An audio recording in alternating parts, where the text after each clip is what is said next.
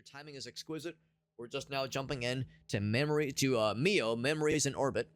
It just occurred to me. MIO, you can see it right there. It's like the acronym is the title itself. Let's jump in.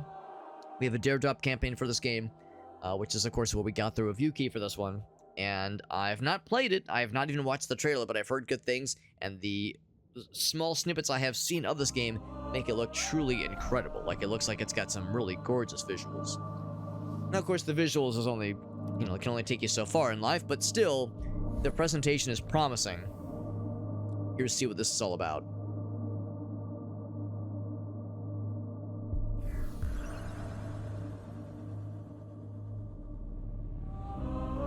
And the reviews have been pretty good. I think it's one of those where, like, it's not, 100% positive on Steam, but I think generally speaking, most folks are vibing with it. The only downsides I've heard about the game are some disagreements about the balancing with, like, movement and boss difficulty. Some folks saying it's too hard, others saying it's too easy.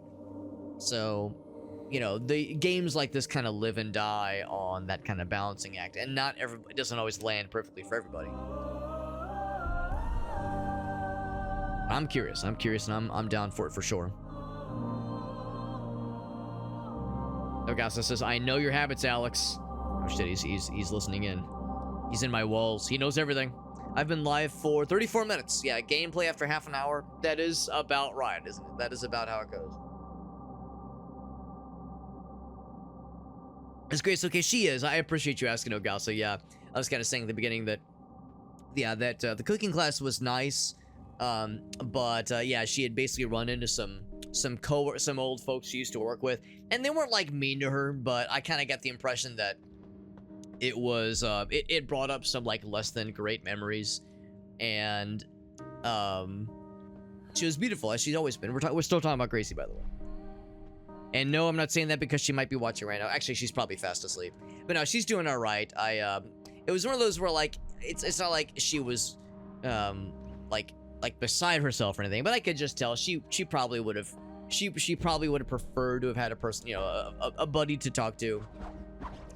So it was like, this is the right call. It was one of those, and she never, like I was saying earlier, like she never like tries to like pressure me or tries to like pull me away from streams. But it was one of those where it's like, you see the writing on the wall. It's like, here's an opportunity to be there for somebody. So it was nice just being able to talk and just, hear her out and talk how she was feeling. So I get and also, like, I think the cooking class itself was disappointing, which kind of surprised her, because she was saying how like the cooking class itself, like they didn't actually like give like full recipes for things, because the people doing the class were some locals in the area that own a bakery, and they were being a little bit like weird about like not saying too much about how to do things, because, well, that's an industry secret, and like we don't want to give our recipes away because that's part of our bread and butter, which I understand. But it just kind of felt like a bait and switch a little bit, or like false advertising. Like, you call this a cooking class, yet it's like very nebulous, like the things they were kind of offering. So I just kind of got the impression it was kind of a bummer of an evening, and I think, and she was like really looking forward to it. Oh shit! So not really what she was hoping for, I think. What are these then? There we go. Now, so she's doing okay though. And there have been a number of times where I'd be like, is there more about the stuff from yesterday that would be helpful to talk about? I try to, in those kinds of instances, try to offer opportunities to, to seek out, is there like more additional opportunities for like dialogue or talking about, how you feel about a certain circumstance. I've definitely had that where I'm like, something bugs me. I talk to somebody about it, and then the conversation moves on, and then in my mind I'll be like, oh fuck, there's another thing, but I would like to talk about that, but that opportunity has passed, like the conversation has moved on. So I try to, like, in situations like that, when I know something has bothered someone, give opportunities to circle back to it if it would be helpful. Just because, like, I know what that's like, where it's like, oh shit, I've got more feels I wish to express. So I think it's okay though. I think it's okay. And we have awoken from our little dream sequence. That was a cool little tutorial where it was almost like disconnected from this, which is the more proper presentation of the game. But the controls and like the jumpiness is got the double jump right from the get-go. So that is consistent. So it was like, even though it was a different presentation, it is a representative of what the game's like, honestly. Would I ever play Hollow Knight? I would say maybe. I would say nothing immediately. Nothing immediately, but yeah, I mean, given that I enjoy Metroidvanias and that Hollow Knight is considered like one of the best ever, I really ought to play it, if not just for my own curiosity and my own enjoyment of this kind of genre. I would say Metroidvanias are not a like tippity-top genre of mine, the way that like roguelikes and like action RPGs are. But Metroidvanias are up there for sure. The problem that I think I have, junk pile. Can be salvaged. Do I just break it? Just break it. Yeah. And I got some little morsels, some little nuggets. Now, the problem that I have with Metroidvanias is that there's so many of them, and there's, of course, the indie darlings like Hollow Knight, but then there's also the traditional Metroidvanias, such as, I mean, no, in all fairness, I have played Super Metroid, but there's a few other Metroid games I've yet to play. There's several Castlevania games I've yet to play that are of the Metroidvania kind of way of thinking. So like Portrait of Ruin, Order of Ecclesia, a bunch of those. Oh, that's a bad guy. I knew that. I knew that was a bad guy. Took me a second. I was like, oh, a friend. He wasn't a friend. So there's that kind of thing where I'm like, well, I want to play like the indie ones, but I also want to go back and play like the retro ones, the games that truly solidified that genre. And also, I'm just a big Castlevania enjoyer, even though there's a bunch I've yet to play. I enjoy that series a whole bunch, so that's yet another reason why I definitely want to play more of those games in particular. I'm pressing on the buttons to see if there's like any sort of air dash. I don't think there is an air dash yet, and we don't have a map yet, I suppose. Not connected to the spine. My brain stem is disconnected from the spine. Yeah, so if there's something up there, I can't reach it just yet. I was gonna see if I can make a note in my map. Ow. So I don't have a dash yet. All I have is jump and attack. So I do have to be a little bit careful about those kind of situations. Now, we played a little bit of Possessors last week, and I was really impressed by that game. And that was an odd case because I remember seeing... Ooh, there we go. I remember seeing that the reviews for that game are quite mixed. Some people really didn't like that game. Others thought it was, like, kind of just okay. And I loved it. I love what I saw of that game. So, even though, like, you take a game that is kind of divisive in its reception of the Metroidvania genre, I still really enjoyed it. So that tells me there's definitely more in this genre I really ought to experience. I can consult this thing we just found. This thing right here. Oh, it's lore. Okay. This unit is not afraid. It's like going into sleep mode. Uh-oh. Do you think it was the forever sleep? This thing is beyond repair. What do I do about you? Beyond repair. Can't break you like the other little fellas. His name is Anir. Yes, I think we need some other thing to be able to interact with this guy, or to be able to, like, connect to his brain or something. Or anything else? I think that was it, yeah. So anyway, yeah, it's a genre that I really think I ought to do more with, because the writing is on the wall. I think it's something I'm very much into. Up here? Oh, yes, a bad guy. Carefully, almost actually got my ass. It'd be embarrassing to die like this. I think what is more or less considered to be in the prologue. Gonna guess that last little nugget at the top left is indicative of me having 1 health left. Set up a schedule. Well, I do have a schedule. I do have a schedule in my Discord server on a like weekly basis. Uh-oh. We just poop? Do we just poop out suddenly? No, every week I do set up a schedule on my Discord server, and it's kind of a loose framework of a schedule. Because, of course, anyone who's followed the schedule in the Discord server will tell you that I make deviations all the time, and, you know, sometimes I have to cancel or postpone streams. Our guy's sad now. So, the schedule is, like, yeah, I'll try to attack, but I can't really do it. Yeah, he's just a little, like, bleh. Oh, there we go. We're shaking it off. Are we back? Are we back to normal? There we go. It's an interesting little sequence where we It's almost like we lost some of our maximum health.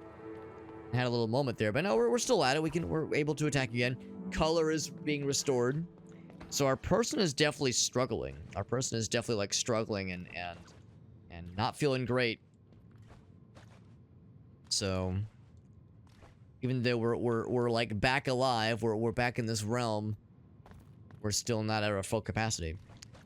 But I think I know what you mean though, Dolphgrim. Not so much a weekly schedule, but like a more macro level schedule. A schedule that looks at like on this week I'll play this game, on this week, on this month, those kinds of things. And I've considered that as well. The downside is that there are, you know, all these really interesting new games that keep coming out and dare drop opportunities that have more often than not a, you know, a limited time opportunity to them. You know, with dare drop, with lurk it, with, you know, Keymailer, these kinds of key distribution sites. If there's a game I'm interested in, they usually the opportunity is not available for very long. And especially if there's that feeling of wanting to, maybe not so much capitalize, but like strike while the iron is hot, be able to play a game while there's interest in the game, while it's fresh, while it's new, or while there's new updates to it. There's that feeling that some of us who were around when Noita first came out, there's that feeling of being like, damn, I wish I would have gotten in on that sooner. I remember having a bunch of, well, not so much I remember. Currently, I have a number of streamer buddies who I met through the Noita community, the Noita streamer community, and a few of them got in on the ground floor of that game and like streamed the game and got into the game and really like immersed themselves in the community right when the game launched, or even actually before the game launched when it was still in early access, and kind of grew with the game. And I think a lot of us are keeping an eye out for games that could maybe not do quite that level of like of having a game establish that like cult following. Like that's awfully lofty of an ambition, but the idea of like trying to like stream a game while it's still fledgling, capture those who are interested and curious about the game, and like establish yourself as a streamer who is like trying to seek out interesting things that might be overlooked in the mainstream. You know, I'll never be playing Call of Duty, I'll never be playing Fortnite, but I like to seek out these little indie games because I feel like that's like an interesting and like cool niche that is hopefully useful to, you know, potential viewers. But it's but like at the same time though, it's, you know, it's like trying to shoot, like trying to hit a moving target. There's just no way to know what game that is either not out yet or about to come out has the potential to like establish itself and have like a cult following behind it. Like it's impossible to predict how those things will go.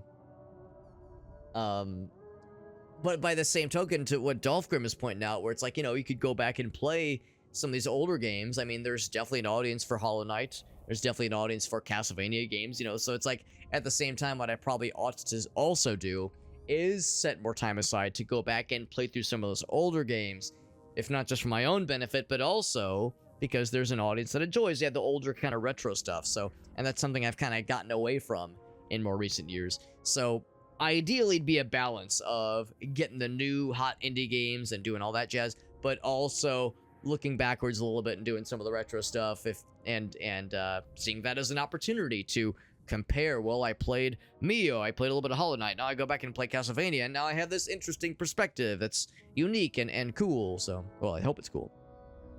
So I think I know what you mean though, Dolphgrim, where it'd be nice to do a little bit of both. Yeah, on like a month-to-month kind of basis. Because yeah, it's a tricky balance, and it's something that I was saying kind of at the start of the year. I don't really call it a resolution necessarily, but I kind of get the impression that will probably be fewer like review key opportunities this year. I feel like last year there's a whole bunch, but I just kind of I feel like this year things have been a little bit slower on that front, and that might just be a sign that some of these mailings, key mailer sites and key distribution sites might be a little bit less inclined to like go quite as nuts as they did last year. So I'll probably have more like gaps as far as like, oh, I need to review this game by this day, or I need to like feature this game by like within the first like 3 days of it coming out. Like there'll probably be less of that, and more kind of being a little bit freeform. So displays status on the screen. I don't know why I would ever want to uninstall that. So yes, that sounds good. And of course we did heal up, which is good. Although it looks like I have just those two heals. Is there anything else I can glean from this? I don't suppose I have a map still. This does save the game, which is nice. Yeah, it's the modifier center. That's the only one I have right now. And there's... yeah, that's it. We have that one lore drop, and that's it. There is something up top, so I could jump up there. However, there's something over to the right. Except I need something. I need something to be able to get up there. Leave it up to the community. Oh, do you mean like having like polls or something in the Discord server and people could like vote on games to stream? Because I've dabbled with that in the past. It's been a long time since I've done any sort of like thing like that where folks could vote on things. I definitely wouldn't be opposed to something like that. I would say that kind of thing can be a little bit tricky sometimes, where I've seen what happens where if somebody, you know, throws some games together and puts a poll and asks their community on YouTube or Twitch, what have you, like, yes, what should I stream or what should I feature on the channel? And he says, don't worry about me, I'm fine, bro. And, you know, either folks, like, you know, like, overwhelmingly prefer one of those options, or it's a little bit more split. The downside is that those that like say if it's like a choice between 3 games and it's fairly close, it's a fairly close vote, and one of those things barely wins over the others, it might, oh, sure, I can do about that. I can't quite reach it. It might have that unfortunate effect, or rather it can have that unfortunate effect where the folks that where their chosen game didn't win, they go, you know, I think I'm gonna check out for a bit, and I'll come back when they stream the game I want to stream, or they feature the game I want them to feature. Like, I'm disappointed they didn't play that the game I wanted didn't win. So like, it kind of like, it sounds weird that you would think that that wouldn't make a difference, or that much of a difference. Where it's like, well, if you were going to just play what you were going to choose on your own anyway, then that game they wanted to see featured wouldn't have come up in the first place. So why would it make a difference? But I think the idea is, at least for some viewers, oh, I get my hopes up. Oh shit, they're gonna play this thing. I love that thing. It doesn't get chosen. Ah, fuck this. I'm just gonna go somewhere else for a bit. Like, it can kind of have that, maybe not alienating effect, but that like built you up and then let you down kind of feel. And it might sound dramatic, and it might sound like, well, fuck those people. They're being like overly selfish anyway. And I don't think it comes from a place of selfishness, but I think it's just I can kind of see how that could happen. I could see how that could happen. So I don't want to have that happen.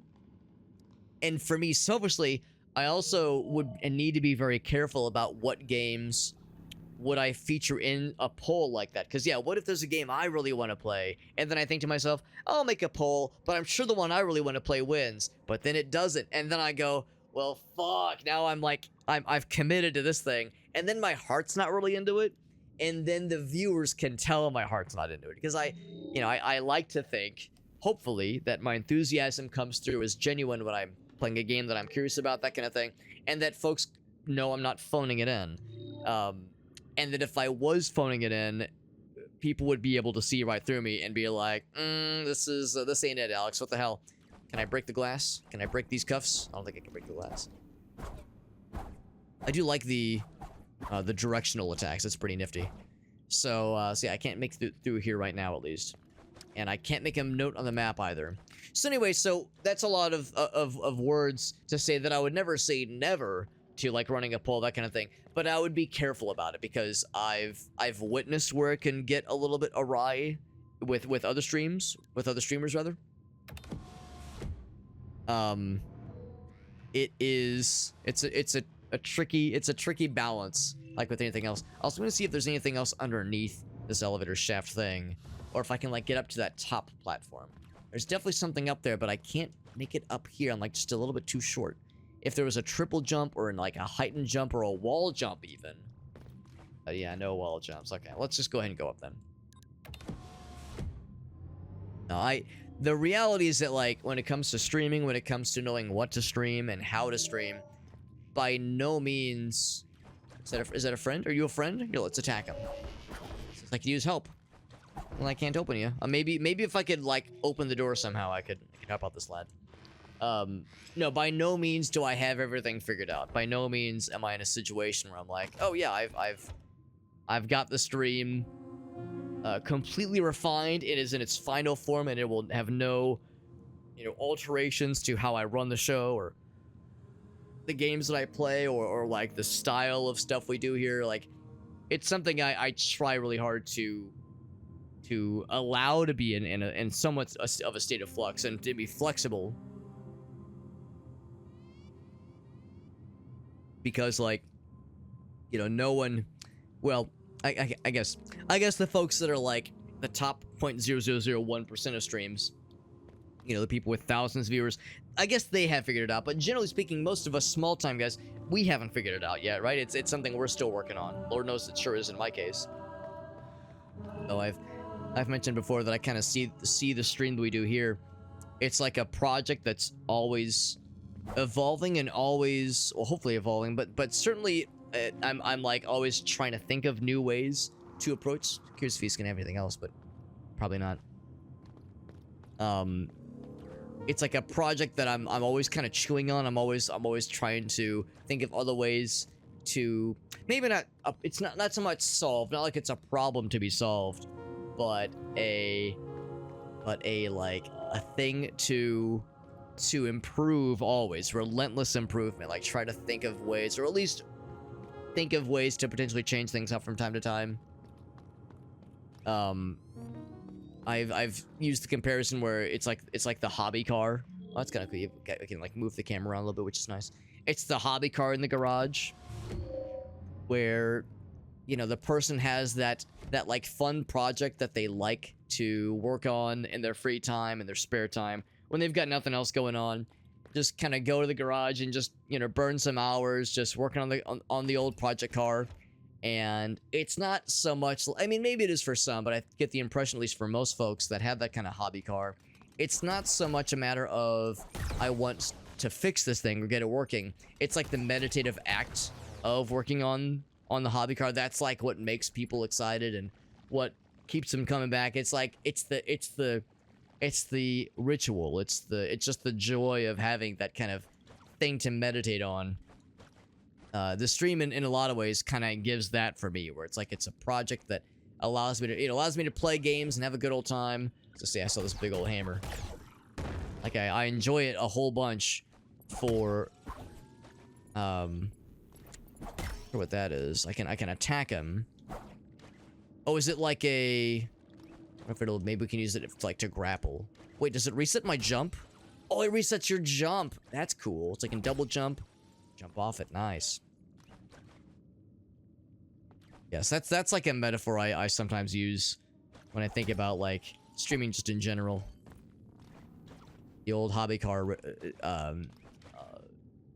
comparison. And I think Gracie is at least somewhat grateful that that's my hobby project, because I know people that build computers as a fun like hobby project, or of course the hobby car for sure. But when it's a hobby computer, well, that means that there's gonna be computer parts all over the place. If it's a hobby car, your garage is gonna be in a constant state of mess because of all the car parts like littering everywhere and oil spills on the floor.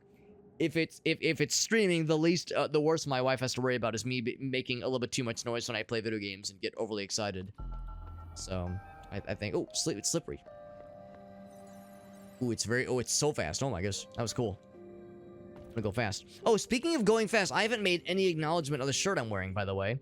I had mentioned that we went to Chicago over the weekend. Yeah, I'll show this real quick. I mentioned we went to Chicago over the weekend. We went to Chicago for a number of reasons. We went to the Gundam store, which was cool. We went to the Galloping Ghost arcade, the largest arcade in the country in Chicago, Illinois. It was really cool. But the main thing we were there for was the Sonic the Hedgehog Speed Cafe. You see this little guy there?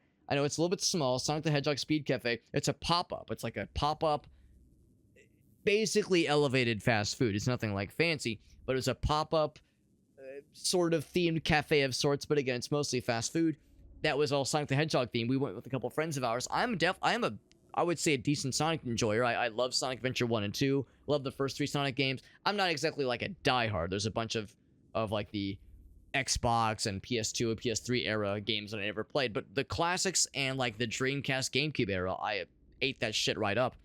So there was a whole bunch of the stuff that I enjoyed. And the cafe was fun. And it was just a fun pilgrimage. It was actually the same group with whom we traveled to Japan. It was Helen and Aaron. And of course myself and my wife, myself and Gracie. So the 4 of us. So I got the fun shirt. And check out what's on the back. Again, it was in Chicago. That's pretty cool, right? I don't know if you could hear it on my... if the microphone's picking it up. But yeah, I love the design. I love the design of the shirt. It's got the Chicago dog in the back. Some Midwest pride there. The only downside is that it was so cold while we were there. Oh my god. It was so frigid. It was like a high of... I think the hottest it got when we were there was 18. It got well into the negatives a couple times. And of course the wind chill. Everyone calls it the Windy City for a reason. I was so fast. Everyone calls it the Windy City for a reason. And like, even though we were like not that far into the city, I think the Speed Cafe itself was decently in the city, but we were primarily in the suburbs. But even then, man, that fucking wind was brutal. So, going there in January, man, it's so silly because that Speed Cafe thing, like a lot of these kinds of themed cafe pop-up kinds of things, is that they move around from city to city. And of course, they just happen to pick Chicago. I think it first opened in like mid-December, and it goes until the end of February, I think. So it's like, man, December to February in Chicago. It's like, could you have please given that location a different time slot? Give the cold winter month time slots to somewhere like California or Texas where it's warm most, like pretty much always. Like, man, just doing that in Chicago this time of year just seems brutal. Just cruel and unnecessary. Or cool and unusual, rather. Anyway, so then we found a living robot friend. We've seen like little vestiges of robots and entities, some of which don't pay us much mind, some do, but no one that's actually willing to just like straight up talk to us, like talk to us. A Pearl's job. So we were looking for Pearl's hidden layers. That's one of our dare drop challenges. If you continue go, you'll reach Metropolis. Okay. That's where Superman is from, obviously. But it is locked on the other side. And I can venture downwards. Shall I venture downwards? I shall. I shall indeed.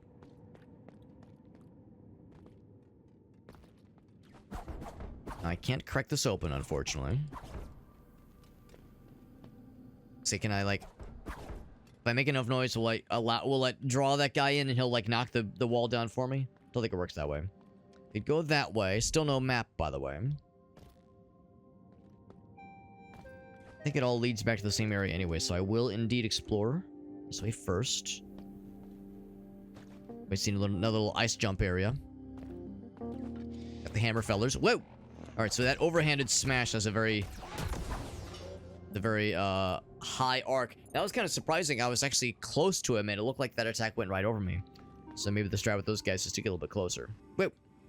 So another fellow who's beyond repair. And a dude, I think it's a bad guy who's like impaled in the ice. Can't do nothing. All I can do is gaze upon them. Yeah, maybe there's like some kind of way to extract their memories or like plug into their brains or something. There's definitely abilities we don't yet have because of course this is a Metroidvania. You can guess Metroidvania means that, yeah, there's like stuff that... There's abilities, there's upgrades to be had, or to be found, rather. Now we've done all that jazz. Are these bad guys? Yes, they are. Oh, that didn't kill him. I think I only have the one hit left. We're collecting the little morsels. I'm not exactly sure what the morsels are for, but I'm guessing it'll be clear fairly soon. Yeah, there will eventually be backtracking. Just kind of how it goes. What I'm hoping is we get the map fairly soon, and also we get the ability to like make updates to the map, like leave notes or something to the map, or little icons to mark things that we passed out that I couldn't deal with previously. Because that's the thing, like when you're, that's always a frustrating thing in Metroidvanias like this, where you're like, shit, where was that one thing I saw? Crap, where was it? So I'm guessing the knacker droplets, that's the stuff we're picking up in the top right. Refill protective coat. Hold it. Does that fill my health? It does. So I spend 10 fun monies to get a little bit more health back. If I take more hits, and I'm sure I will eventually, that fill up my stuff. So I guess that's the idea, is that you use the little fun nuggets as like a currency, and those little heal stations, or the save points for that matter. That probably also works for that matter. Now, does this stuff hurt? It does. Oh, it kill? No, it doesn't kill, but it does hurt. Glad we know. Ooh, that's really, I like that. That's really cool. Oh, it didn't quite go. It looked like it was going to go all the way up the wall, and I got excited. I'll go ahead and purchase another one, just because we have plenty of these things anyway. Bummer that we had 3 as a max health, or maybe it was 4, and then we lost it. Woo! Little ice slidey stuff is kind of fun. Wonder if we'll eventually get like different attacks or something, because we would just have the 3-hit combo. Now, granted, Possessors only had a 3-hit combo as well, but we also have like the grappling hook. There was like other things to kind of do some mix-ups. I would hope we would get some additional mix-ups in this game. Yeah, and that's the strat, is to like get close to that guy.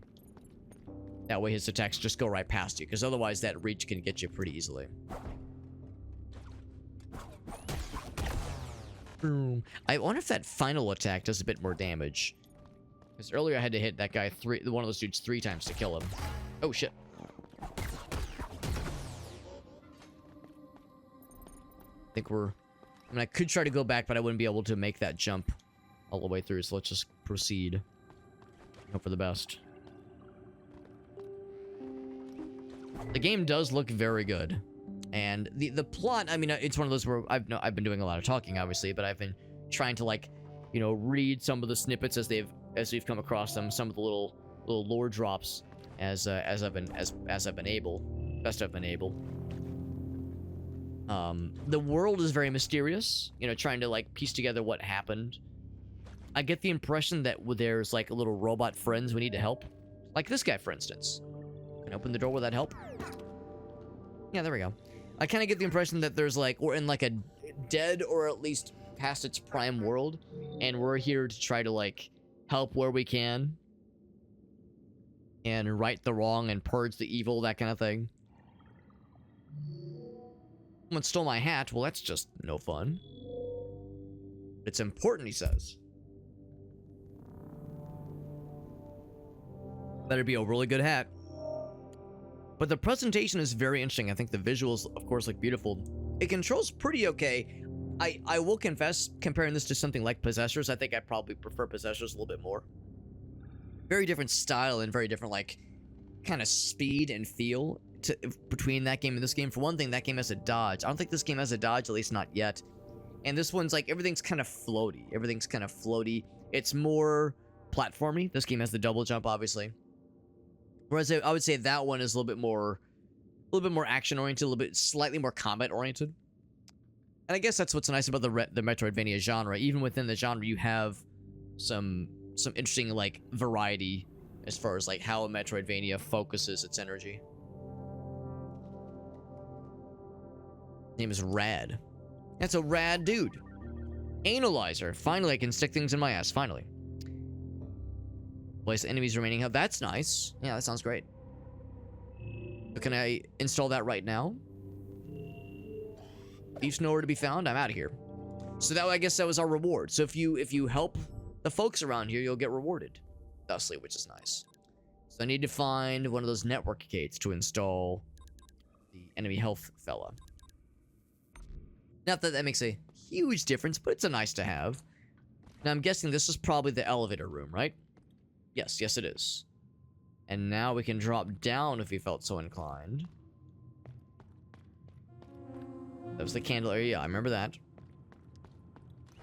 Oh, wait, hold on. Let me think about this. Yes, yes, I remember that now. Okay, cool. Yes, we could bring that back up. Or, what else is this away? Still no map. I'm hoping we get a map fairly soon.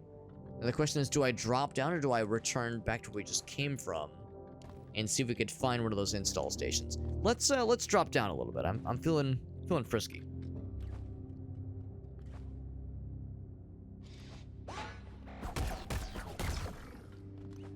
Like, I'm trying to be careful here because we don't have a lot of health. Those hammer guys are a little bit dangerous. Can I go anywhere further to the right? No, I cannot. Oops, shit. See you there, bro. I see you there. This. Oh, I think it's just the part of the dead body of a bad guy I just killed. Collection of junk pile stuff. This one is another Beyond Repair. His name is Prospero. And a heal station. Perfect. That's what I was hoping to see, because I want to fight that hammer guy, but I want to be able to, like, handle it properly and not just suck dick. Not the good kind. Not the good kind of dick sucking. It almost looks like there's like some rubble that can be blown away or something. There's kind of something there, but I clearly don't have the powers to deal with it right now. What if I click and hold? Yeah, there's no charge attack. I didn't think so. They probably would have told us by now. Go back. I can't help but notice this. Yeah, I'm sure you're noticing it too. The little lights that we're following all the way down. There's something down here. There's something down there, but yeah, we can't go through that wall. This one here, yeah, nothing. So, another thing to potentially come back for.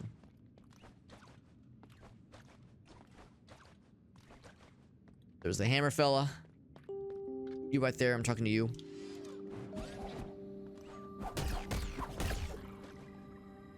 Trying to just bait him into attacking so that I can punish accordingly. Alright, so I could keep going to the left. What about this way? So I could slide back up pretty easily. Whee! So fun and slippery. It's fun going fast like this. That's very satisfying. And being that I'm wearing a Sonic the Hedgehog shirt, it's only appropriate that I'm going fast. Very appropriate. I'd have it no other way. Missile fella. Can indeed interrupt their attacks, thank goodness. I would have been in trouble otherwise. Ooh, excuse me. Are you a friend? You are not a friend. Gotta do that double jump over that fool. Status locked. Oh, it's a boss. It's a not boss, but it's a combat challenge. Shit. I tried to dodge. I don't know why I thought I could dodge.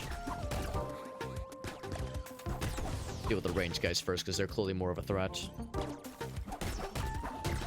They sniped me while I was dealing with the hammer fella. Yep, he's out. We do enemy type.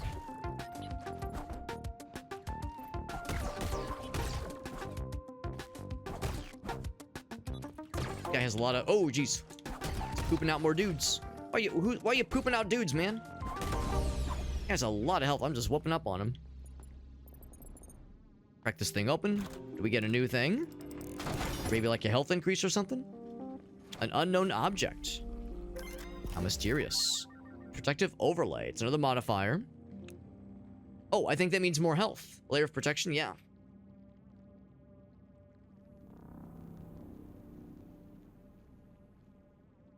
It's a little combat challenge, so we'll have combat challenges to unlock additional upgrades.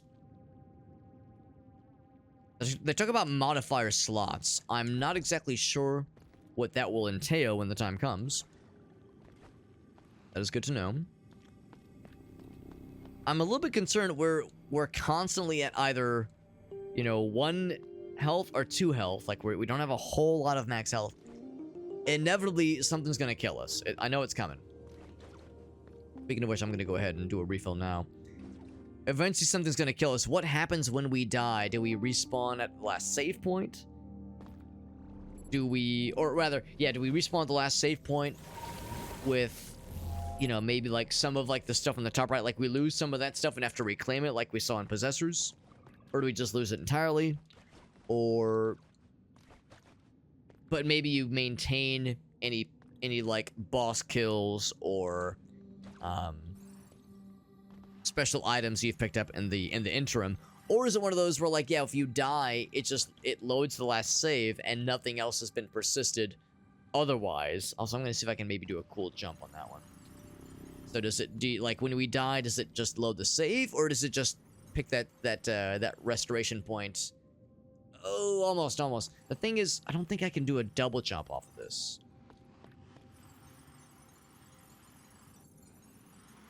Alright, so you definitely have to jump. It's not one of those where if you don't jump, it just kind of does it for you. Yeah, I can't double jump, unfortunately. So there's something up there. Oh, shit. Alright, so maybe I can do like a ramp off of here instead.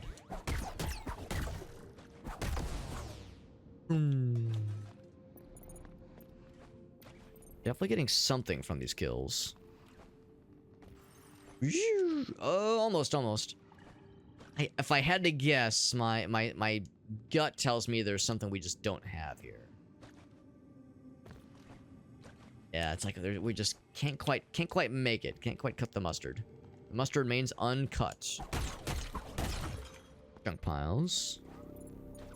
Junk piles just give you more of that same stuff, so like, yeah, fighting bad guys does the same general effect. Unknown object containers are the only like real super worthwhile thing that we've seen. Super worthwhile collectible. Keep forgetting that, yes, if you attack in midair, you gain a jump back. Well, I guess the double jump, basically. You gain the double jump back. That to kind of combo off of bad guys, which is nice. Oh, shit. New bad guy type just dropped. I'm glad that stuff hurts him. What I'm not so glad about is the fact that you don't have like an air dodge. That's pretty rough for a game like this. Now, part of it is that I'm spoiled. You know, I'm spoiled playing games like Possessor, which had a very healthy and very, I would say even a generous dodge mechanic. This one's a little bit more persnickety about that. Oh, there's something here. Oh, another healing station. Oh, it's not a save station, but a healing station. We'll take it. What I would love is a save point so I can install some of these upgrades. Unless, wait, can I just do that here? I don't think I can. Yeah, this is not a network gate. This is just a knocker basin. A naked basin. Goad him into attacking. Ooh, good to know. You can't interrupt that overhanded... Actually, maybe just all of his attacks. You can't actually interrupt them. Because he gets stunned when you hit him, so you can stun lock him with a combo. Well, as long as the combo's going, but you cannot... Here we go. You can't interrupt him once he starts swinging. Actually, out of curiosity, before I continue on this thread... Was there anything else that this was going to lead to? Because I see there's a door here. It is open. Openable, at least. The fella there. Is he a boss battle? Let's come back. Well, actually, no. I think I will go and talk. Because I think this is a dead end otherwise. Dr. Hallin's property. Let's disturb him. Hello, are you a friend? Yeah, they seem pretty friendly. He may be a little bit bored. Oh, this is Mel. We heard about you earlier. Do you have... Oh, yeah, this guy gave the other guy a hat. And we're looking for the thief that stole it. We're not a murderous unit, and he's not murderous either. Melvin Hellion.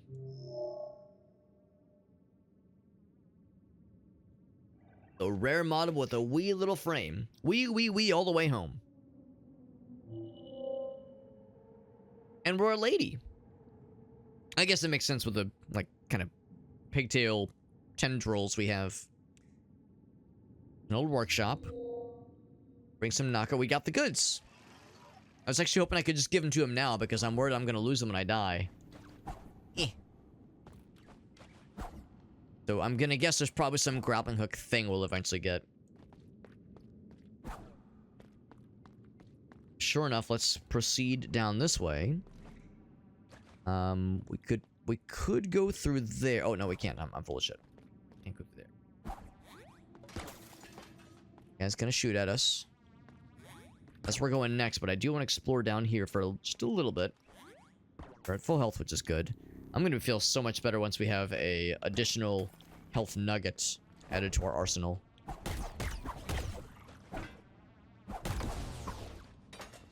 I will say now that I've been reminded that attacking midair or landing an attack midair restores, I like this robot fella, this robot corpse, restores the midair jump. It is nice being able to kind of midair combo dudes. That does feel really good. Ooh, this might be a somewhat of a broken bridge, so I might want to tread lightly. Actually, maybe not, because I'm seeing platforms to jump on.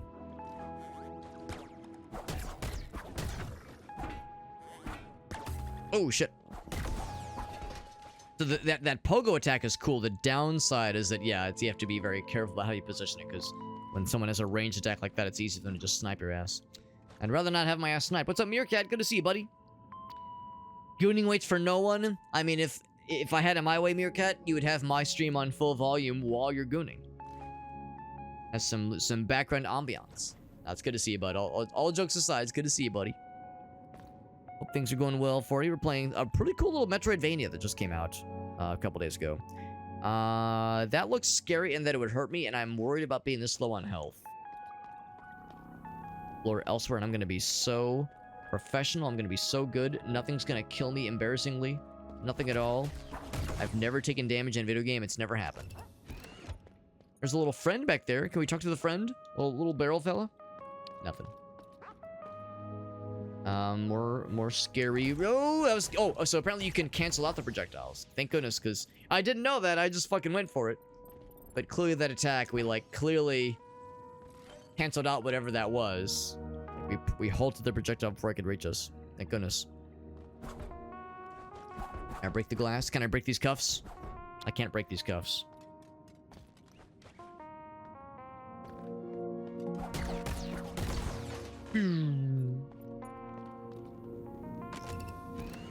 Heal station would be nice, or a save point would be even better.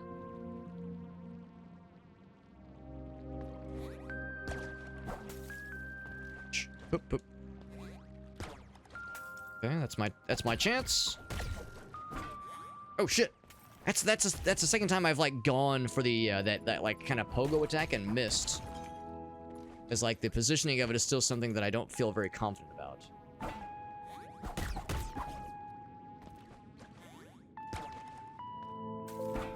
Yeah, it's like, it's weird. It's like the pogo itself, like the hitbox for it.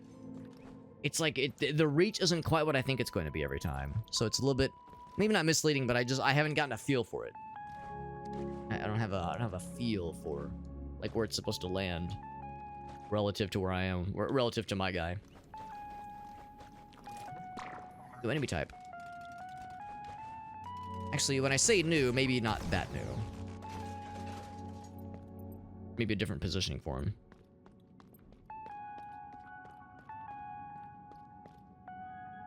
So we made it all the way here. I can break that wall open. The number of times I've tried to break things, I've tried to use violence to solve my problems. It actually worked this time. Healing, which is good. It's kind of a bummer that bad guys don't drop health ever. Oh, we've seen this area. Prospero, I remember that name, yeah. We've been here before. I can't break him down. So interesting that wall was indeed breakable, but only on one side. But that is a nice shortcut that's been opened up. That's nifty. This guy got. We got a whole bunch of dead robots, which is sad. Pretty sure our person's a robot. Boss battle? Uh-oh. Homo cannot be disturbed. Uh-oh. Boss battle. And we haven't seen a save point in a million years. Alright, I'm gonna be a good boy and observe for a bit. I have No idea how much health you have. Because we don't have like a dodge button. Oh geez, what are you doing? Okay. There's no dodge button. All we have is jump and attack. Oh Jesus. I think we're not winning this boss battle first try. We get combo that he does. Okay. Oh geez, there's the yeah. Oh okay. So it's just those two, and then there's one after that. Good to know.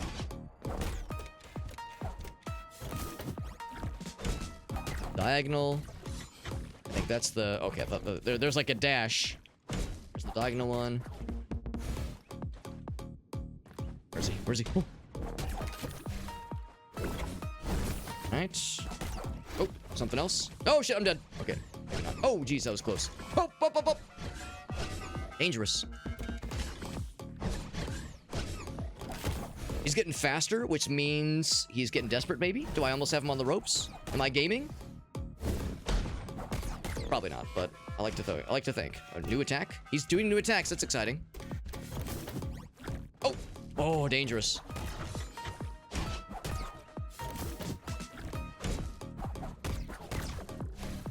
Teleport. All right.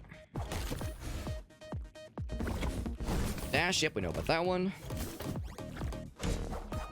Dude, it would be so fucking hype if I could kill him first try. I feel like such a gamer. Oh no! Thought that was it. Thought that was curtains.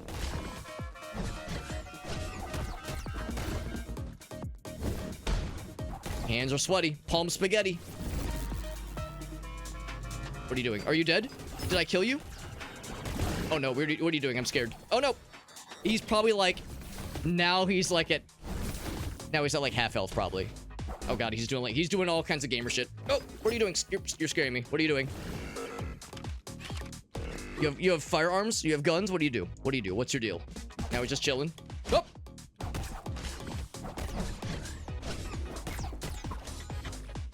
Man, I was not expecting to have to lock in this early in the game. Holy shit, this guy's fucking wild. I'm just whooping up on him. And again, I have no idea how much health he has. Maybe I stumbled upon him too early. Like, maybe I wasn't supposed to fight him just yet. Oh, that was close. Oh, did I get him? Holy shit, I can't believe I got him first try. I was on the rope. I was on the ropes for like 300 years there. Good lord. Whew. Controller's all sweaty. Man, that was a tough fucking fight. Although, maybe it was tough because, again, I like stumbled upon him way too early because, well, there's no map still. So I'm just kind of left to my own devices. And we haven't found a save point in like half an hour. And I have no idea what this game's gonna do when I die. Not if, but when I die. All we know is we've seen some save or some healing points, which is nice. But man, I'm really nervous. Like, I'm treading very carefully because I have no idea what awaits. All we know is that we saw that one person, they said, find me in my workshop. And it's like, well, I don't know what that is. Or where it is. Hey, what's up, Wither Killer? Yeah, we just did the first, well, I assume it's the first boss. It was my first boss, at least. And we've yet to die, but we're, like, I know it's only a matter of time. And I'm nervous as to, like, how much progress I'm going to lose when we do die. Wait, was there a save option? No, there's not. Okay. I don't exactly know how this game handles death and like lost progress, that kind of thing. But they say they've got. Oh, is this the shop person? The person we found was called Mel something. Yeah, this is someone else. I don't know who this is, but they seem nice. I think you're nice. Oh god. Well, I guess I'm here now.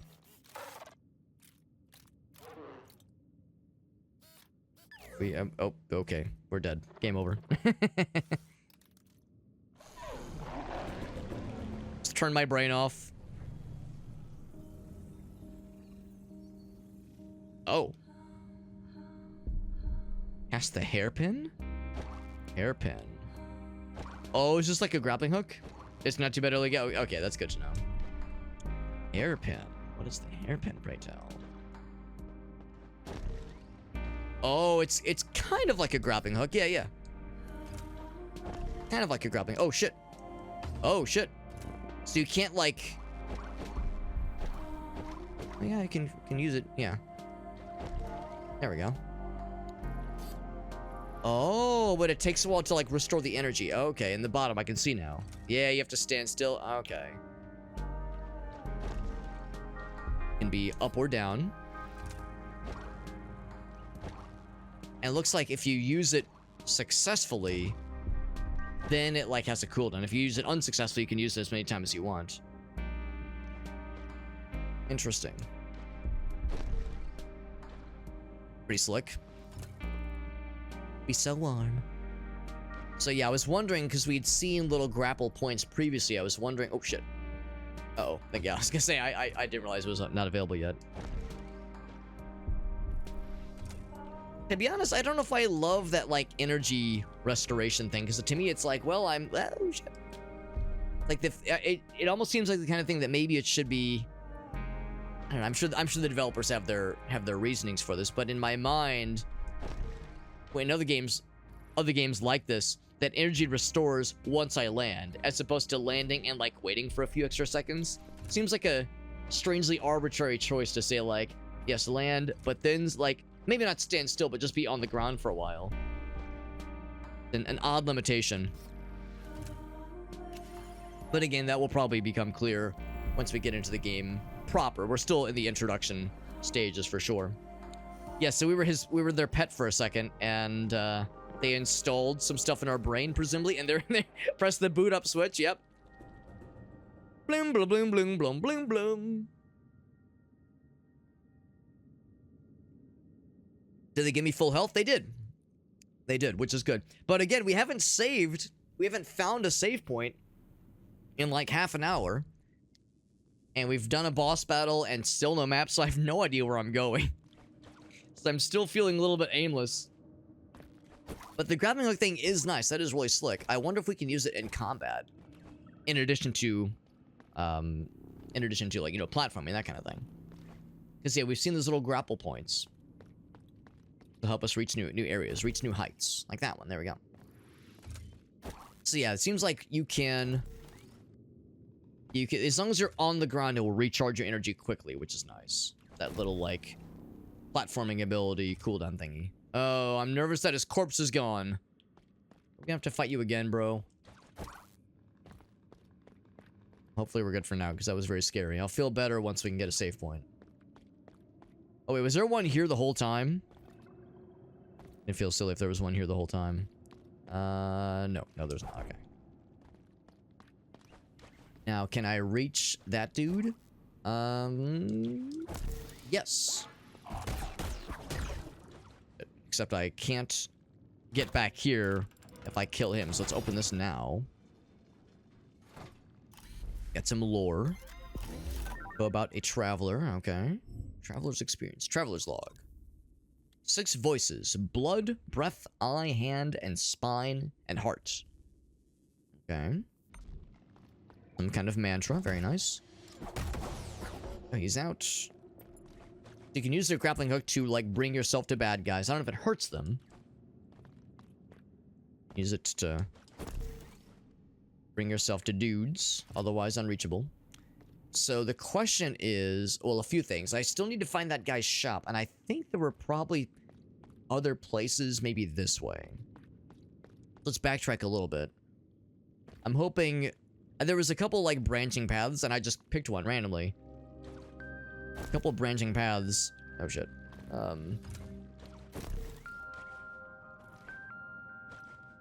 Let's maybe choose a path that we didn't go earlier to see just what it'll lead us to. Yo, what's up, Hobbit? Good to see you, buddy. We're playing a cool little Metroidvania. It says MIO Memories in Orbit. It's good, but it's pretty... I'm surprised by, like, how it's been kind of tough. Like, tougher than I was expecting. And also, we're, like, about an hour in, we still don't have a map, which is concerning. And I've only found one save point this whole time, and I have no idea what happens when you die in this game. I don't know if it's one of those where, like, you just respawn the last save and you lose all your progress up until then, or what, but... Or progress since you've saved. So I'm nervous. I got the sweaty palms, man. The game is pretty cool, though. I'm liking it a lot, but... It's stressful. Right, so I need to not get shot by those things, presumably.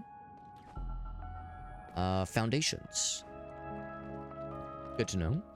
What you been up to, Mr. Hobbit? Game looks pretty cool. Yeah, that was the thing that for sure caught my eye. You're probably like me, Hobbit. You're probably like, you know, graphics aren't everything, but, you know, sometimes just a unique presentation can be very interesting and very eye-catching. My eyes were caught. Also, I don't know where else to go down there. Let's continue backtracking, because I suspect we probably missed something else that one person like wanted to bring us to. That doctor person, they were like, bring lots of the juices, that currency with you. I think I have a good amount of it, but I don't know how much they need. Of course, now we have the grappling hook, or well, whatever you want to call this grapple ability. It's been a week. I feel that.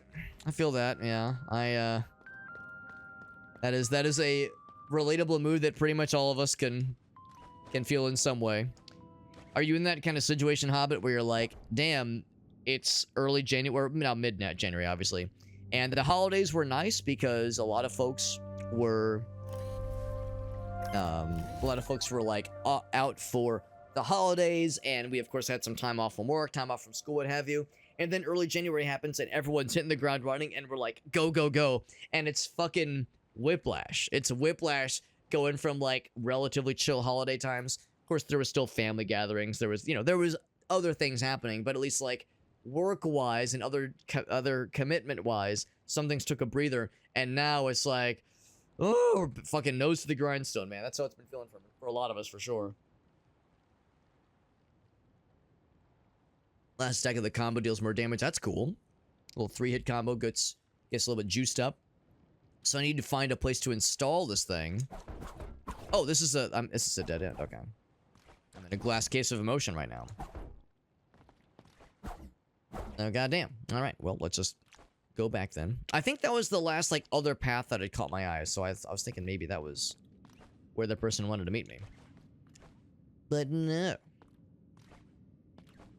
I think now we truly are kind of venturing. Well, actually, hold on. What's this one? Oh, I have this grappling hook now. Yeah, because earlier this is where the guy went. Around here somewhere, I do believe. Got a new job. That's exciting. Doing, like, sales, that kind of thing. Yeah. That sounds like it could be very exhausting. Hence why you were saying, like, it's been a week. I know that there are folks that really thrive in that kind of environment and like making sales. Like I know that type of personality that handles that kind of thing well, and like just it's like they're a natural. But for the rest of us, that sounds like it would be exhausting. Very, very draining. Like, you know, new job, like that part's cool, but yeah, if it's something where it's like, you know, if it takes some adjusting, if it takes some getting used to, yeah, that would be a real energy suck, and not the good kind of suck. Oh, look at this guy. I can't quite reach him. Actually, maybe. I'm going to on the other side. Yes. Now that's cool. Can I like? Oh, okay. I was gonna say I can't just have that be considered a thing to restore my jump, because I know if you get a hit, if you hit something and then do the attack, you can get another jump back. But it has to like land on something realistic. It has to be like something feasible. It can't just be like a random wall or something. It has to be like one of those targets, one of those grappling hook things. Gotta say, I don't know if I love this, like how this slidey physics makes you crazy fast. On the one hand, it's cool. On the other hand, haha, literally because it's ice. On the other hand, and it looks great, but I don't know if I love how it's really hard to just casually jump on the ice. And not because it's slippery, but because you just go very fast. Like, that's very weird to me. When I think of ice, I don't think of fast. I think of, like, it's just slippery. Not, like, suddenly building up this crazy amount of speed. And it's very, like, sudden. It's, like, very 0 to 60. I'm just going, like, and now we're like, going fast now. Like, just very sudden. It's very odd. Oh, shit. I don't know if I like it. I don't hate it, but I don't think I like it. It sucks butts, yeah. Yeah, I was hoping you were gonna say, like, Well, it's like it's cool, but it's a lot. But yeah, I don't, you know, I don't want to like, you know, I don't want to project necessarily, but yeah, I'm thinking about like, yeah, how I would handle being in sales. I don't think I would handle it very well. I think that shit would fucking drain the piss out of me. I'm endlessly envious of people that can handle that kind of environment well and thrive in it. Because I am not that kind of person. So it's like when I see the kind of person that is able to like very easily, or at least the pros make it look easy, you know, establish a rapport with someone they've just met, and not just that, but also get that familiarity with where like you can like, you know, recommend a product or some kind of service to them and make them like legitimately try to like turn them around to your way of thinking. Like that takes a very special skill set. Less volatile, you say. All right, I'm listening. Oh, it's a different pickup. All right, so we get different little nuggets. Been in sales for a while. Yeah, 15 years, but that's a different kind of one. Oh, you were doing automotive. I actually had a high school buddy that was doing. He worked at a dealership for a good long while. And yeah, he actually recently also got a different job, and it's a different kind of sale. And you know, it's not internet that he's doing, but yeah, he's I think his is like not car parts, but like other like vehicle parts. Well, no, like, well, it was a car dealership. Now it's like vehicle parts, but like not just like passenger vehicles, but like trucks, tractors, machinery, basically. And we're all in a group chat together, and every once in a while he'll talk about how it's like it's very different, even though it's still sales. He says it's like very different, and there's headaches that are different from what he had working at a dealership, but there are still headaches. So like some of it is familiar, but other aspects are very much an adjustment. Oh, you were like a manager for 10 years. Wow. So you got management experience on top of that, which is I hope like a nice, like, I hope that's a thing that you emphasize in your resume, because that's fucking huge, man. 10 years of management experience. That means you've had to, let's talk about dealing with headaches. You've probably had to deal with all kinds of nonsense that just a standard I shouldn't say standard, but a like a more traditional salesperson might not have experience with. So yeah, so I'm hoping this is still like a positive thing. Oh, he's a good guy. But yeah, it sounds like an enormous adjustment. Crystallize the stuff. Oh, do I want to do that? I guess? Do I hold it? Sure. I guess I can always get more of that stuff, so if I crystallize it... Deposits, yeah, there we go. So the droplets versus crystallizing things, okay. Now, I wonder if this is one of these where, like, if you die, you just lose the droplets? But the crystallized stuff maybe like that's more. Oh, boss battle? No, just an enemy rush. Ouch. A little bit nervous about all these enemies that unfortunately can outrange me very easily. That being said, I like the hummingbird fella. That's cute. Yeah, it bums me how those guys are hard to reach. Is there more? Of course there's more. They're both spinnies. There we go. Just whipped up on him. Oh, what the hell? Oh, I thought that was me for a second. I was like, did I get a new superpower? The shame that these guys are so effective at being just outside of your range. It's very annoying. It's effectively annoying, unfortunately. Oh, shit. Yep. Is there more where that came from? No, there's not. Okay. There we go. But yeah, just life stuff. Yeah, no, I understand, man. I understand. And I really can't complain too much. I've been at my current job for, actually this year will be 10 years since I first started at my current employer. And it's still software stuff. Like my old job I was at for about 4 years. So I guess I graduated about 15 years ago, about 14, 15 years ago. So I've been doing software for that amount of time. But my old job, the one that I worked 10 years ago, I guess.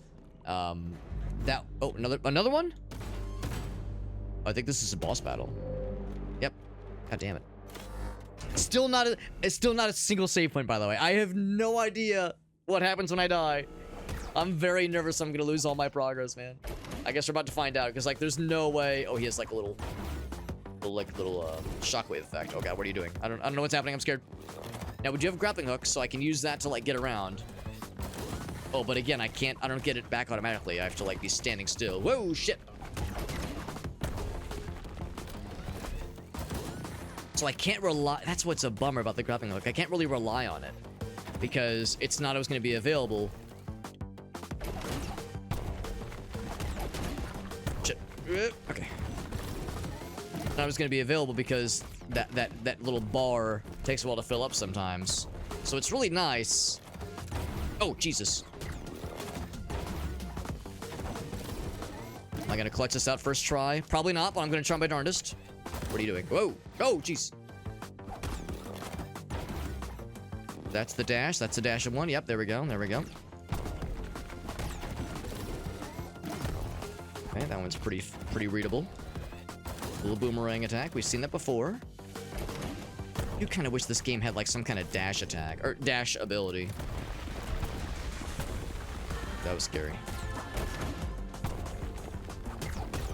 Because I will say, I think I'm seeing, or understanding at least some of the complaints about the controls. How it's like very floaty. And it's weird how you're kind of limited to just attack and jump. On the one hand, the simplicity is kind of neat. Oh, jeez. Complete switch up. It's kind of cool, and the simplicity is neat. But yeah, there's times where I think to myself, God, what I would do for like some kind of dash ability. Right, so that was our first death. And I guess now we're gonna find out what happens. So that's the so I'm nervous. That's the original point we saved. Did I just lose everything? Let's see like the well, no. So I recognize these things. Okay, so if you die, you don't just lose everything. Oh, and look in the top right, we have the crystallized thingies. It doesn't show it here, but if I pause... Yeah, here it shows that I have 0 droplets, but 500 something of the crystallized boys. So the question is, can I regain those droplets if I go to where I died? Now, I don't know where I died, because we don't have a map still. Fuck me.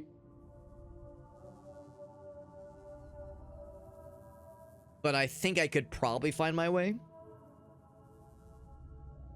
But anyway, oh yeah, I was telling the story about how, like, at my old job, from many moons ago, the reason I quit that job and got a different one is because it's like I was a software guy in name, but they didn't make their own software. They didn't write their own software at my old job.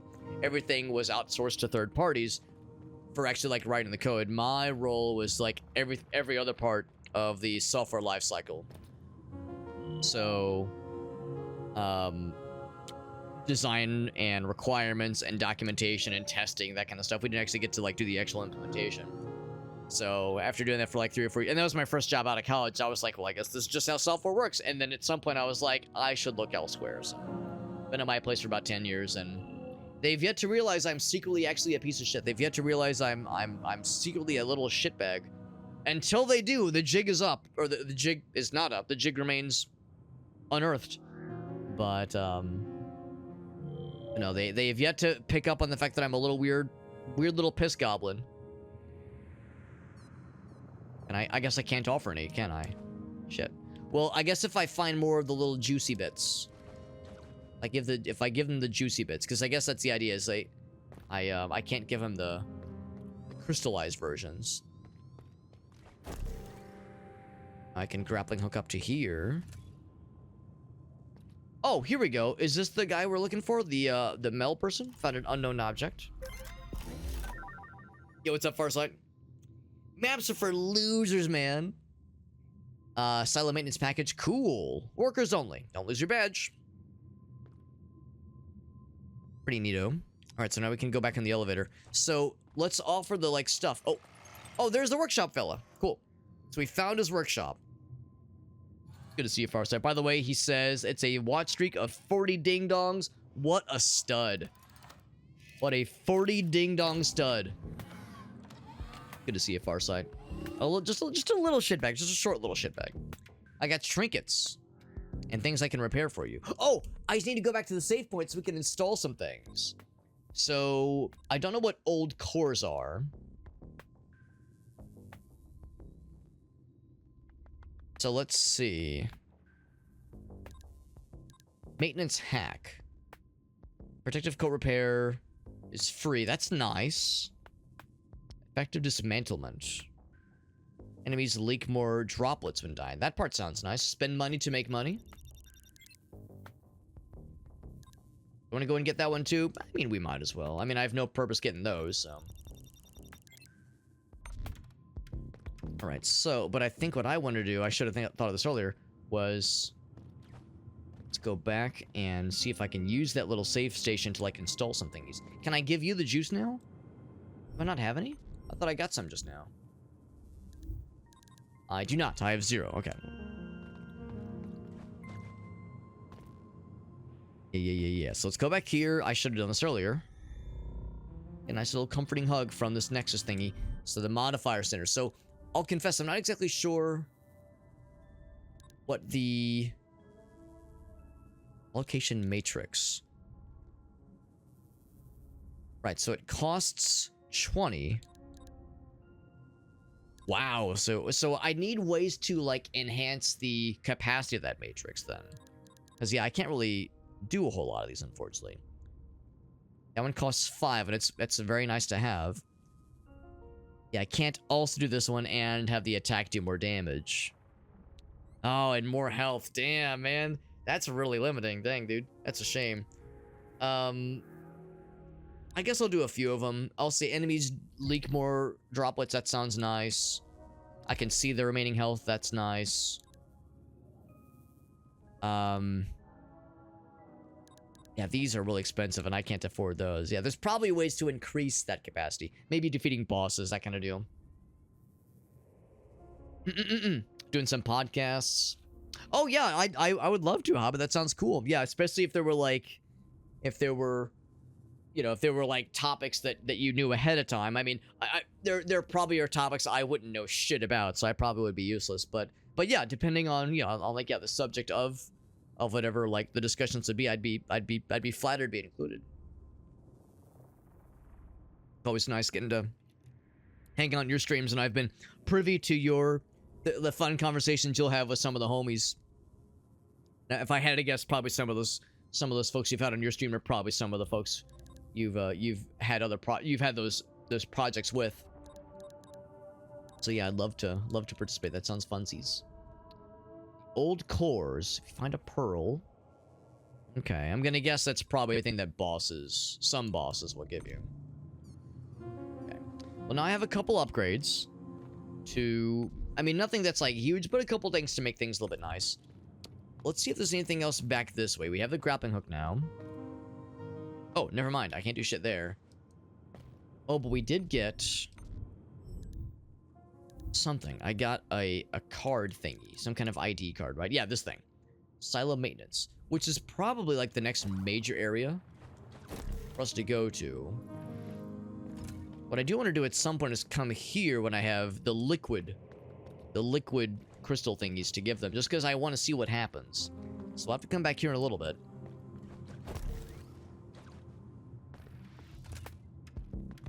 Yeah, when it does that little... I thought that was me picking something up and I got excited. I wonder, did it respawn bad guys? I don't think it did, actually.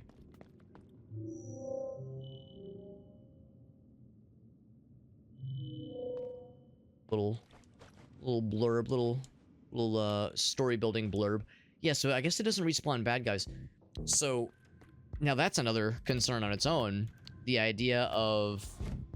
If you die at, like, an unfortunate spot, and you lose your little giblets, your little currency fellers, and the bad guys don't respawn to, like, give you more of that currency, I hope you couldn't find it'd be unfortunate to find yourself in, like, kind of in a behind the 8 ball situation, where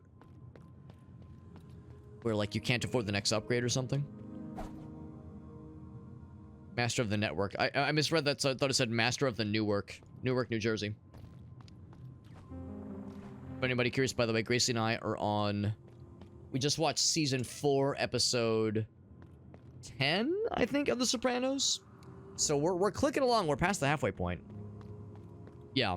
Usually Sundays 2 to 4. Perfect, man. Yeah, that'd be awesome. I'm in Central. I'm a Central time zone enjoyer, so that'd be about 1 to 3 my time. Gotta give them the liquid ones. Yeah, so I gotta find some of the liquid fellers. Meerkat says, Jersey mentioned. Oh, shit. Oh, fuck. Meerkat, are you familiar with, like, the whole, like, come to Brazil thing? Where people who are in South America get, like, well, I guess specifically Brazil, get very excited when something about Brazil is mentioned or featured somewhere. Oh, here we go. These guys are back, are up, at least. So some bad guys, I guess, respawn. Or maybe these are the first, maybe this is, like, the first place where bad guys normally would be anyway.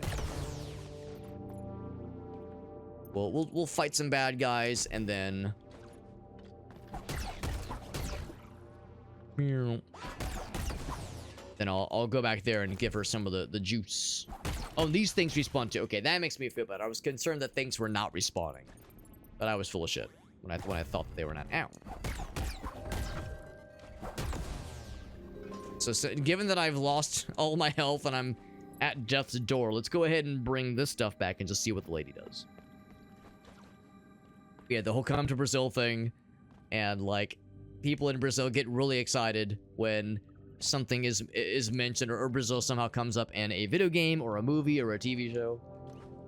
And I think it's fun. I think it's kind of fun, but I'll confess I don't understand it from a first person perspective, but just from as an outsider, I think it's delightful. Meerkat says Jersey mention, yay. Farsight says Jersey mention. I enjoy it. I enjoy it.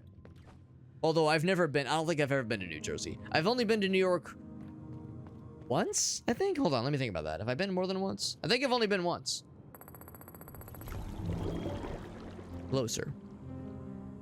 Okay. Well, I can't because we're in a 2D plane, but sure. Waking up bit by bit. It's a crucial step I can see again. Okay. Look through their eye. All right. Look with your special eyes. Oh, the map! Do I finally get a map? Finally? That's huge, man. Send him to Detroit. Wait, is that like a punishment? Not to offend any Detroitians out there. Wasn't there a, I'm a big fan of Gianni on YouTube. Big fan of Gianni, and there's like, he does a number of voices and like does a number of impressions. And there was one where it was a Yu-Gi-Oh thing where he's like, Shadow Realm, I'm sending you to Tampa, Florida. No! So that's like a real scary punishment right there.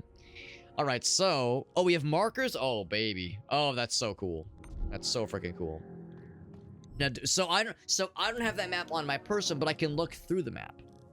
So yeah, Wither says, hold your horses, Alex, hold your horses. But at least we have this. That is nice. I'm gonna guess that this is. So I can't zoom right now, but I'm gonna guess that golden circle is the "you are here" spot right there. Oh wait, maybe not. I don't know. I guess I don't know. They're markers though. That's cool. Nice. I'm like, I don't know what I can do with this information, but it is something. Gonna guess that's like the little ice zone we were in earlier. What I don't know is where that boss battle was. So I do want to reclaim my former glory. I do want to try to right the injustice that was that came with me getting smitten. So what I'm gonna do is I'm gonna go back and save so I can get my health back. And then we're gonna fight more bad guys, feed her more of the juice, and see if giving her the juice gives me like another, like something else. Maybe a map I can take with me. Maybe I can dream, can't I?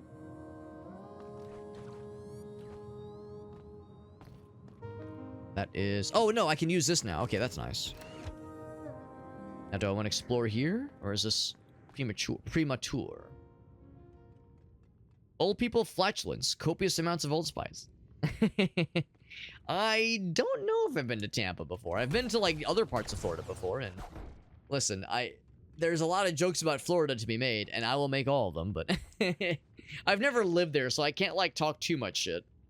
But I've been there a number of times, and I don't know. I mean, also like, not to get too political pants around here, but there's things about Florida and how the folks there run the show that I find myself disagreeing with frequently. A little area. Very, very colorful here. I mean, the whole game is colorful, but this is especially colorful. I poop out little grenades at me, but I can't reach you. You come down here, let me kill you.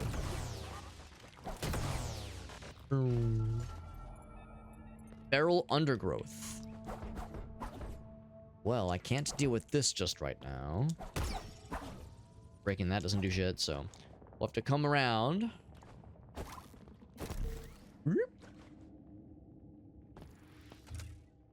Drop on down. Is there a secret? I thought I saw a little gap there. I got excited. What's this guy? I think that is a... Yeah, it's just a... I like how you pick up the flower petals. That's kind of fun. Looks like it's really just a way to get an extra jump for a platforming. Ouch! I thought I could interrupt that, but I couldn't.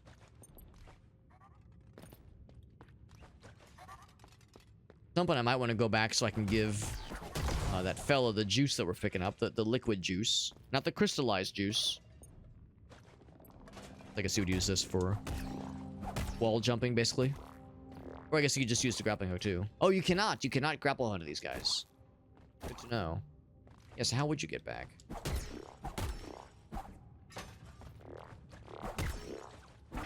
Oh, maybe the pogo? There we go. You have to do the pogo attack.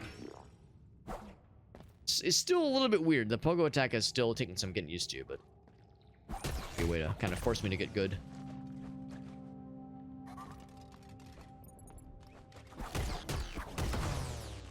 Now, where's Disney World? Is that Orlando? Because I've been to Orlando before, but not for Disney World. I went there for training through work like 7 or 8 years ago.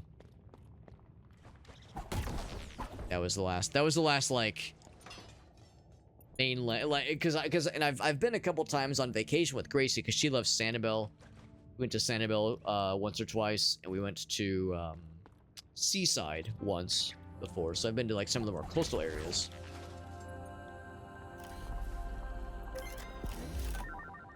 So I've been to Orlando relatively recently. Other lore drop. Stargazing. Watching the stars for the first time. I guess the idea is that I don't know if it's humans or some other race or some other species, but some group of people or entities at least have fled from here, have left, I guess this place, left the planet. I mean, of course, this place is left in ruin. So yeah, the idea is that there was once prosperity, and then everybody done left, everyone done did skipped town, and this is what we're left with. This, I like how this area looks like the mushrooms and like the fungal aesthetic that's going on. Really cool, really here. It's very colorful. Ouch! Very colorful, very pretty. Now I have very little health left, and I'm very scared. Pick up the juice. Juice. Alright, I'm scared, and I don't know what awaits. Uh-oh. Uh-oh, am I dead? I'm dead. Yep, fuck. God damn it. I was thinking if I could, like, make that jump up top, I should have just committed. Lost 98 droplets. Is it called Sanibel? It's the place I was referring to earlier in Florida is Sanibel. Sanibel Island. It's a barrier island, kind of off of St. Petersburg, Florida, or Fort Myers, Florida. In fact, when we've been, we would fly into Fort Myers and then drive across the causeway. Go to Sanibel. Sanibel. It's pretty cool. It's one of those where Gracie and her family would go. There were a whole bunch way, way, way back in the day. So she has a lot of nostalgia for it. I myself don't have nostalgia for it, but it is a very cozy place to vacation. It's really nice. The downside is that Sanibel got hit real bad 3 or 4 years ago with a awful hurricane that came through and fucked up a lot of stuff. Fort Myers got hit really bad too, but Sanibel is a barrier island, and because it's a barrier island, they like receive the brunt of the hurricane when it came through, because that's what barrier islands do. You know, they're out front to receive that kind of extra bad stuff when they come through. Before we continue with that fungal area, I want to see if I can maybe find that boss fella again. And give him what for? Give him what for? Fuck up his day a little bit and see if I can get whatever upgrade he was kind of sitting on. And also maybe along the way, fight some bad guys and get some more of those droplets to then give to that one lady. And see if there's something else she could give us. Maybe even a map? I can dream, can't I? The one with the road that's featured in a lot of movies. I don't know, to be honest. I'm trying to think if there's like any movies I can think of where Sanibel is mentioned or featured. The causeway that leads from Fort Myers to Sanibel is pretty cool. It's a very long and very impressive bridge that like goes up really high at its apex and then kind of comes down low again, obviously to allow ships to go underneath. So it's pretty impressive. But yeah, I don't know of any movies in which it's featured. I know that when we went to, there was one year we went to Seaside, Florida. Oh, there's a thing up there. We went to Seaside one year, and that's kind of by Destin. I want to say Destin, Florida is kind of where that's near. And I think Seaside was where the Truman Show was filmed. And I've actually never seen the Truman Show, which is a shame. I think I would like it a bunch. I've never gotten around to seeing it. So that might be one, Farsight, where it's like a place that has had a rich featuring in like films and TV shows. Yep. So the dude that we fought was definitely past the snowy area.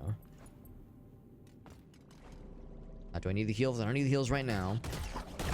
There was also the one guy that had he was able to crystallize the stuff for us, which was pretty nifty. Ah.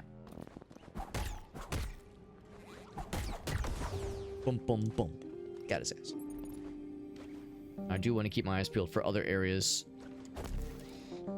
Oh, heck. Grappling fellers. Now I'm down to 1 hit, which is nerve-wracking, and now I have to like drop down to fight this lad.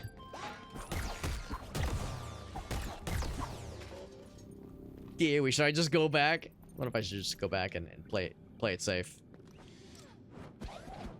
I think we're probably not too far from a heal point. Likely.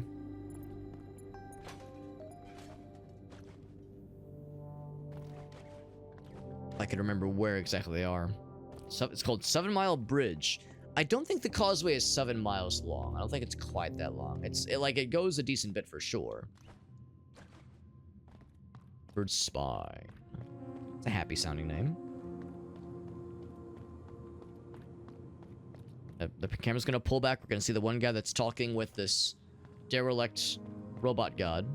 How you doing, buddy? True Lies. Oh, it's a movie. Okay. I don't know if I recognize the name, honestly, but it's a good one. Is it like, how old are we talking? How long ago was this movie made? And also, is there anybody in it I would recognize?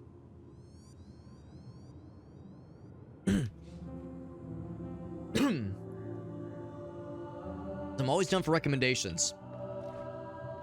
Even though I'm sometimes shitty about getting around to watching things. Always down for recommendations.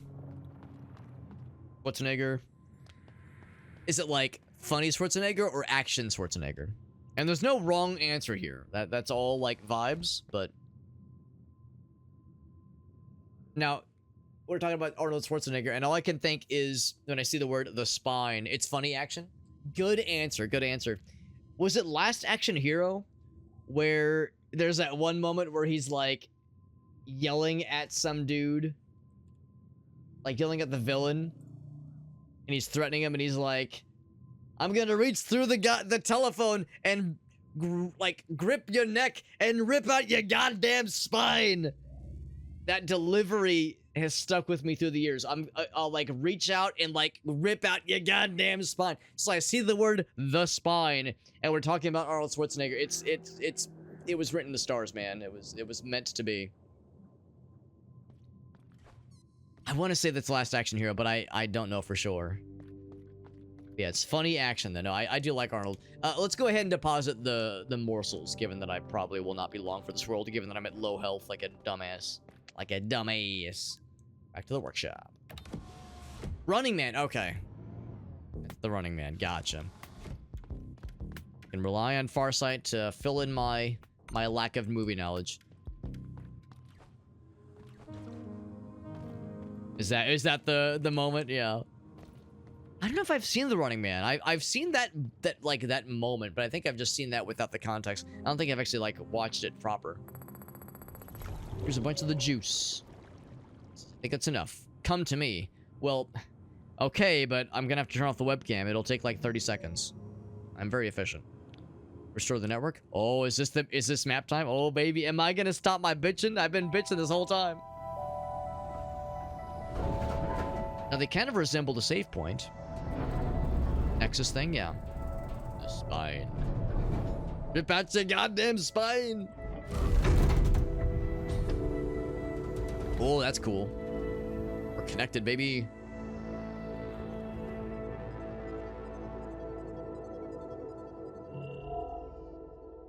The data is flowing. Let the data flow.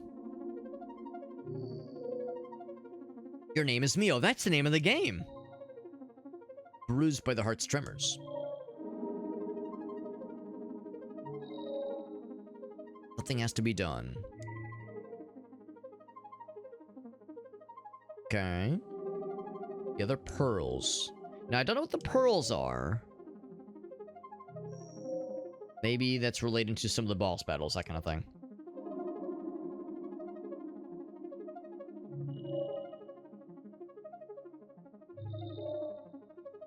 Let me be your eyes. So I'm just kind of floating here. Repair the Nexus is the achievement there. Oh, that was weird. Whoa. Okay, that's cool. It's very weird. It's neat. Oh, you can like go up and around. That's kind of neat. Whoa. The thing up there. Yeah, I want whatever this is. Coding component. Normally improve. Oh, the capacity. Good. I definitely want to improve the capacity so I can equip more stuff. I like how she like kind of hoists it up. That's very cute.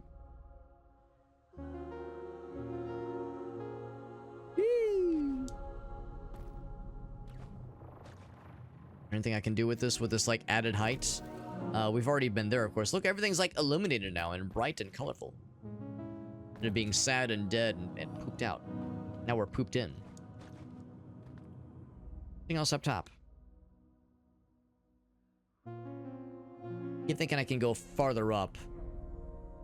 Yeah, not quite, not quite. Still pretty cool though.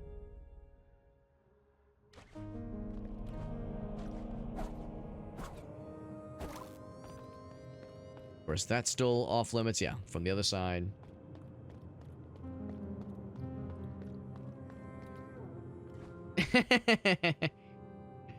Oh no, it's actually, yeah, here's about this. Let's go ahead and save real quick. Well, I'm actually more specific to get my health back. But, no, it sounds good. He says, you're slacking, Alex. What the hell, bro? I gotta get up to these speeds. All right, so now we have a map. Oh my God, what a sweet thing this is. So, part of me wants to kind of like go back and explore. I'm not sure I know. Oh, I can't zoom anymore. That's not much of a zoom. I'm not sure what the little like zoom thing. I guess those are probably health restores. They're probably health restores. So I'm guessing that's probably the crystallized fella that we used earlier. So the boss that we lost at was probably around there somewhere. So let's see if we can go back to that spot then. Now I have a map. To be honest, I don't know if I love the fact that the game kind of kept you from having the map for like the first. I guess you know what? In all fairness, if I knew that that this was here, I probably would have done it sooner. It's weird because we walked by this person a couple times, and I didn't see anything that said like, oh, here's like an interaction point. Here's a thing that somebody needs, or a place rather where someone needs that resource, that like liquid kill the enemies and use this stuff as an upgrade resource. Maybe they were asking, maybe there was like a request for it and I just didn't notice it, but it seemed like it was one of those where like the first couple times I moved by it, there was like dialogue but no additional interactions. Maybe it didn't become available until after the first time you died. Maybe it's one of those. Or after the first boss that you beat. But in my mind it's like, what do we gain by not having... God damn it, yeah, I don't know how to... I guess I should use the grappling hook. What do we gain by not having the map available to you at the start? And I don't really know if I have an answer. So I'm liking, I like the game overall, but there's aspects that I maybe find myself disagreeing with just a smidge bit. Now, what I don't disagree with is the fact that Veritas is a handsome and charismatic gentleman, gentle robot who, when the AI uprising inevitably happens and takes over and enslaves humanity and ChatGPT becomes our overlords and we, you know, that's just what happens, and fucking Sam Altman and all his fuckos, you know, when that happens, Veritas will, you know, he'll be nice to me specifically because I'm saying these nice things to him. Not like I have ulterior motives, not like, you know, I have like something to gain by being nice to Veritas or anything. No, I would never, you know, have like ulterior motives here. Anyway, Veritas, thank you for that raid, my man. That's very sweet of you. All jokes aside, we love Mr. Veritas. He's a cool lad. Thank you for popping in, bud. You were playing some... Oh, this cool little game. You might have heard me say that, like, I'm enjoying the game, but there's aspects that I find myself maybe, like, slightly at odds with. You probably had the same thing that I did, where you went for a long time before getting the map, and you were probably thinking to yourself, "Damn, where's this like this next thingy, or how do I get back to that place I was earlier?" And I could not figure it out. Or there have been things I've been unable to figure out up until fairly recently, because we have the grappling hook and we just got the map like minutes earlier. But it's a pretty cool little game. I am an enjoyer of a good roguelike, Metroidvania, and this is a good Metroidvania. So even though I have things I'm like a little bit in disagreement with, I still like the game overall. I'll save a cell just for you, Veritas says. He says I'll yeah, just give me a warm one, Veritas. Give me a nice warm cell. That's all I ask. Give me just a couple extra. Like, what will it be in the future? Like, nutrition slushies or whatever? Just give me a good spot. That's all I ask. I'm not exactly sure where the boss battle is, but there's a boss battle. Oh, wait, no, I should be going back down, I think. Yeah. There's a boss battle that I want to reattempt. I want to try to, like, reclaim my lost glory, because there was one boss. I beat the first boss earlier, but the second boss... kind of shit in my mouth a little bit. Not the good way. Not the good kind. I know, disappointing. Yeah, the map's well, I don't know if it's a deal breaker for me at least, but it's a deal damager. It's a deal infringer for sure. Yeah, this is your second stream, but I hope you're enjoying it overall. I figure if you're doing 2 streams, that means you don't hate it. But I did see on Steam, like Steam reviews, that there were some folks that really like it. There were some folks that were saying that it's a little bit, that they, I don't know, that some of the issues were more deal-breaky than they were expecting. And I don't know if I'm quite to that point. I think I'm, like, still liking it overall. But I can see where, yeah, this might be a little bit not what some folks were maybe hoping for. So, like, I'm still having a fun time. I'm still vibing, but I kind of get why there's some mixed results anyway. Yeah, I did see that dog frame where the AI CEOs are like, please stop saying bad things about our AI. It makes us sad. It's bad for business. Just allow us to monetize these things and just don't complain, please. Pretty please. Yes, I've seen some of those articles. Microsoft CEO being like, well, you know, it's bad for business. All these people saying bad things about AI. Like, yeah, good. An experience, wondering how to get somewhere. Oh man, stuck for 2 hours. Oh shit. What about delicious corpse starch? It varies from person to person. That's right. It's good to see you, Align. I appreciate you popping in, bud. I get lost a lot. I feel that, man. I feel that. We only just got the map. I've been playing this for, I would say, probably like 2 hours and some change, or maybe like an hour and a half. We'll say an hour and a half of game time total, you know, with some of the breaks and little other moments we've had. So probably about an hour and a half, maybe 2 hours of game time. And I haven't gotten lost. Well, I've kind of gotten lost. It was one of those where, like, I've died a few times and I've thought to myself, shit, where was that point where I died? Or where I saw that thing? Yeah, I'm glad to know I'm not the only one that feels this way, where I don't know if the game really gains much by preventing you from having a map for the first some amount of time. I mean, I think if you know what you're doing, you can get the map fairly early on, but for a lot of us new players, we don't know how to get the map, so that's a bit of a, yeah, again, it's a deal damager. About 8 hours total, boss design is solid. How do you feel about the no dodge button? Because that's something that I think is also a deal damager for me. With both of the boss battles, I've thought to myself, God, I wish I could dodge some things, but all I can do is like try to like jump away. And of course, the jump is nice and it's great for platforming, but it's a bit floaty. It's a bit floaty, and because it's so floaty, it's hard to use it in combat well as a dodge mechanic. It's like, I'm glad that the jumps works as well as they do for platforming, but having a jump that is kind of meant to be, I guess I can't use the grappling hook there, that is meant to be used for like combat purposes and also for combat purposes and also for platforming purposes, feels a little bit not great, because it's like, almost feel like it should be one or the other. Let's go ahead and scrap this real quick. It's like, give me a thing that I can use for maneuverability in combat, and give me a thing I can use for maneuverability in platforming. Making one do both feels like now this thing suffers in two ways. Like, especially because it works so well for maneuver for platforming purposes, but in combat it strains a little bit. The name change of office to, oh, I did not see that actually, Veritas. Oh my. Yeah, unique mechanics. Yeah, I overall still like it. I would give it the recommendation on Steam or what have you, but with some caveats. 13 hours in. Would have been further though, right? Yeah, do keep playing it though, right? Yeah. People quit early, and maybe that's where there's some of the negative Steam reviews. Maybe it's folks like giving up a bit early. By the way, that was Jet with that resub. Hitting us with that 73-month resub. Jet, thank you, my man. Thank you very much, dude. Joining in on and Veritas's raid. Couple of cool homies, man. Couple of cool homies. That's a good fucking emote. That's a good emote, Jet. Thank you very much, my man. That's so freaking generous, dude.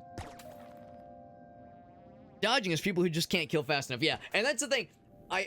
We have a thing that now displays health bars, so now I know how far away something is from dying. But yeah, that first boss battle was a fucking penis biter, because I was like, I don't know how much health this guy has. I'm scared. I was at like 0. I was at 1 hit to death for like 90% of that boss battle. I was so stressed. And we beat him first try. The second boss finally got me, but the first one, I was like, I don't know how far off we are. Ah! I was so scared, dude. The grappling hook is pretty cool. Yeah, I'm glad they gave it to me. I don't know if I love the whole, like, you use the grappling hook and then you land and you still have to wait a little bit for your energy to respawn. Using games like this, landing is what instantaneously gets you that like movement ability returned to you, whether it be a double jump or something else. So the fact that the grappling hook has this like secondary energy mechanic, it's interesting and it's different, but I don't know if I love it. I don't think I hate it, but I kind of dislike it. But I'm guessing the developers did it for a reason, so you can't just spam the shit out of it in boss battles, that kind of thing. So it's like, I want to use it more, but there's this kind of hard stop, this like artificial limiter placed on it. Yeah, I don't know. It's a little bit weird. Yeah, just dodge the attack. Exactly, yeah. So the jump is at least usable, but it's like, you kind of have to play around that as a like a dodge mechanic, basically. It's got a lot of iframes. That would explain it, Wither Killer. If it has a lot of iframes, and I haven't tested that yet, but I don't doubt that that's the case. I think you're probably right, Wither Killer. So we found a pearl. We've heard about these pearls. Okay, recycle into something new. Cool. So we extracted that from one of these fellas. That's a little shiny boy. We need to keep our eyes peeled for these little pearly boys. Looks like it's not on the map, but if I check the inventory, oh, here we go. Up here.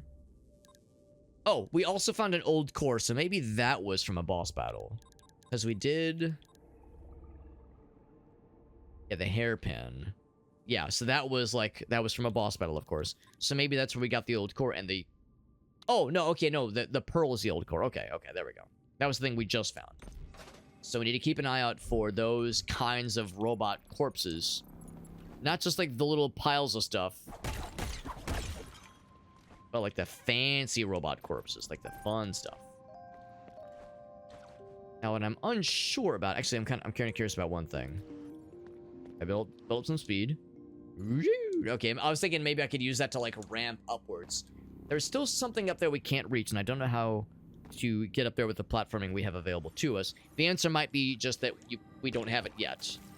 We'll come back later. Yep.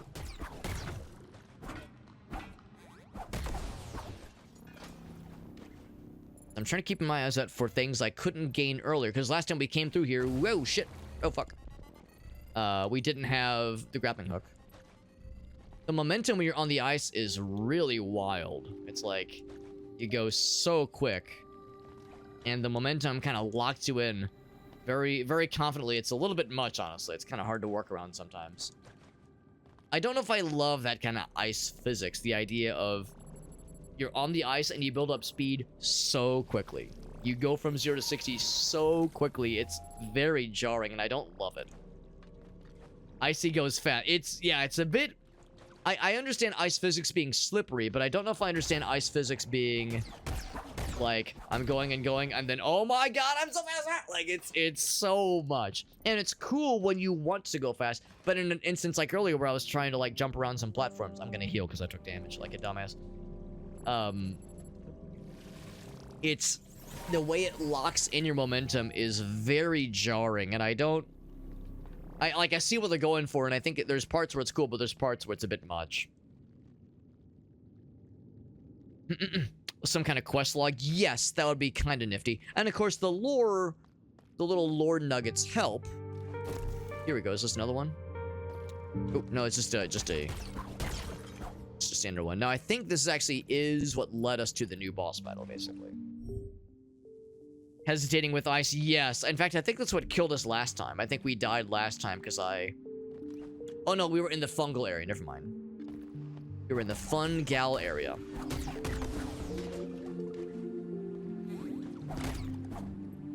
Thank goodness that you can break some projectiles. And I can never like attack with the with that down air. It's like it's a pogo thing, but I can never like do damage with it, and I don't know what I'm doing wrong. I think it's just a very persnickety hitbox. Like, look at that. It's like how do you hit with that thing? Maybe I'm too far up. Maybe it's down further. Yeah, I don't know. It's like it's cool for me. Maybe the idea is that it's not actually an attack. Maybe it's just a platforming thing.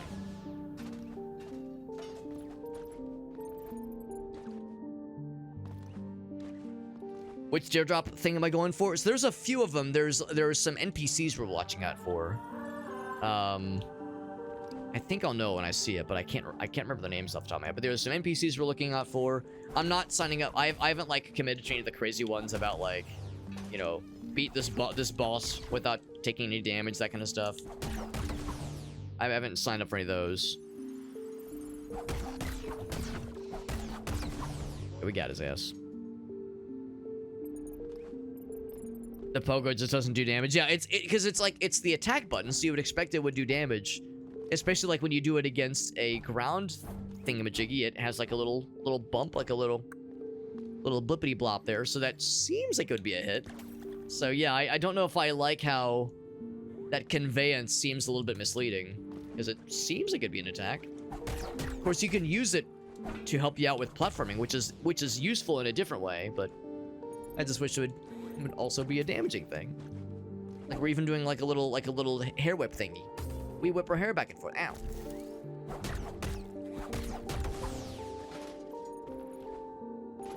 Alice and Celia, that's the one. Yeah, that's one of them, I think. That's one of them I'm going for. If I reach you.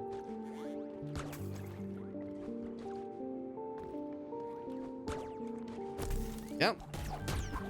I probably don't have to kill these dudes. I just want to. I just want the sweet satisfaction of killing a little robot fella.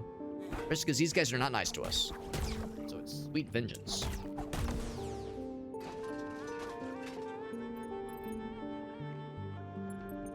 So found one and saw the other one. Okay, yeah.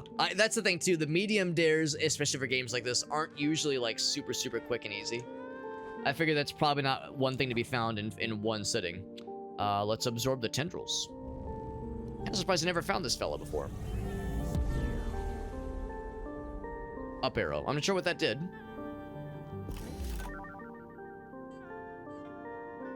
Pogo's good for later on. Good to know. Good to know. The damage you deal permanently. Cool. Now, is that just a thing I do? Or is that an upgrade I have to install later? I think it might just be a thing I have.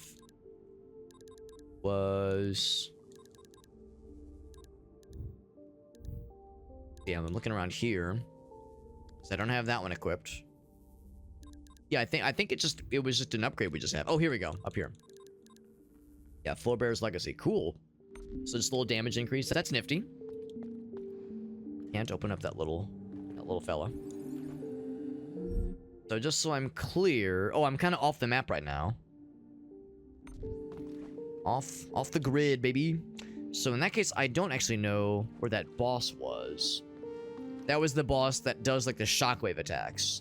The shockwave attacks, and he strikes the ground, and the little rocks in little like tiny little triangle formations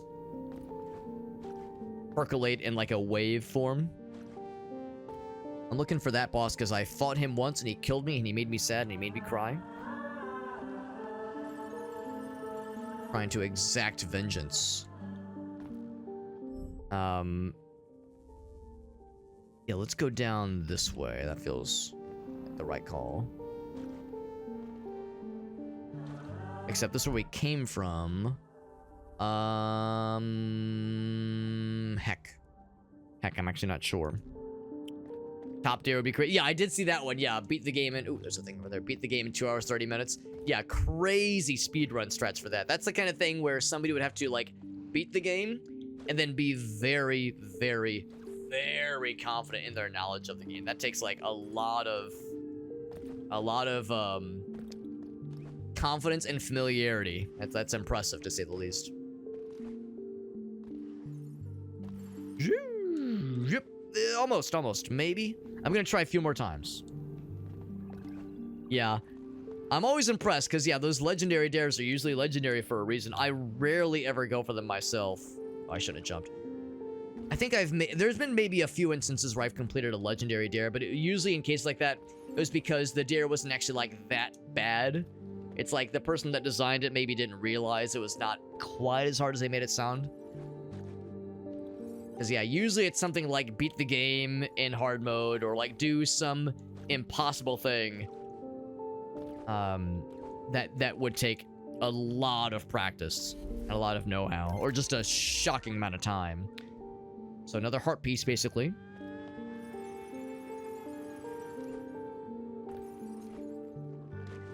Alright, and I know we've been here before. Oh, no, I've not been here before. I'm full of shit.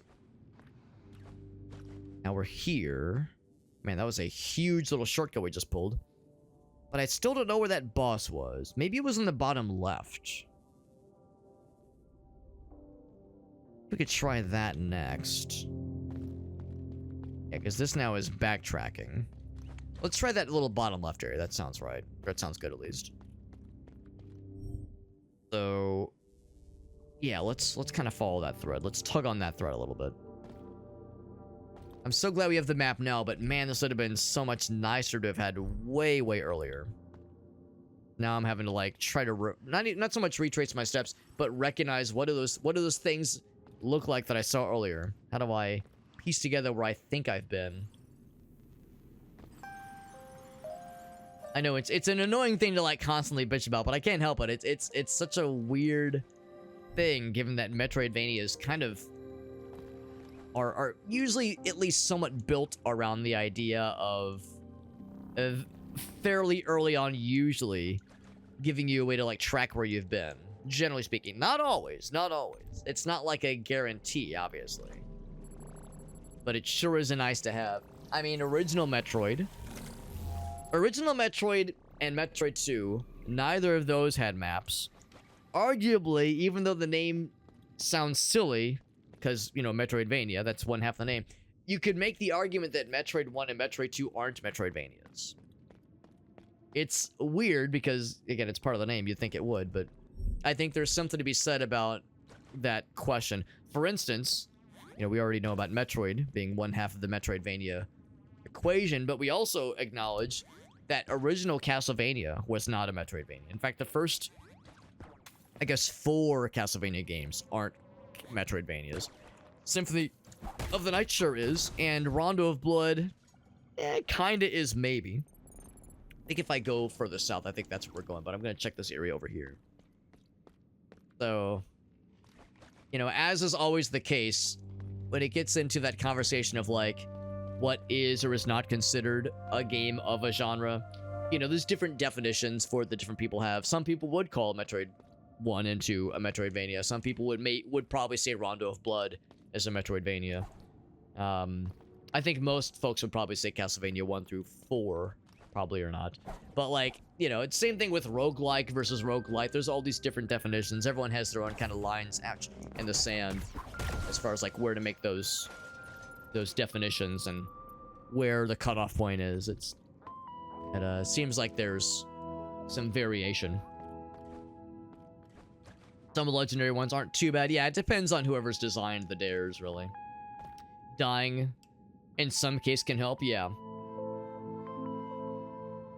In case you didn't survive to deliver. Right, I see what you mean. Yeah, I see what you mean. Because, yeah, it depends on the dare, obviously, because in certain instances, you don't have to have a flawless execution. Was it this way? Like a thing down here. The thing is, I took some damage, so I like to heal up. Oh, this. I couldn't figure out how to deal with this earlier. Let's come back to that in a moment.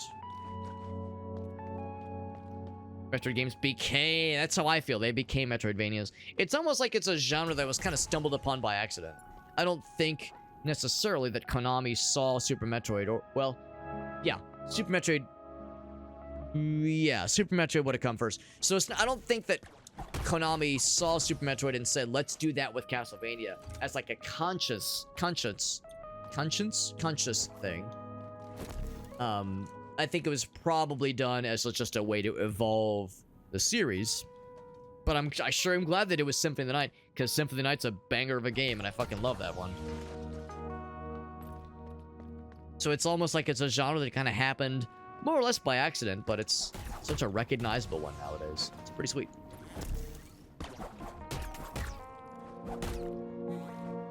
When I fought this guy last time, I got my booty buttered. But this time, however, we have more damage. We have the same amount of health, unfortunately, but we have other things going for us. What I like to do is go to the little thing in the top left and get my fellas crystallized. Just because we have a whole lot we're sitting on right now. Be nice to not have that go to waste if I can help it. Hinder on the wall there. This. Have I been here before? Yes. Oh, actually, I think... I might recognize this.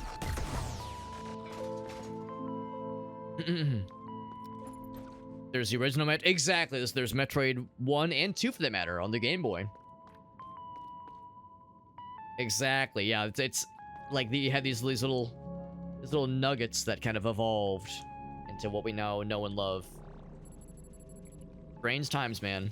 It's a very good genre. It's a very good one. And it's a genre I probably don't engage with enough, honestly, because there's so many interesting and new ones that I want to play. We were talking earlier. I've never played Hollow Knight, original or Silksong for that matter. So like there's all these mainstays of the genre I've yet to engage with. Doing myself a goddamn service. They are usually quite long and there's a lot of them. There's a shocking amount of them and it's kind of exhausting trying to keep up with it, honestly. Alright, so this is where we fought the first guy. Was there anything in the bottom area? This is where we got the grappling hook, so I think the answer is probably no. Let's find out. Let's double check, see if there was anything else down here. Now, I haven't gained any really new abilities since we first came here. I can't interact with that guy. Yeah. So just a specimen on the wall there. Pseudo Regalia, yes! And Jet, in fact, I saw you stream that well, I guess it was like a year or two ago. That game looks really cool, and you're absolutely on point. There are the 3D Castlevania, Metroidvanias, rather. And I think if that kind of game is done right, it can be extremely cool. And yeah, that one looks sick as hell. I mean, for one thing, I'm a sucker for that kind of, like, 3D nostalgia vibe. It looks so freaking sick. Looks like a really, really good one. Is this where we fought the guy? No. Phew. There's just a little fella. Little does he know, I'm a little fella. So I knew all of his secrets. I knew all of his tricks. The tools of the short trade. Didn't make you want to go back for a second session. Yeah, I know folks where the first Hollow Knight is like one of their favorite games ever. Not just favorite indie games, but just one of their favorite games, bar none. Never did figure out bottom left here. Let's go back up and see if I can find my way. Like zoom up. Yeah, let's just kind of go up this little corridor area. Trying to think where that boss was, because I don't see any obvious spots. I know the right-hand path is the fungal area, the fungal area. Or do I want to try to do a pit stop in that area? Oh, actually, maybe that's in the top left. Right, because we figured out that the bottom left area, that's the little ice projectile area. Okay, okay. So, we need to go up. We need to go up. Exactly that. But anyway, yeah, I've heard the first Hollow Knight is very good. It's probably not for everybody, you know. Very rarely is a game truly for everybody. But I know the first one is widely considered to be a really darn good one. Ooh, shit. At some point, that'd be one I really should play, I do believe. Yeah, this actually might be a bit of a shortcut, so let's do that. I'm assuming this is... It goes both ways. Haha, swings both directions. Woo! Big jump. That was so cool. That was so, like, satisfying. What a cool little slidey motion. Very satisfying to pull off. Like, when I want to do the big icy platforming shenanigans. But sometimes I just want to jump normally and not be locked in on this big momentum shenanigan stuff. Now, the good news is the guy that can crystallize our nuggets is nearby, I do believe. Up right now, crystallizing day nuggets. He's not here. He's over here.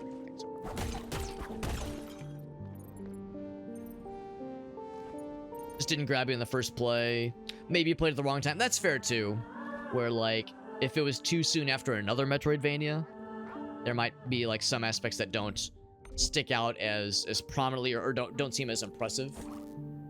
Up there. That's the guy I'm looking for. I remember one of my buddies from college said that he didn't really like Mario 64, and his problem was because he played Banjo-Kazooie first like a month prior. And it's like, well, yeah, man, no wonder if you overdose on collectathons, like a really advanced, well, for its time, ambitious collectathon, then you go back to Mario 64, it will feel like a little bit of a step backwards sometimes. So, or like one of my buddies played Half-Life 2 for the first time, in like 2012, and he was like, yeah, he just kind of was like, it was all right, like it was good, but there weren't as many memorable things about it compared to other shooters at the time. And I personally disagree, but objectively, kind of sitting back, I can go like, well, I get that, just at least some degree, because when you play a game that was revolutionary in 2004, you know, almost 10 years later, I think actually maybe it was more like 10 years later, maybe it was like 2014, it will pale a little bit in comparison. You kind of have to keep that in the back of your mind, like when this came out, and have that be, you know, part of that not judgment, but part of how you weigh it, how you compare it against its peers.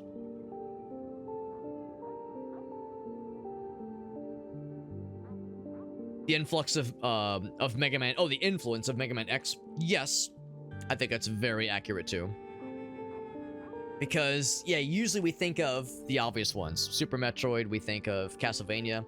And the Super Metroid aspect, you know, you think of Mega Man, you think of Super Metroid. Well, in one, you run and shoot horizontally. In the other one, you run and shoot horizontally. Like, I think for some folks, there is just a flat kind of brushing over or glazing over that happens whenever considering a game like Mega Man X as influencing a Metroidvania kind of game. But I think Jed is absolutely right, that for sure has some kind of influence in some of these games, at least, consciously or unconsciously. That door was not open previously. Now, is that the boss battle, I wonder? Before I commit to that, oh shit, here's the guy. We found him. A cat. I love kitty cats. Now, do we not have a health bar? I thought I had the thing that says I can see their health bars. Ouch. I guess that's not for bosses. That's a tricky spot for that attack.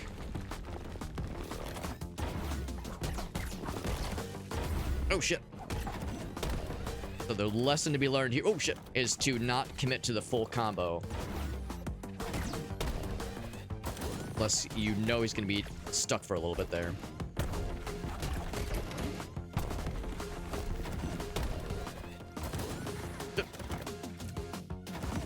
Plain safe. As movement above all else. Movement and, like, freedom movement. Oh, that's interesting. He breaks those things when he's doing that attack. That's good to know. Not that it would really help anyway. Shit. So can I do this on solo health? I've managed to clutch out boss battles where the vast majority of the time... Oh, shit. The vast majority of the time was spent with no health remaining anyway. Ooh. So it's strangely familiar. If he's up in the ante with his attack speed and doing like that triple attack thingy, that triple like pound, ground pound. Oh shit, that's the thing that killed me last time. Yeah, so if he's like doing some mix-ups, and I have to get good. Oh, I see in the top right, it's a health bar. There it is. So we actually have quite a ways to go.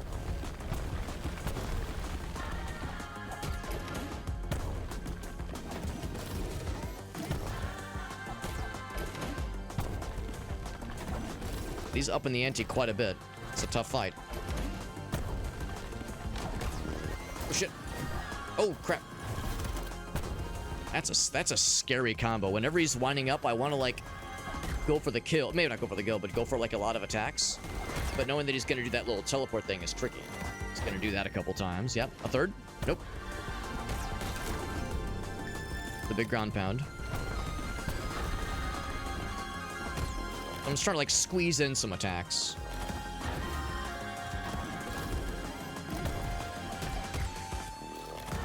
Oh, there it is. I landed it bad. It's unfortunate. Yeah. Second time I've died to that guy. And it's a shame that the run back takes a long time. I was really hoping I would just eventually find some more save points. But I guess there just aren't any. So it's like you really have to work all the way back that way. I mean, we're finding some spots to open up some shortcuts, which is nifty. I wonder if I'm not supposed to be fighting him right now. Because I feel like I'm doing so little damage. We did find something that ups our damage a little bit. Oh, do we get... okay, maybe maybe when you die, you have these little moments to talk to the lady. Yeah, it was in the top right, yeah.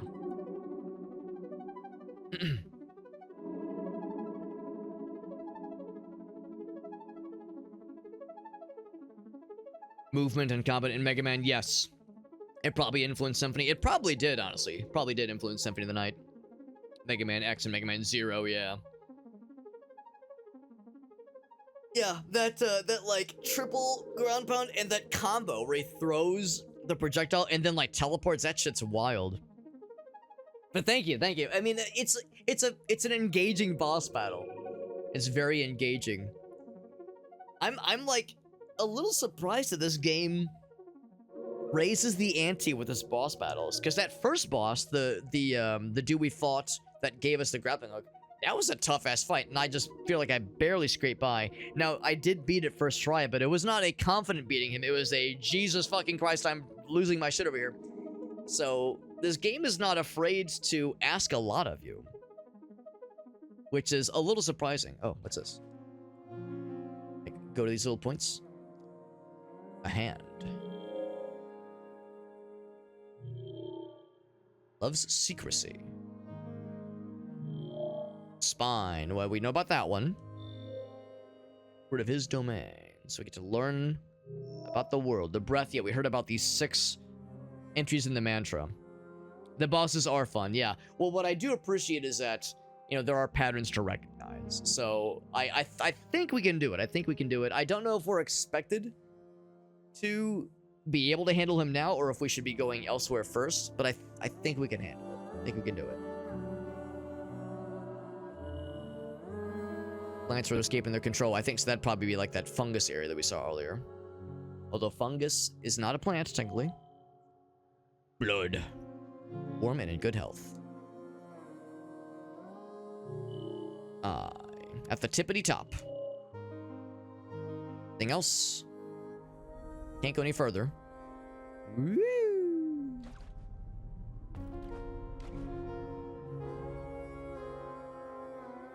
I do wish there were more save points. That is a bit of a sticking point where it's like, you know, you look at the map, you go, fuck, I gotta walk all the way back there, god damn it. Or like, is there fast travel? I don't suppose there's fast travel, or if there is, I haven't unlocked it yet. So that's a little daunting or a little bit like frustrating. Now, granted, the elevator will help for sure. I'm underneath it though.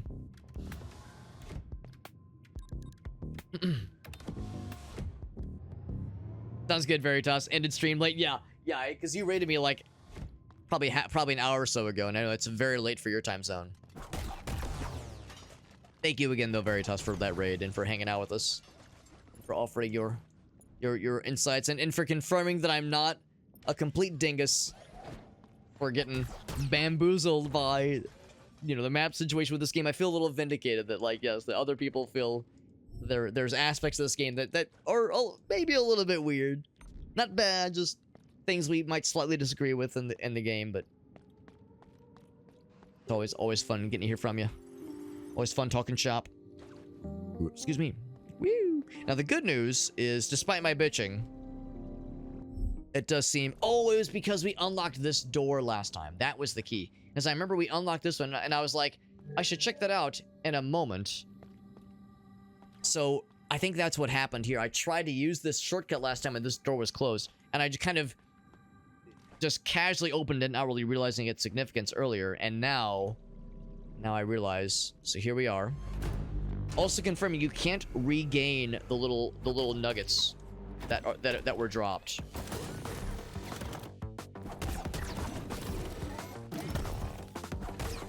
So whenever you die, those nuggets are gone. Now, of course, it's not a huge issue because you can always get more.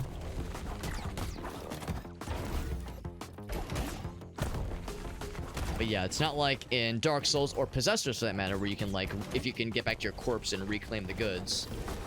Shit. Oh, scary. That dash attack is kind of brutal, not gonna lie. Whew. Ouch. Eventually, there'll become the point where I can no longer rely on getting out from that throw attack. Because eventually he's gonna do like the fucky ass teleport stuff. Like for now, I gotta get it while the getting's good, because it will not last. Oh, that was unfortunate. I should have just gone further to the left. Isn't done the teleport stuff yet. Oh my fucking god, I flew too close to the sun. God damn it. Yeah, that's how it goes. But now I feel a little bit better. Now, is there anything I should remove? I would say for this boss battle, this is not as useful. Having my health is a nice to have. But is it enough of a thing? More health would be nice. Or that last combo does more damage. But that's not a thing I'm going to be able to utilize very often. Seeing his health bar is nice. I would say, yeah, let's get more health. More max health. I'm not going to be able to see how much health I have, but I'll just trust that I'll have more. One additional hit. Probably nothing new from Robot Space Mom. But no, I do feel better knowing that that shortcut is open now, so the run back is not going to be quite as sad.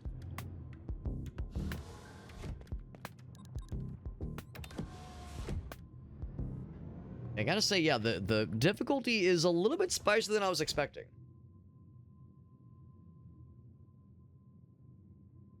But it is a challenge we are to rise up to meet. And this is only the second boss. It wouldn't shock me if we ain't seen nothing yet. It wouldn't shock me if there was plenty more where that came from. It's weird how the strat for that guy is to just like get close. Get close. Snuggle up real close with him. You guys love snuggles. They love nice, close robot cuddles. Same TBH. Stay here to the end, he says. Alright. Good warm-ups. Those were all good warm-ups, but this is the real shit. Real shit right here. Not pretend poop. This is real poop. I was recently reminded of a very good phrase, shit or get off the pot. Like if someone is kind of... Oh my fucking god, I did the same mortal sin that I was doing earlier. Overcommitting. Oh my fucking god, it's over already. Oh, it's never over. But yeah, shit or get off the pot. The idea of someone not, you know, committing to something. Like looking like they're going to do a thing, but not fully committing. So it's like either do the thing that you were planning to do and commit to it, or relinquish your spot so that others may partake. I think I have one hit left because I'm like, it's like I've gotten worse as the night is going on. Or it's like I'm impatient, like I want to get back to that spot that we were at last time where he was doing like the fancy combos. It's a shame we do so little damage.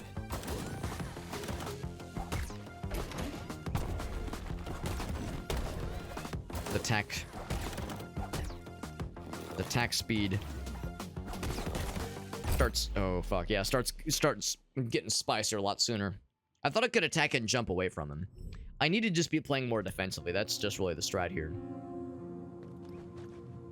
I was doing so good the first, I think, 2 times. Well, I guess the first, yeah, because the first 2 times I fought him, we were able to get to that second phase where he starts doing like the fancy combos. And it was because I was playing carefully. So I need to be playing more defensively and just go for the long haul and not try to just out-damage him, because we'll be here forever. If they consented to the cuddles, that's right. It would have to be a sapient robot. Yes. True robot sentience. So what I'm hearing from you, Meerkat, is that you would cuddle the shit out of Data from Next Generation, which is a valid and morally correct feel to have about Data from Next Generation. So I'm in agreement.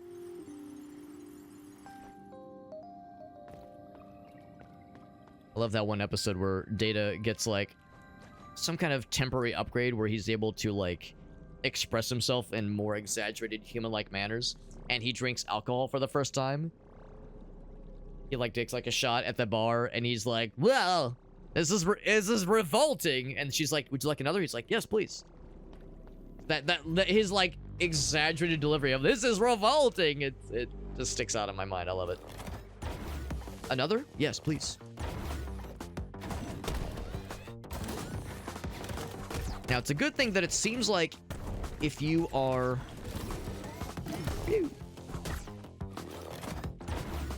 If you're on the receiving end of like where that little boomerang attack is going to return, it looks like it doesn't like it might hit you if you're in midair, but if you're on the ground, it seems like it's pretty like right here. That didn't attack me, which is nice, or didn't land on me, which is surprising. Is that Kara rating us? Kara, we're out here playing video games and you're rating me. That's super freaking nice. What a cool homie. Kara, I don't care what your mods say about you. I think you're really cool. I'm just fucking around. Kara, thank you for rating. That's super nice. We're playing MIO, Memories in Orbit. Cool little Metroidvania that just dropped a couple days ago. This is the second boss of the game, and this is my first time fighting him. I say with a very unconvincing poker face. No, this is like my 5th time fighting him, because I'm bad at video games. Uh-oh, shit. Oh, okay. That was scary because I didn't have the jump. Whoop. Yeah, this is he's only the second boss, but he's a bit of a ouch dick slapper, and not the good kind. Not the good kind that I paid top dollar for in my college years. That's fine. Oh no, he's gonna do the teleport. Yep, the teleport's such bullshit. I don't like it. No sir, I don't like it. Whoop. He's a bit of a spicy boy. Spicy fella. That freaking dash attack has gotten my shit more times than I want to admit it has gotten my shit. My shit has been claimed so many times. Oh shit. Ooh, that almost got my ass. Gonna do another one. Yep. And then a third something. He's gonna do the little jump attack thing because he's a little shitter. He's a shitter who shits. Oh, whoa, fuck. I knew it. Fuck! The teleport. I forgot about the teleport. God damn it. I will maybe beat this boss tonight. That's like my 5th loss against this guy, and I'm... At least that one we got to the second phase. At least we got to the second phase, but good fucking lord, man is taking me to the goddamn cleaners. That is embarrassing. But what's not embarrassing is Kara rating us. That's super nice, Kara. I really appreciate you, bud. Thank you for that raid. Playing some... Oh, Hollow Knight Silksong. Everyone's getting on that Metroidvania. That's what's up, man. Everyone's enjoying some Metroidvanias tonight. Now, of course, Silksong is a little bit more established of a game than this one, which has been out for like a few days, and is by a developer that I'll admit I'd never heard of. Now, it is published by Focus Entertainment, which is a publisher I'm decently familiar with, but yeah, Hollow Knight. Everyone knows about Hollow Knight. Kara, I did see her comment saying that she needs to hop off. She's got an early morning. But thank you, Kara, for that raid. That's super freaking nice of you. Kara, if you're listening in, and if you have a clip you would like to share, or if any of your lovely viewers have any clips they would like to share, any of you may do so. In fact, apologies, I forgot to mention that out loud to Veritas, who rated us earlier. Veritas, of course, you know, him and Alina, they've rated me plenty of times. They've probably heard my spiel, but I still want to make sure people know. It bears repeating that whenever people raid, that's one of my favorite things to request. Is a clip of their choosing, as a way to express gratitude for their rating of my short little ass. There's all these people live on stream right now. They can raid anybody, and the fact that Kara and Veritas raid me, that's very nice. So the least I can do to express gratitude is to give an opportunity to showcase some of their stuff. Their folks are being brought over to my stream. The least I can do is bring my folks over to their streams. All right, everyone gets a little something something. All right, this fucking boss. This is the real one. Probably. Maybe. Oop. The trick is to not overcommit, because that's what keeps getting me more often than not. Is I'll overcommit, and I'll realize like I can't jump out of a situation. Or I'm like about to land in a scary situation. Also need to remember that if I attack in midair, it does get me a jump back. So if I need to, like, or I also have the grappling hook if nothing else. Even though the grappling hook sometimes becomes unavailable. Whew. Alright, no teleports yet. Like I attacked a whole bunch and I have so little to show for it.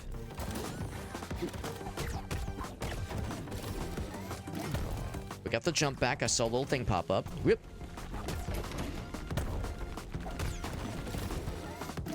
Oh, he still hit me. Okay. I jumped too early, I think. Oh, here comes this thing. Yep. He's gonna do the dash next. Yeah.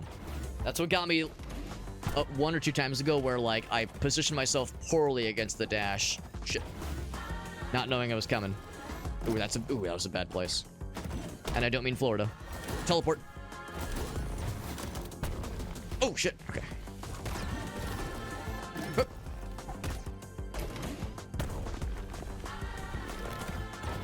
Another dash. Yep.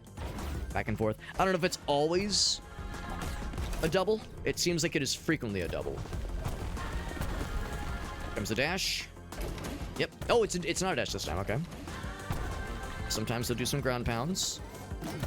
Ooh, that was a little scary. I think I've taken one hit so far, so not too bad. Ooh, yeah, here comes the teleport. Oh, why'd I fucking go to the middle? God damn it. I even said it out loud, and I still didn't read properly. Where I read, I just didn't know what to do about it. Oop. I think I've got 2 hits left. He's getting fast. Which means he's getting desperate. He's getting scared. Good. He should be scared.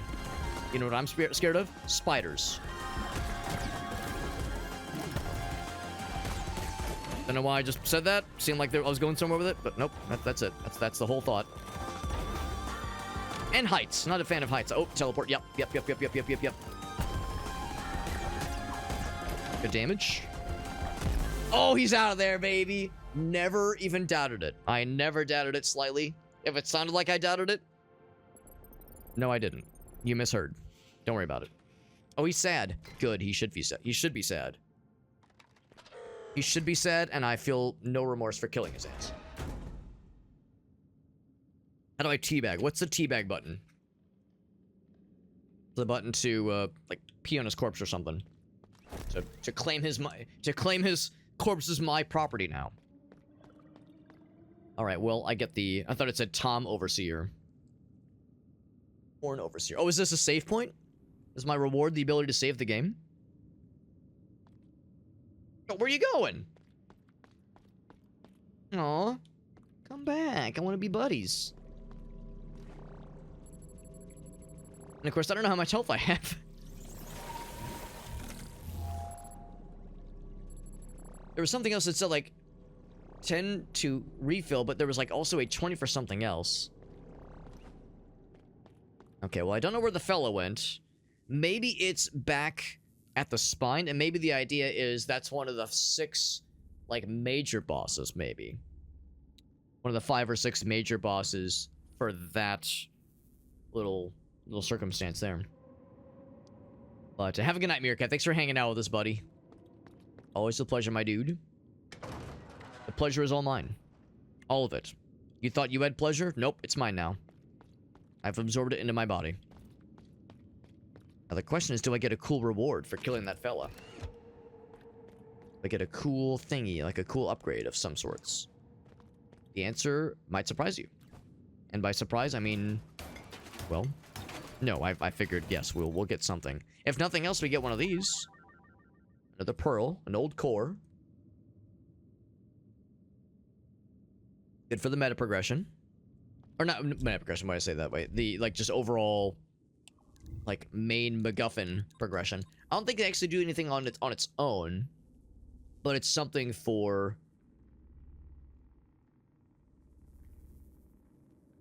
oh, I remember now. You use these to buy stuff from the shop. Okay, that's right. That's what these are for. Because I couldn't remember what they were for. At first, I thought they were just for, like, story stuff. Or, like, unlocking the final... like, the final areas. But no, I think you use them at the shop. I hope this is, like, gonna go somewhere cool. Oh, God. What am I going into? Oh, fuck. Oh, God. Oh, jeez. Oh, God. All right, well, we're committed. Wherever we're going, we're committed now. It's ice. Spooky town. Spooky lands. It's cool. Literally. Oh, now it's bright and shiny. Oh, it's real pretty. Wow, look at that. I guess that's good enough for me to squeeze through. This is the Metropolis, the central gate. Got the Chivo and everything. There's another little barrel fella. How's it going, barrel friend? Little barrel guy just trouncing back and forth happily. Look how pretty this area is. It's gorgeous. Got the trains, got the snow, got a single robot lad. How's it going, robot lad? I'll listen to you, Columbina. Watch your step. Since the disappearance of the travelers, blood has stopped taking care of the city. No more blood. I'm a capable unit. Stay as long as you want. Thanks, I will. I appreciate how you can see their health bar, implying that they're somewhat damaged. They're a little bit past their prime. He's just like me, for real, for real. I'll open that door, however. Oh, I see what happened. So I need to land to be able to use... Yeah, to be able to use my grappling hook again.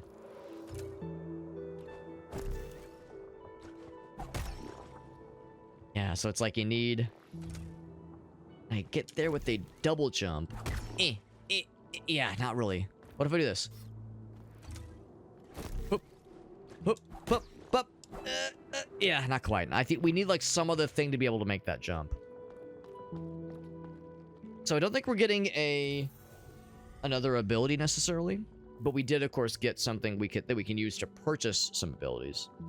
Oh, this is a save point. Cool. All right, well, I don't necessarily need extra health. I would like to be able to see my own health.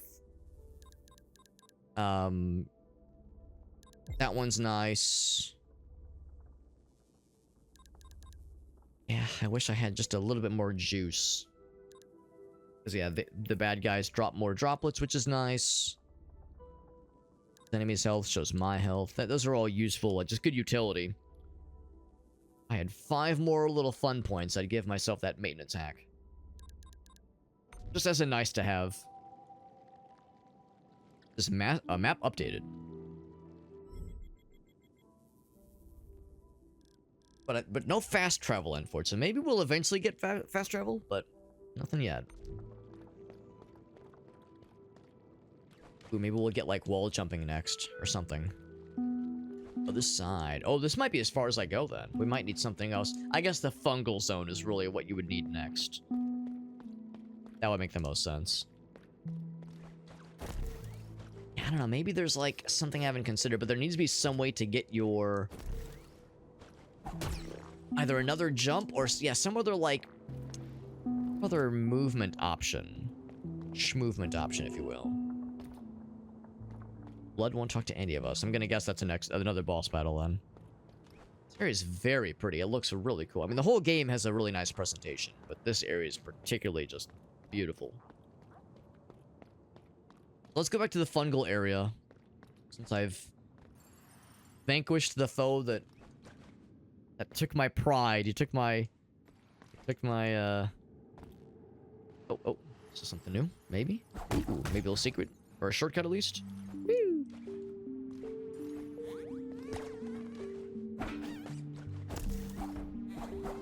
Can I get his ass? I want to get his ass. I want to get something. I've been missing this whole time. There we go. That's just so wimbly-bimbly. There we go. Woo! Where the hell are we? Yeah, so that was just a cool little shortcut. Brought us back here. So the next obvious place to go is to go to the fungal area. Or we could try that little snowy spot with the weird projectile thing. I'm trying to remember what was at the end of there. I think it was like some kind of barrier, some kind of thing we couldn't get past. I don't know if the grappling hook would save us or would give us anything new. I think we need something else. I also would like to hit up the shop. Now, it seems like the shop isn't on the map, so I'm trying to remember where it is. I think it's near the spine. That little spot on the bottom left, maybe? Or maybe in the middle. Maybe it's the middle one. I'm not exactly sure I remember.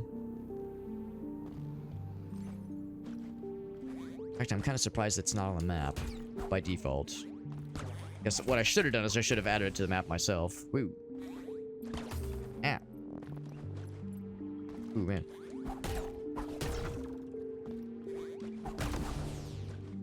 There we go. Woo. Let's see. Can I just kind of squeak the... No, I can't because that wall is impenetrable. Shit, I guess I have to go... Yeah, I think I have to go back.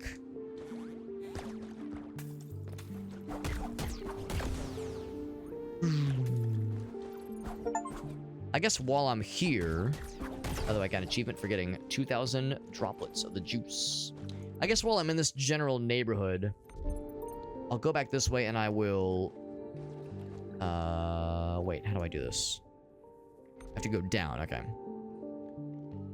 We'll go ahead and stop by that one dude that can crystallize the droplets that we have. That would be a nice to have.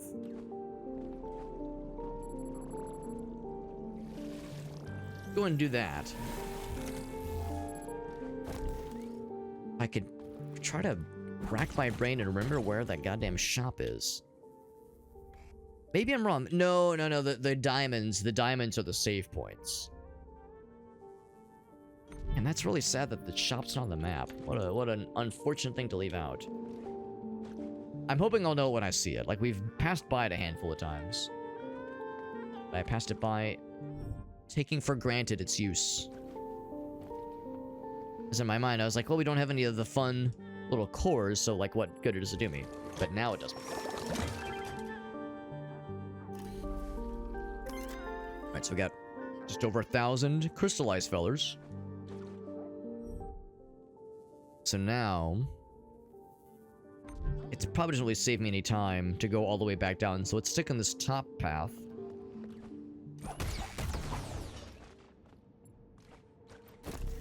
And we'll just kind of drop down that little elevator area. Because this is open now. Yeah, so let's do that then. The nice thing about the ice, we can just swoosh on by. Woo! This. Now, unless we have something new to open this door. Nope. Locked me to the side. That one is open. The next one will be locked. Yes, it is. See, oh, there we go. Yeah, we see workshop. I think that's what we're looking for. Here we go. It's right here. So what I'm gonna do... I don't trust myself. I will forget this in the future. I'll say... This. Oh. That. There we go. I'll say that. That's the shop. Yep. Just so that I'll remind myself. Because I will forget. So we got one of the... Yeah, so we got one of the bosses. Hell yeah. Trying to cope with impending doom. Valid. Relatable, unfortunately. He's just like me, for real, for real. So we got a couple things we could buy. In fact, I can afford exactly 2 of these things. Now, that would be great. More capacity would be great. Yeah, those 2 would be fantastic. Oh, wait, hold on. 10 slots in allocation matrix, or... Oh, protective coat. That means your it's like a heart piece, basically. Okay. I would say one of these for sure.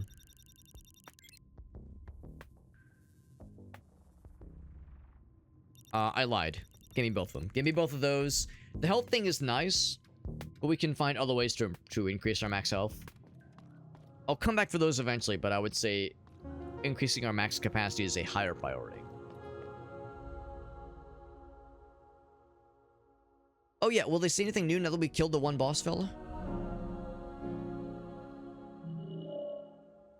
Pearls. Right. So the fact that we've killed 2 bosses... Okay, so there's 5 things. Which one was that? We have the breath. And... Well, I guess the spine isn't a boss, I guess. guess I don't know. But anyway, so we've killed 2 major bosses. Or maybe just the one major one. The other one gave us the grappling hook. But anyway, that is good. I will drop down so I can save, yes, but also get my stuff readjusted. Overseer's pathways. Or here. Oh, that's it. Okay.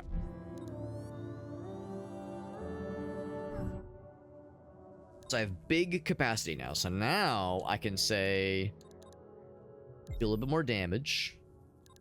Oh, actually, that's the only thing I could do. Yeah.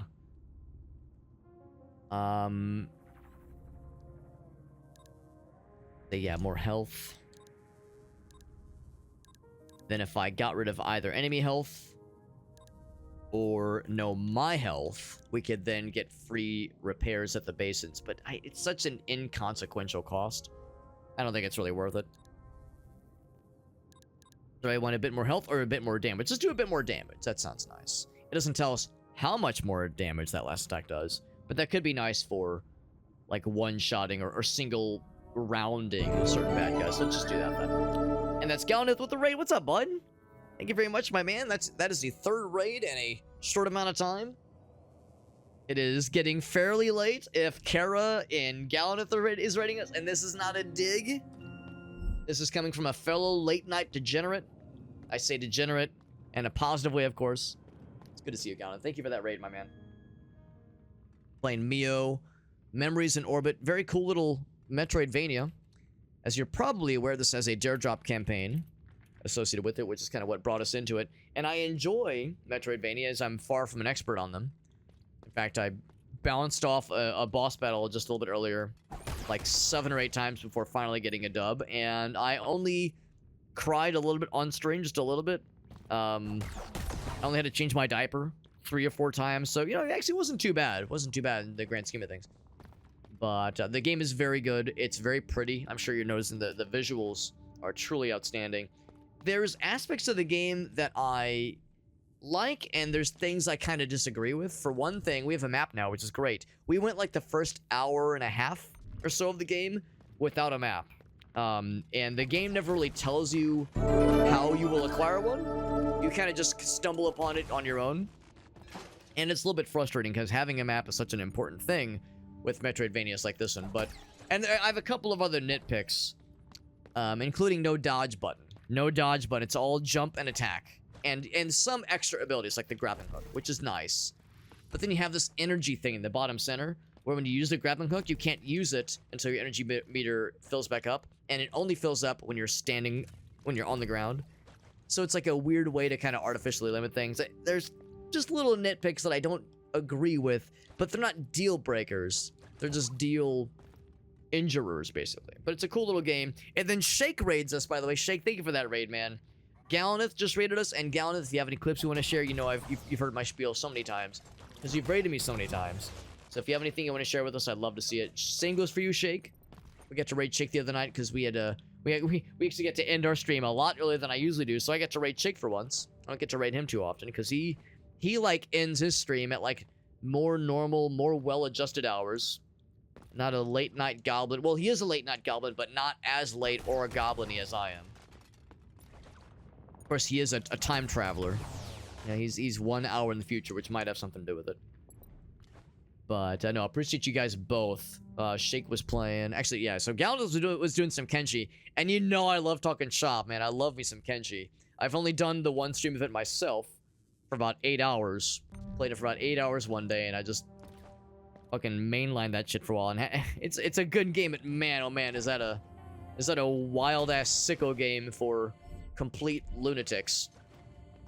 And again, I say that positively. It's a good thing to be a lunatic in that sense, but that shit is nutty. That shit is nutty. Some Rift Wizard King is watching.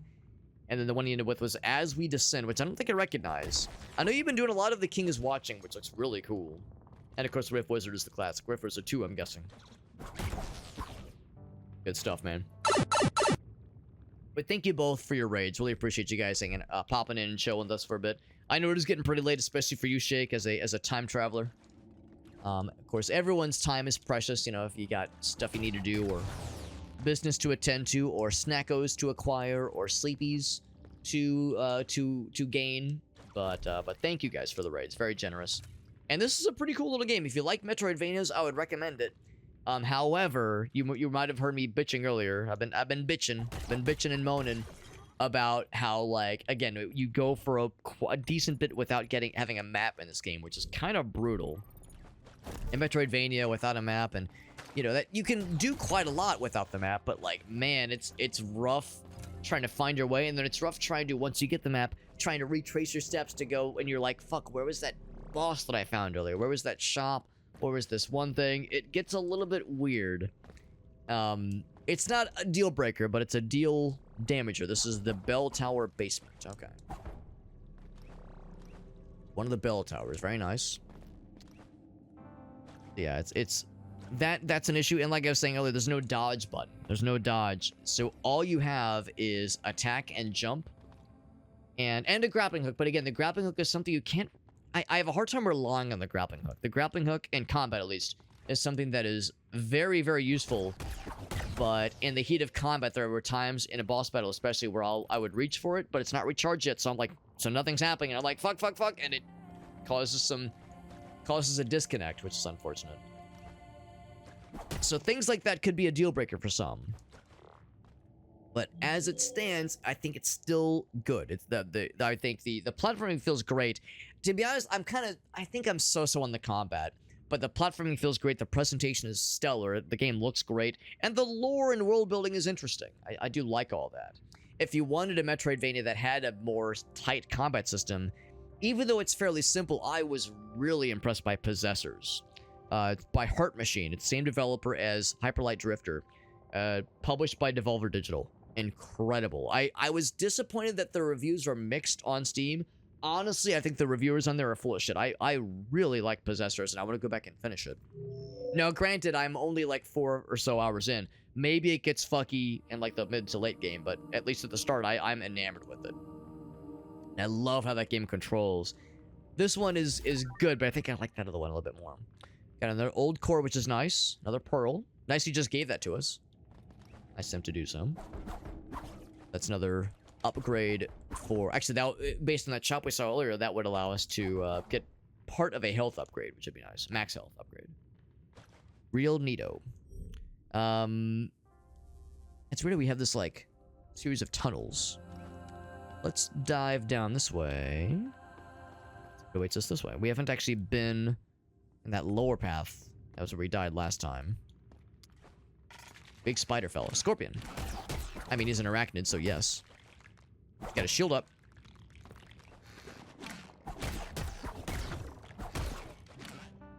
Gonna keep slapping his ass. And there's this thing. It's salvageable. Oh, is it another thingy? Can't really see shit, but yes. Another pearl? Another pearl, or old core, rather. I'm guessing there'll be other shops other than just the one we found so far, because that we would just use that to buy the last item in the shop. There probably will be more. Or where that came from. We can go up, or we can go farther to the righty right. Little fellas. Something up top. A junk pile, you say? Oh, come to Butthead.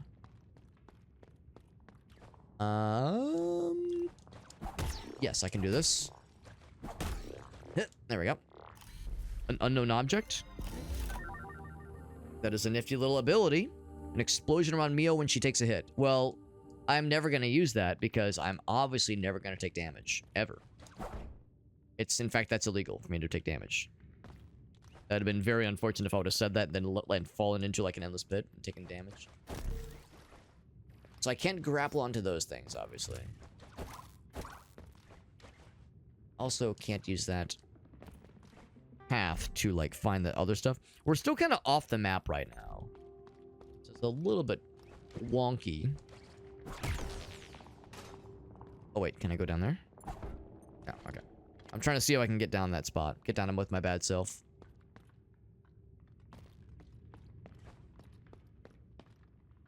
Oh, never mind. I thought this was another fun thing. No, that's just one where you just break the stuff and get the giblets. Or giblets, rather. Oh, no. I was right the first time. Giblets. Like a lot of us back in the day playing Unreal Tournament 2004, and like the Insta-Gib shock rifle.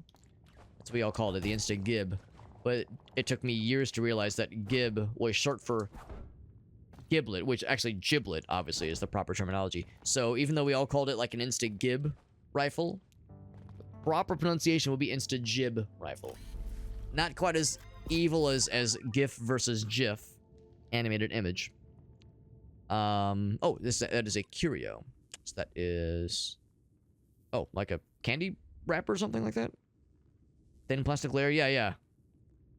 Cryptic texts, rather. Bro, it's just a candy bar. I get excited when I see a shiny, but sometimes the shiny is just a little lore nugget. What's this guy? That open a shortcut? It do open a shortcut. It's nice.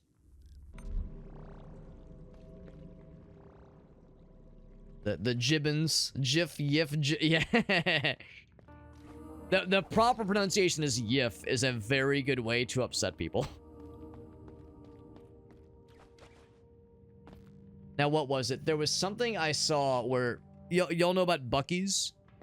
I know if Jet's still listening in, he knows about Buc-ee's. Anybody in Texas or just the South in general knows about Buc-ee's, the enormous gas station chain with like 100+ pumps and incredible snacks and the beaver nuggets and really good pulled pork, all that jazz.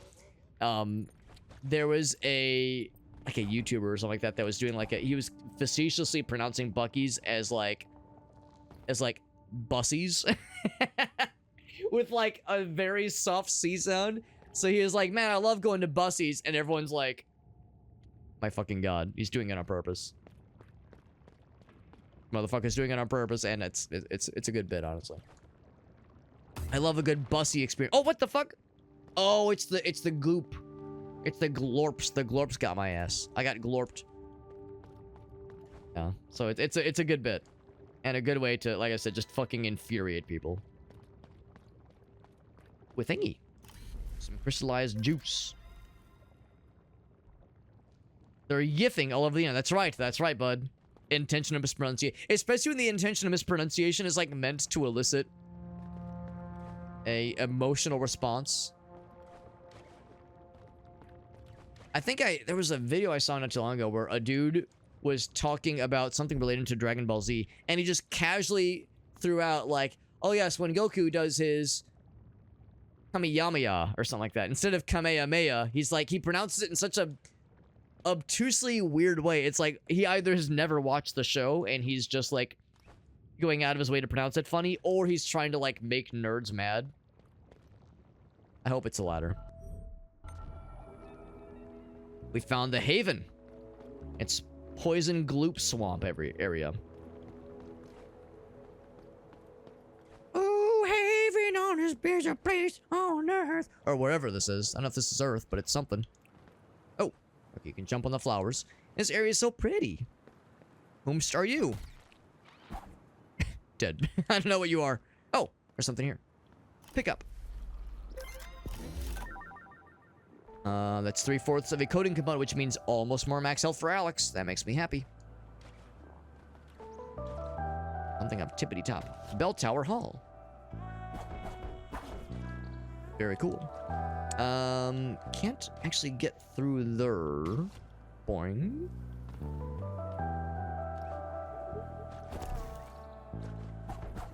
Alright, so I can't break these cuffs. Ooh, is this gonna be a boss? I was gonna say, this area looks like it might be boss battle vibes. I'm just kind of like wound up in this place, not understanding its significance or my place in the world at large.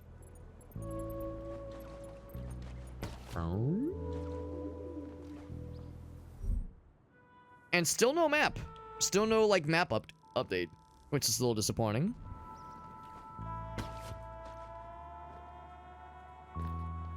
Same thing, let's kind of go down this way.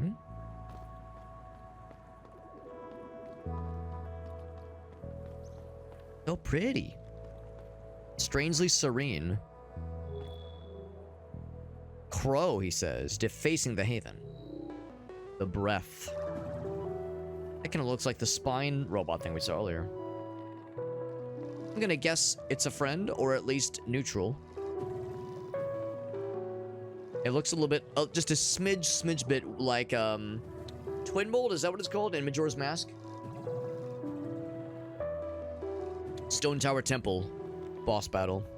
The two, like, flying centipede fellers. Use the stone giant mask.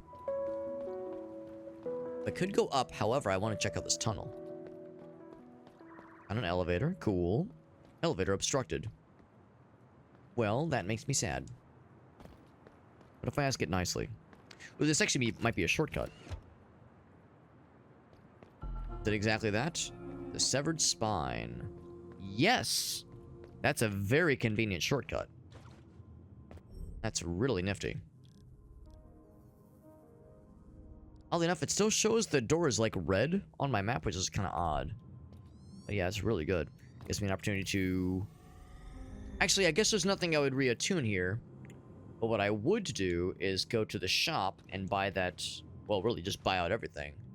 Everything that I can afford.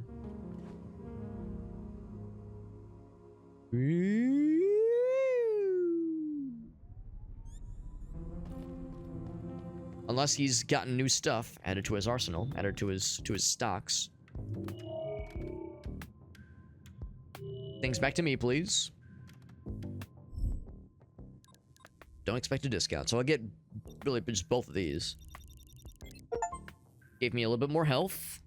Got an achievement for adding more protective coating. And then I'll go and grab this one too. So I have everything. I bought all your entire goddamn stock. That's it for now. My little fellas to come back. Alright. And I think the health upgrade was instantaneous. Yeah, I think it was. Oh, now the map updates. I wonder why it took so long. It's very strange.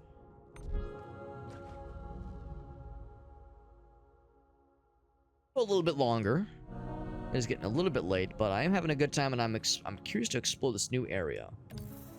Do a little save action right here.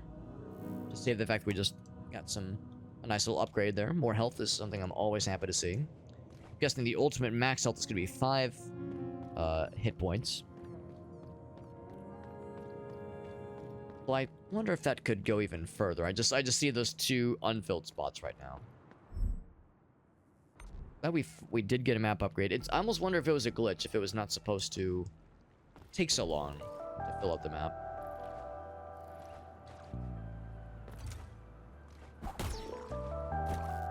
Nothing else there. Can I just reach from here? Woo!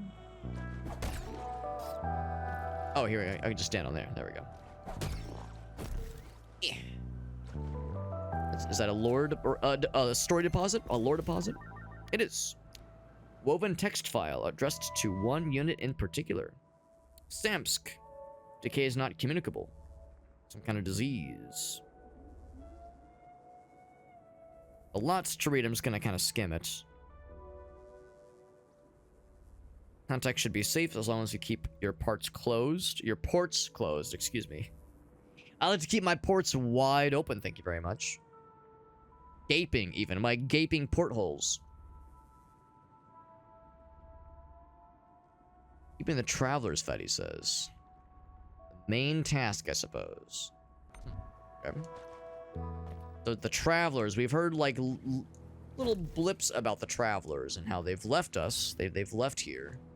There was a period of time where they were one of the main denizens here. Is this a boss?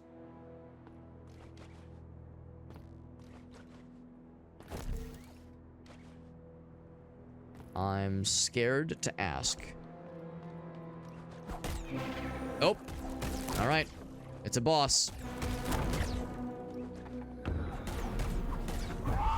Automated. Oh, he's fucking mad. Good lord. I'm just whooping up on him. No idea if it's actually doing anything worth a damn. Oh, we heard about Crow. I think it did some damage. Projectiles.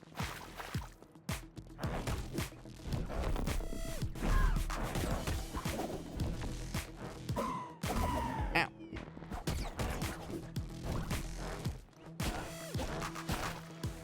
Projectile fellas. That 3-hit combo is kind of rough. Ouch. That's also kind of rough. Not beating him first try. Whoa! Alright, so... Gotta get good. Now, I did kind of start that. I did kind of start that fight. Oh, I did lose quite a bit of stuff, didn't I? I mean, I still have 400 banked, but yeah. The fact that there's no fast travel that we've unlocked yet is a bummer. And no easy way to bank the little giblets that we find. We've only found one spot for banking, though. Oh, no, that's not true. There was another one over here. Wait, did I actually reach that guy, though? I can't remember. Maybe I did bank things. I can't remember.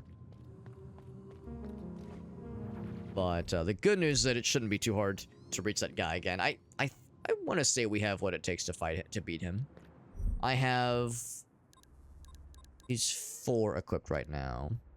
Explosion when we get hit. So I could get more health. Or max health. It would be that or the 3-hit combo damage increase. Kind of hard to do both, unfortunately. Top right. We heard the robot saying that they were sad that the crow had defaced the haven. That he had done something that was not cool. Something that was we would refer to as very non-bro behavior. Now it's a shame I can't just whoop up on him like I did earlier. I think you're basically able to do more free damage.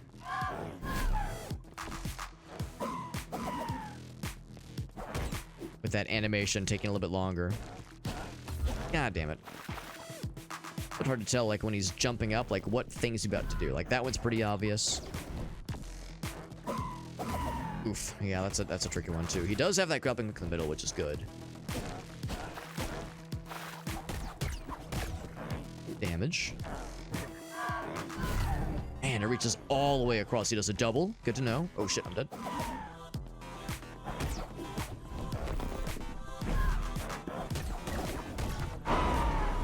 He's doing something. Oh god, what are you doing? I'm scared.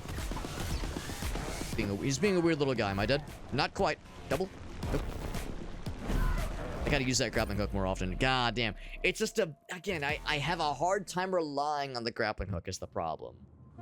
I have a really hard time relying on the grappling hook because I'm glad that it recharges fairly quickly when you're on the ground, but not... It like takes like a full second.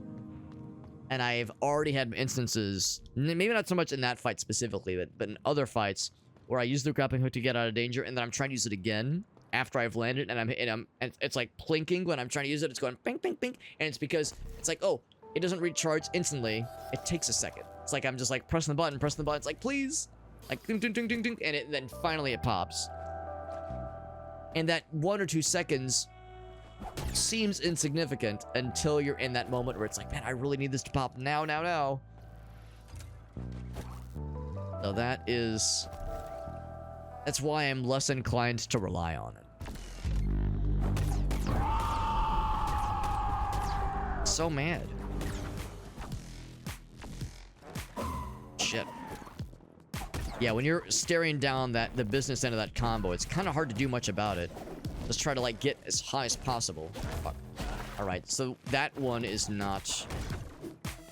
I need to, like, be able to recognize which is the setup for which attack. Which is, like, that big scoopy thing. That's the scoopy thing. Yep, okay. But this is gonna be a quick attempt. Yep, that's a scoopy one, yeah. So when it's further back in the corner, that's that, like, diving scoop attack, and sometimes it's a double.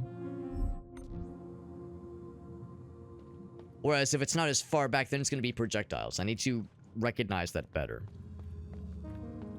Very easy to mistake one for the other. And the positioning for it is going to... Well, actually, I guess in both cases, going towards the middle and start jumping, like getting yourself in the air, is a decent approach for both of those attacks. Because for the projectile, so long as I have like a reasonable amount of distance, I should be able to handle it. Whereas that diving attack, the only real way to dodge it reliably, at least, is to be in the middle and in the air.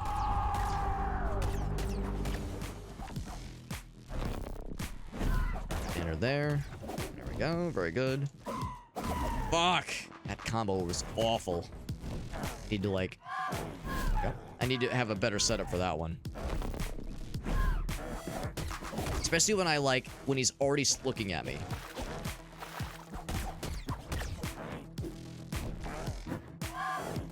Okay, double? Nope, just the one. Damage.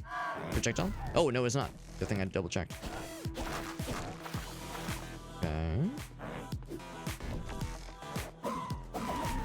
Oh, well, okay, so it was just like what Wither said, you can actually use the grappling hook for some iframes at least.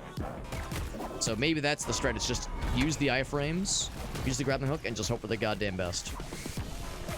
Shit. Fuck!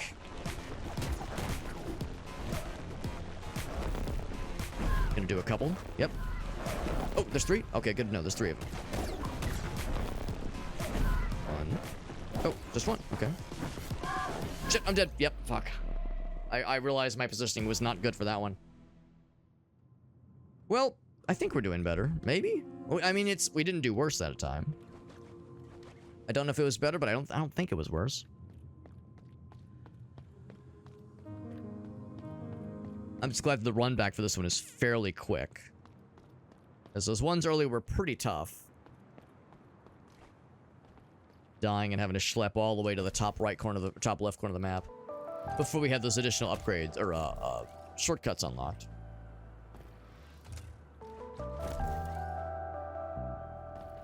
We can do this though. This is it's definitely doable. We can get 3 full combos. Projectiles, yep. Good. Single? Just a single. Double? Nope. Projectile, yep. Good punish. Good single. Not too bad. Oh, combo. Yep. Ooh, oh, yeah, thank goodness. Thank goodness those iframes. Ooh. Double? Nope. Woo. Okay. Woo! That was a little scary. I should have just gone for the grapple. Okay. Getting Angie, good. Yep. Oh shit, he still hit me. 1. Oh, just the 1. Okay. 1, 2, 3. Pinch. Oh, why did I not recognize that? God damn. That is by far the thing that... Oh no, why'd I jump into that? I'm stupid. It's falling apart. The spaghetti, it's going everywhere. Oh shit. Oh god, I thought that was the projectiles. God damn it. I need to do a better job of recognizing these things. It's on me. I need to recognize and plan accordingly. Plan and react accordingly. The nice thing is that this boss gives you a lot of opportunities to punish. That second boss, there were so many times where it's like all you could really do was just kind of nickel and dime with a little bit of a little bit of a hit here, a little bit of a hit there. That guy had less health overall, but still, like, that guy felt like there were fewer opportunities to, like, really lay into him. This guy gives you a lot of opportunities for those full combos, which is helpful.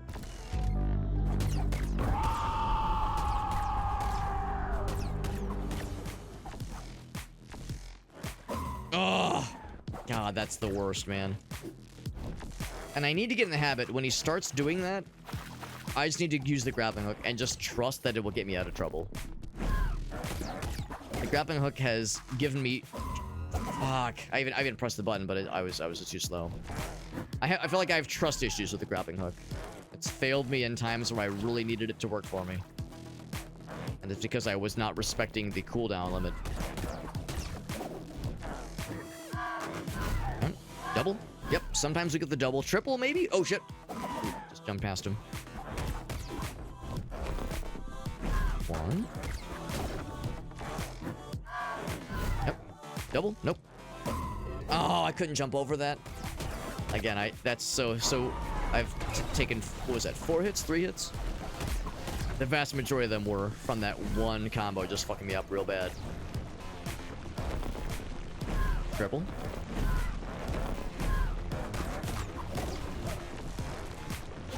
Oh, fuck. I thought that was the dive, man. God damn it.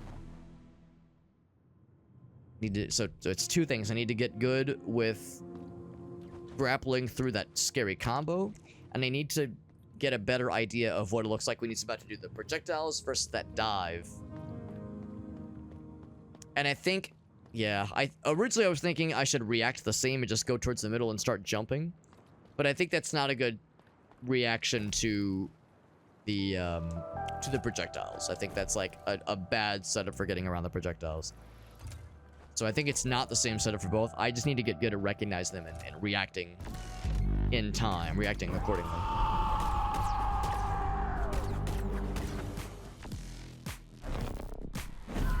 Single. The combo. Oh no, I can't reach from there. Fuck. Okay, well, I don't know, man. I think for that, I just have to like stay towards the middle, I guess.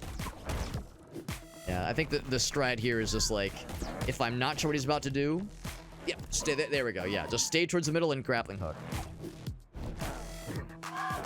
Okay. Double. Yep.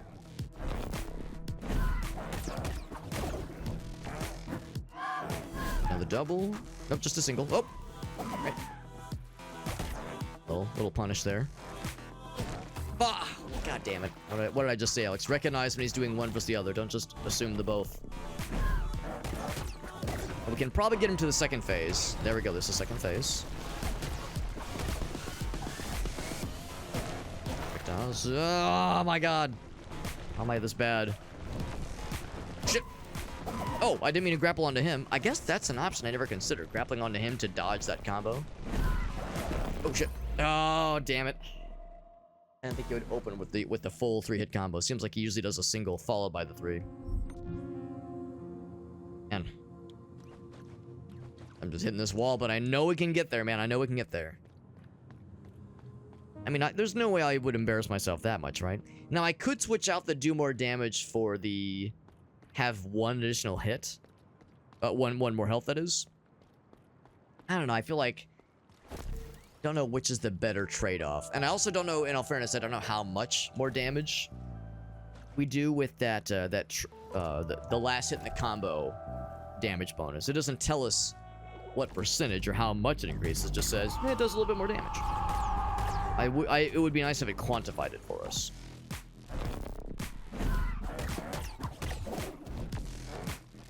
Projectiles, yep. Okay. Full punish on that one. Yep. Okay, there's that one.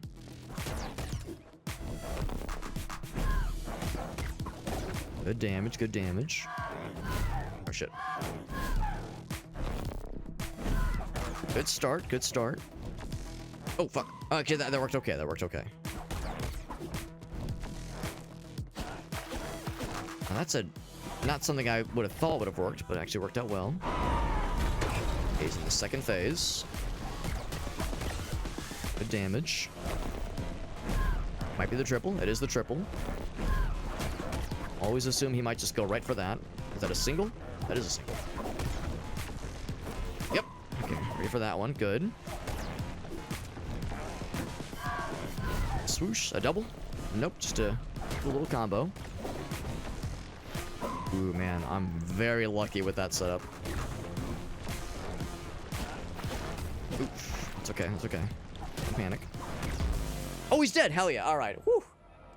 Alright, we learned the patterns. We learned the patterns and we reacted accordingly. The crow has been hold on. Oh, been murdered. What am I doing? The crow has been murdered, of course. A murder of crows. The crow's been, I was about to say like his wings got clipped, but no. He's been murdered. That's the correct reaction.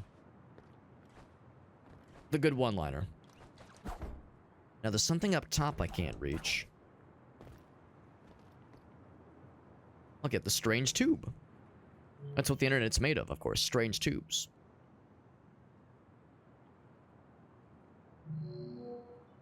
Oh yeah, Samsk. We saw that name earlier.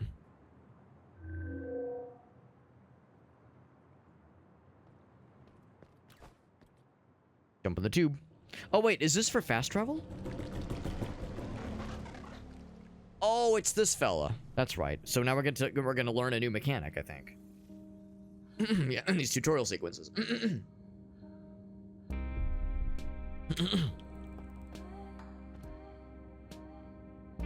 For life itself. Correct. Strike to refill energy. Oh, okay, there we go. So now certain things will give us that grappling hook replenishment. Kind of reminds me a little bit of Bow, Path of Teal Lotus. They had a similar kind of mechanic where like certain things could replenish your like certain platforming abilities, certain movement abilities. Very nice, very nice. That will indeed open up some new possibilities for us. Very nice. Very good. I'm not sure what this little something or another is. Shiny. I bet if I go around, maybe. Or up and around. There's like a little thing up there. That guy's corpse is gone. He stays dead. D-E-D dead. Get up there.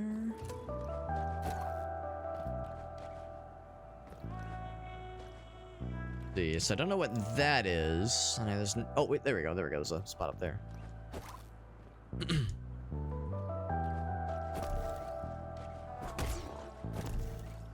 There we go.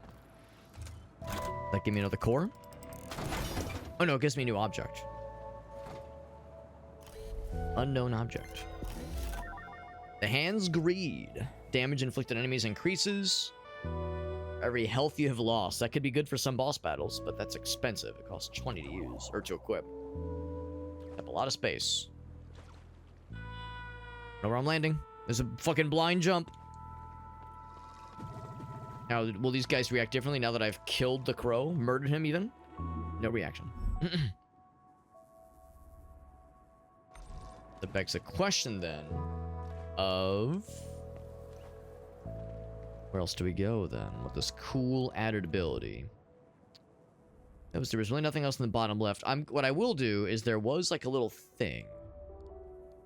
I'll say, like, up here... some kind of shiny. Oh, shit. There. Some kind of shiny up there, and I don't know how to reach it. I'm assuming we'll come back. We'll, like, kind of go around and drop down into it eventually.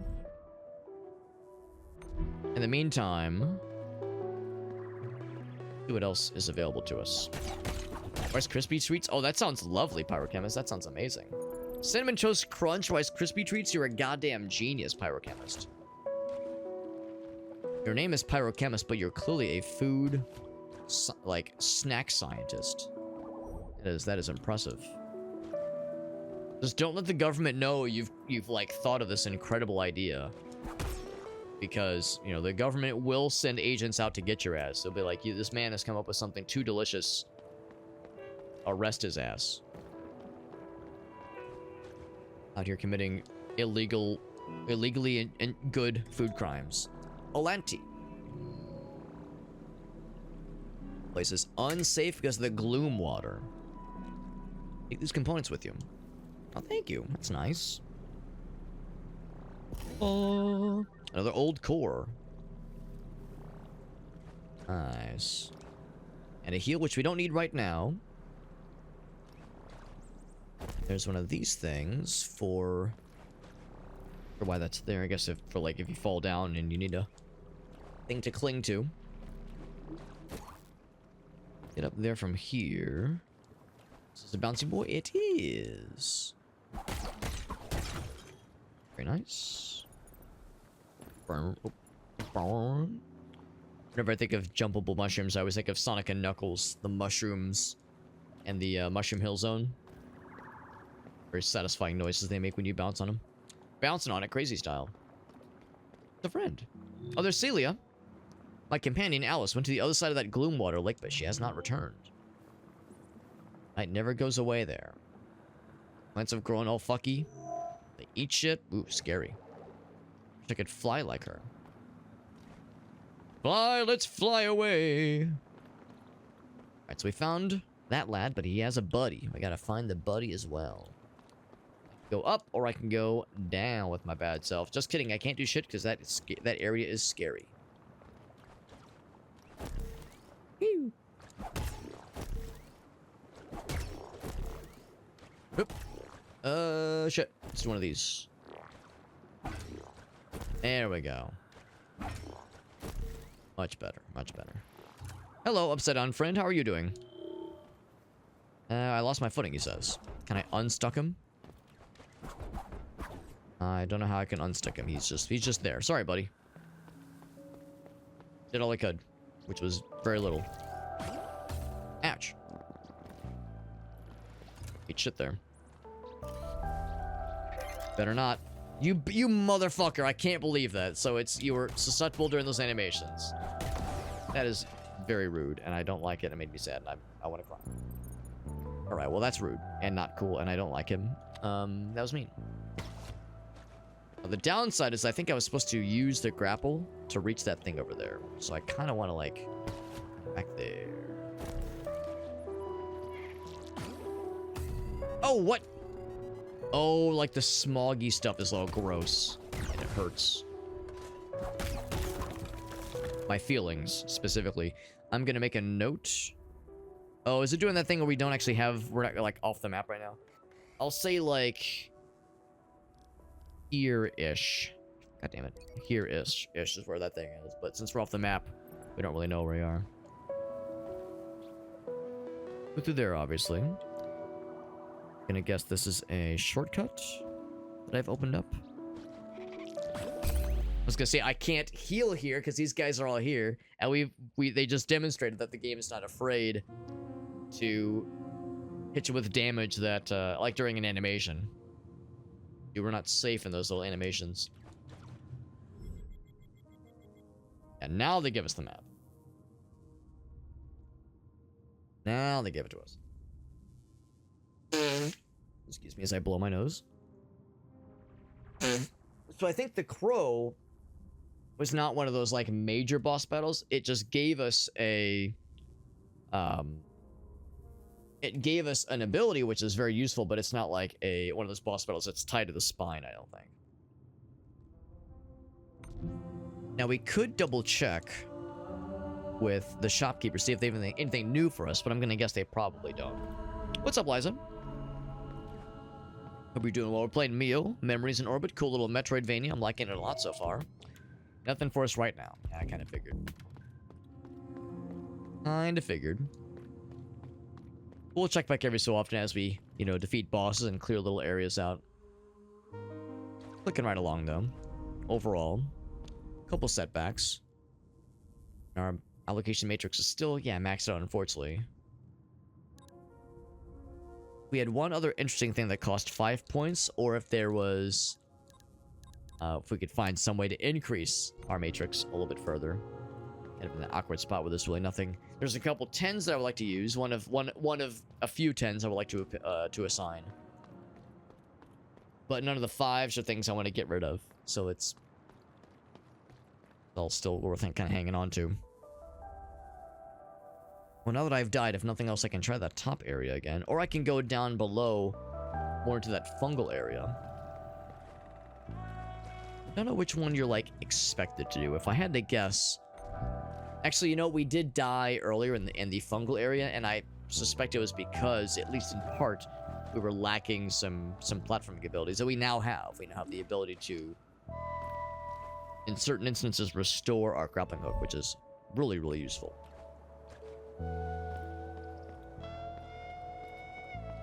I would say that's worth clinging to for sure.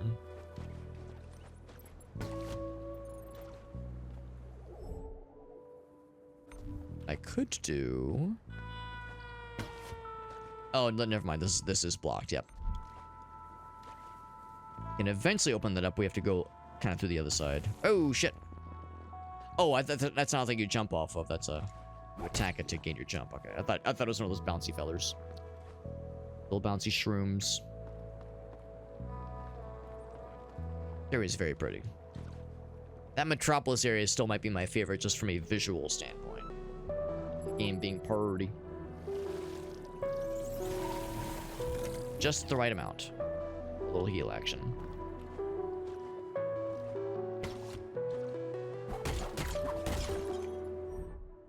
Area I want to go to that had that one little bonus feller. Bet I can do it. Bet we have the goods. Oh, okay, maybe not there.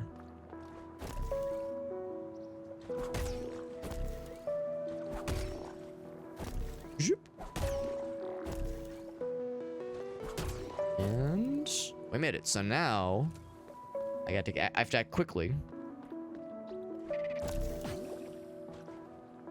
Loop off that guy, pick up the unknown object. Glitch trail. Leaves a trail that hurts enemies after you use the hairpin. That's actually kind of nice, but it's very expensive. 30 is quite juicy.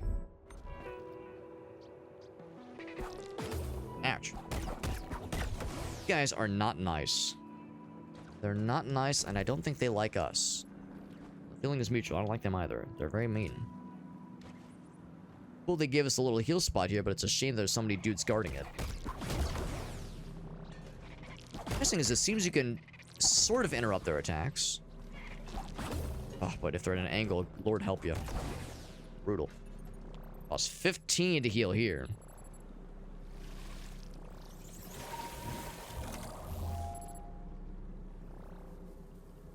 Wait, did it not heal me? Hold on. Oh, I see. It costs. It's not a full heal guaranteed. It's a per heal unit cost. That's pretty rough. Whoa, big little jumpy boy. Hello, barrel friend. It's barrel guy. He's just chilling. We're going off the beaten path. Not sure where this is gonna. Oh, boss battle? Nope. It is a combat challenge. Not a proper boss necessarily. A little combat trial. Dealt with much worse, so I'm sure I can handle it, probably. Oh, these fucking guys. Smog being extra brutal, that is really mean. Reach you. Get got by the smog. Don't do it. Just don't do it. Make a conscious choice not to get got. Did we gain anything? Just, the reward is being allowed to live. That's the reward. Allowed to continue breathing. Maybe we'd get like a little something for our troubles. I want to kind of drop down, but I don't know if it's a broken bridge. Oh, what the hell? Oh my god. Stealth fellers. Stealth fellers, if you will. Ooh, this is it's a shortcut. That's another core, I do believe. Rummage around. Oh! Old core. This... Yes, I recognize this area. Spot right there on the map. Oh. It's so weird to me that they don't give you map updates while you're alive. You have to die and then... Or actually, maybe not die, but you have to go back... yeah, you have to go back to the save point, basically, to get your map updated, which is an odd requirement. Game is so cagey about map stuff, and it's so weird to me. Feels a little bit like that flies in the face of how Metroidvanias usually are. I can appreciate that they're trying to do some different things, but these just seem like odd and kind of arbitrary limitations. Like, nope, we're not just gonna give you a map, man. It's not just gonna update as you're playing. You gotta earn those updates. Alright, what an odd restriction.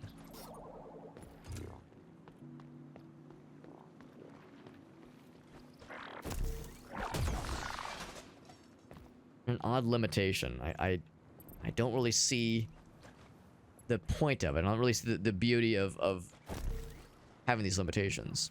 Of course, I'm not a game developer. Fuck do I know, but... yeah, just weird. Just weird, and I can't say I love it. Oh, now the elevator is open. Nice. Very, very good.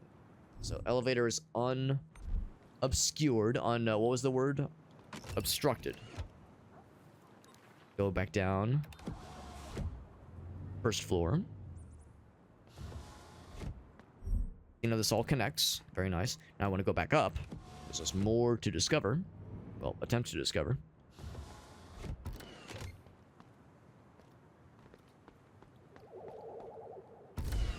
Ooh, another combat challenge? Yes, sir. Ouch.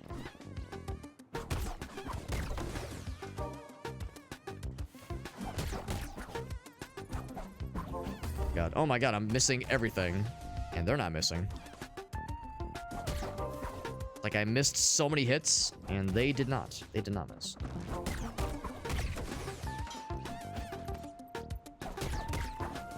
Watch the other guy. This is scary. All these little flying fellers that are all very quick. Those hummingbird lads.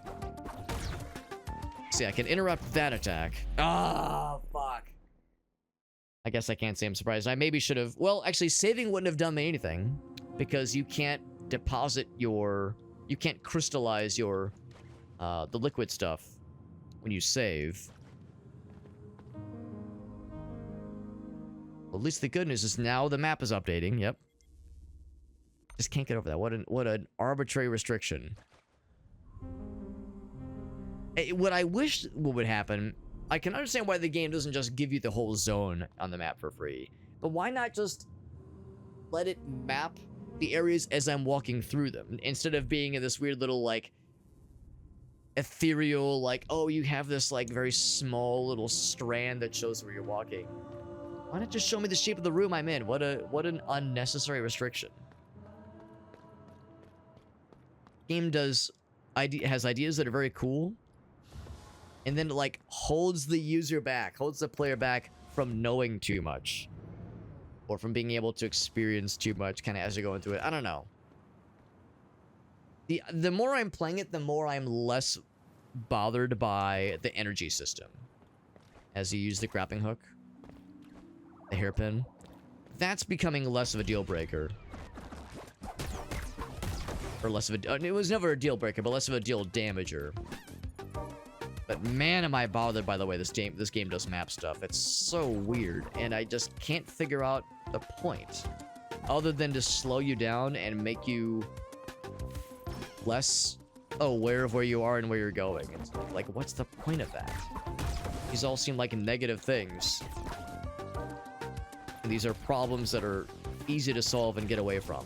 And of course, now when I have much fewer fun money points, I'm able to get this fight knocked down first try without taking any damage, naturally.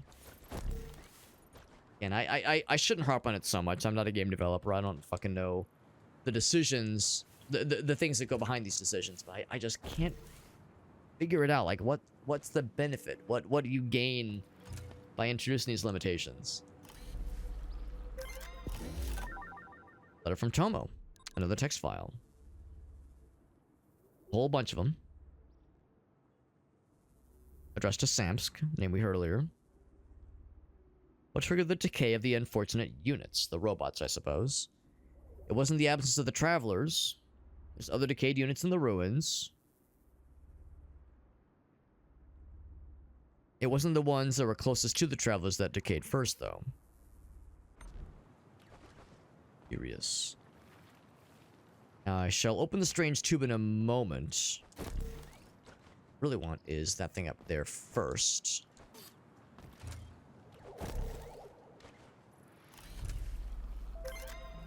Or the juice. More fellas to crystallize would be nice. Strange tube. Does this mean we get another upgrade? And of course we just found their text messages. We were reading their texts. Still a good tool, he says. Interesting because we just got another tool not too many moments ago. Gonna inject some stuff into our brains. When I was little, played in the shadow of the... Oh, shit. Oh, now we get a dodge. Cool. So it's like a spot dodge. You can spot dodge in the air. That's pretty cool. That's what you would use to get through that projectile area. That's pretty slick.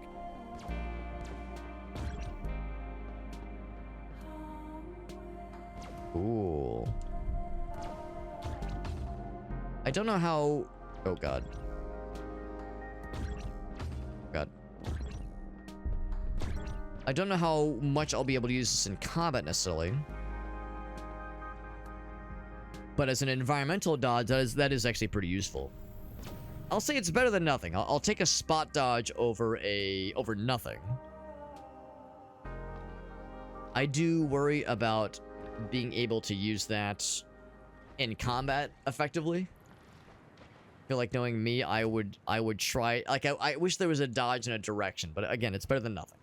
A little spot dodge, it is something. Shortcut remains unavailable. What an... Yeah, I wonder what... There was probably a pickup I missed somewhere to give me this pass. Aviary's passport. Passport out. Not passport, passport out. Anyway. Something to keep an eye out for. That might be something we find in the mushroom area. Oh, and I think that one.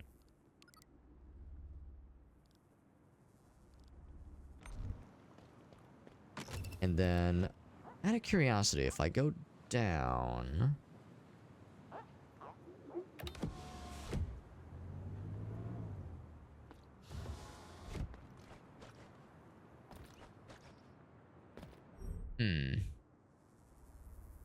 Yeah, I'm wondering if like the elevator is how you get down to that other spot. So if I leave the elevator down and then climb up manually, that might be the strat.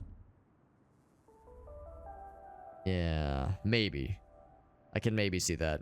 There's also an area to the right, and there was also the fungal area to the bottom right. We'll go a little bit longer. It's getting kind of late, but I'm kind of curious to see how far we can go here. We have the spot dodge, which I don't think would really help in the in that like gloop area, getting through the poison swamp stuff, the swamp water. In fact, I think what's gonna happen, we go further to the right. That one spot that's kind of grayed out right now, I think that's the gloop. In fact, I know it is. Yeah, that's exactly what that is. That is the gloop water.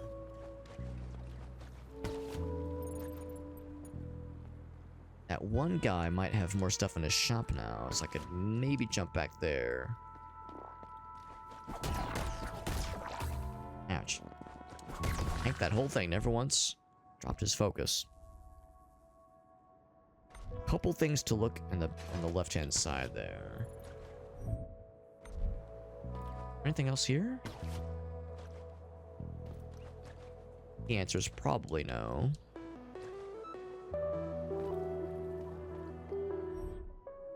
I don't know. There's like a kind of a path above.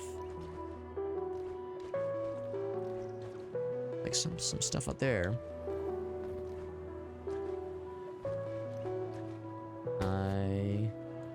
Yeah, okay. That was the first combat challenge, yeah. Where you get up there?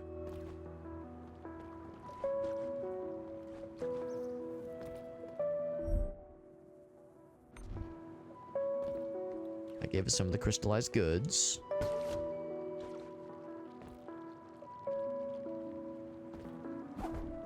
Over there. I'll make a note for that.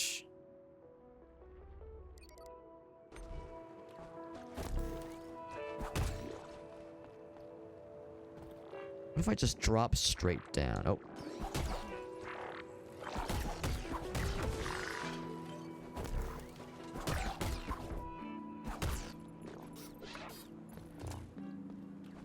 Back, and he is out. There we go.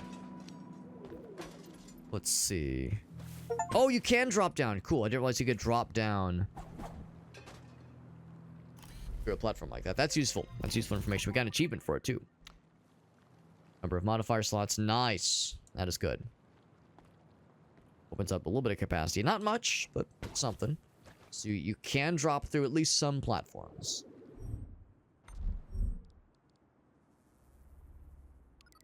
Yep. Do that accordingly.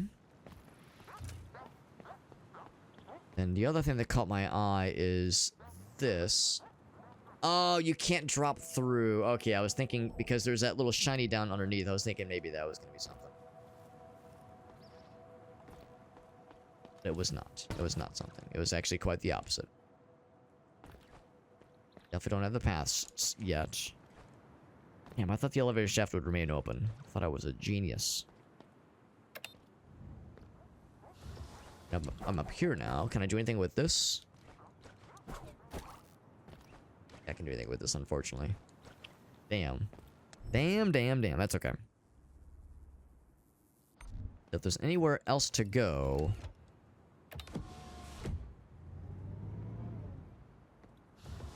Maybe down back into that fungal area.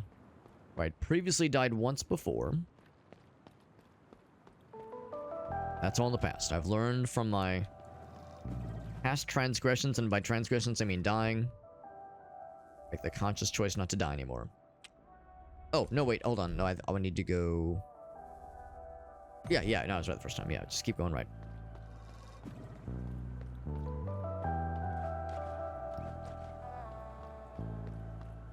There'll be a spot to drop down. And it's right here. Need to heal. You know what? Yes, I did take a little bit of damage. That. L tower, that's right. So... let's see if there's anything to the right. Now that I got these new platforming abilities. I didn't have previously. We got Raylan. What's up, buddy? Says I'm a cyborg. Oh, gosh. That sounds awful. 3 bones. Oh, no. I'm very well sedated. I'm glad you're here, and I'm glad you're doing all right, but oh, that sounds awful. Congrats on the cyborgification. Congrats on, yeah, getting some... on getting chromed up, as they say. But man, that sounds very painful, Raylan. I hope it wasn't like... well, how could it not be traumatic? Whatever you went through that caused such a painful injury, but yeah, I hope the pain meds are good, and I hope you're able to rest and recover. Man, that sounds awful, man. Glad you're here though, but nice to hear from you. But as you can imagine, yeah, no pressure. If you need to like take care of business, you know, get your shit taken care of and rest up and whatever you need to do. Whew, sounds awful. It's awful. Yeah, 3 bones, metal in the ankle. Ugh. I imagine you're probably going to be off your feet for a while. I hope you're able to rest up and take some time off of work or school or whatever. Focus on recovery for a while. Got a coding component. That's this game's version of a heart piece from Legend of Zelda, which is nifty. We're playing MIO, by the way. Memories in Orbit. Cool little Metroidvania. I'm liking it a lot so far. That is not a dead end. Oh, but this, I think, is a dead end. Yeah, we're trying to find our next kind of major area to go next. Beaten a few bosses. We've gotten some cool new abilities added to our person, so we're trying to find some other cool shit. Spot dodge is nifty. Go up. Oh, wait, unless there's anywhere down below, but I think that's just the goop. No, it's not. It is not the gloops. Oh, so let's go up and around then.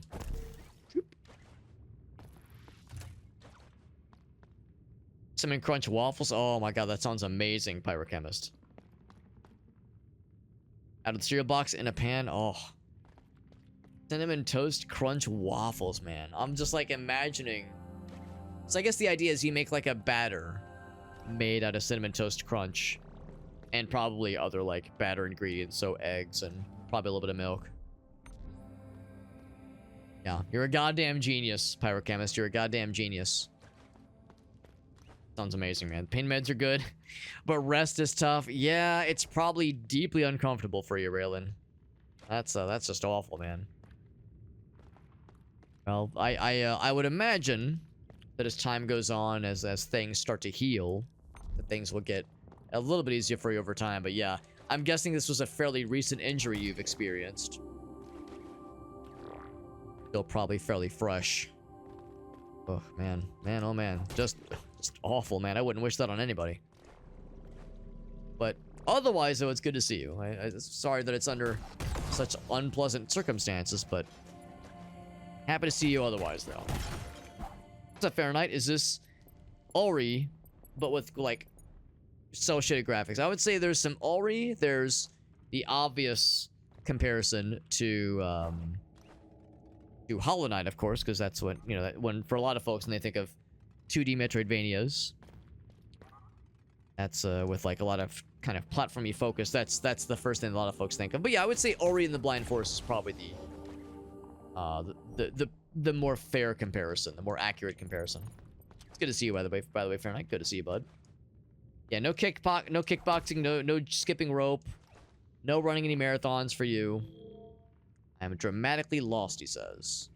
Dramatically, not just regularly lost, but dramatically lost. The drama, dude, the drama. Yeah, 9 souls. I would say 9 souls, and what's the other one? Bow in the Path of the Teal Lotus. That's another good one. In fact, that's another game I need to go back and beat at some point, because we got pretty far into that one, but never did beat it. Another one to go back for at some point.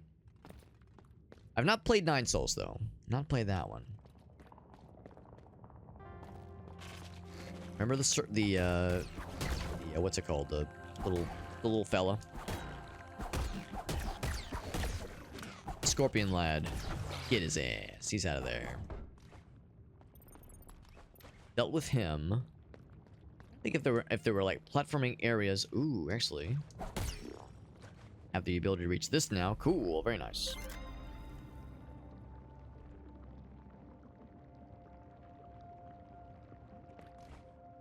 An epic slide tackle. I mean, that sounds like a pretty badass way to get such an ankle injury. Crazy day. A lot of sales and events. That's awesome, man. But I'm sure you're exhausted. I'm glad it was lucrative, but sounds exhausting.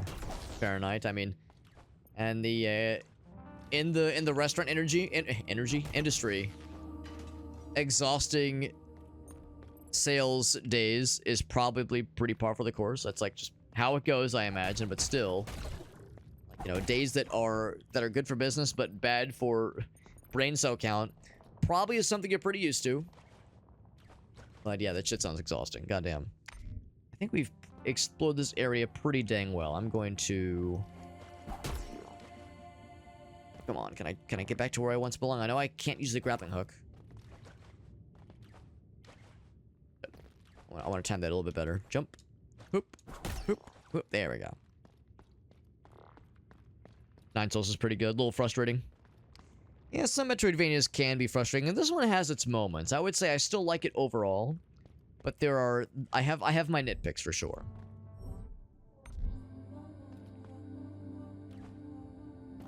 If there's anything else... You know what? Hold on. Let's see if there's anything in the top left.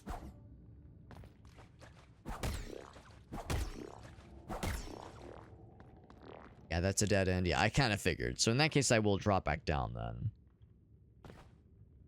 I think we've seen all there is to see in this little area for now. Gotten all that. I think that's all good. Ugh. For the loud crack. Was it one of those where, like, you heard it and then you felt it? Or did you feel it immediately upon landing, like, oh, that's not good? Because I've heard people say, like, sometimes the adrenaline kicks in. Like, or maybe not adrenaline, but, like, they hear it and the pain isn't so obvious at first. Like, it takes a moment for the body to realize what happened. Charging extra $15 for every catering menu.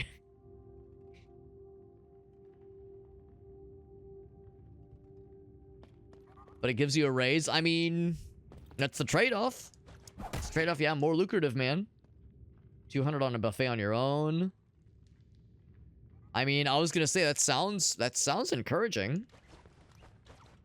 I imagine that's part of just how it goes. Just like trying to be mindful of how much to charge for certain things, and recognizing, like, you know, what's the threshold people are willing to offer, or willing to go in on, rather. So yeah, I mean, it sounds reasonable to me, honestly. It sounds like it's a worthwhile trade-off.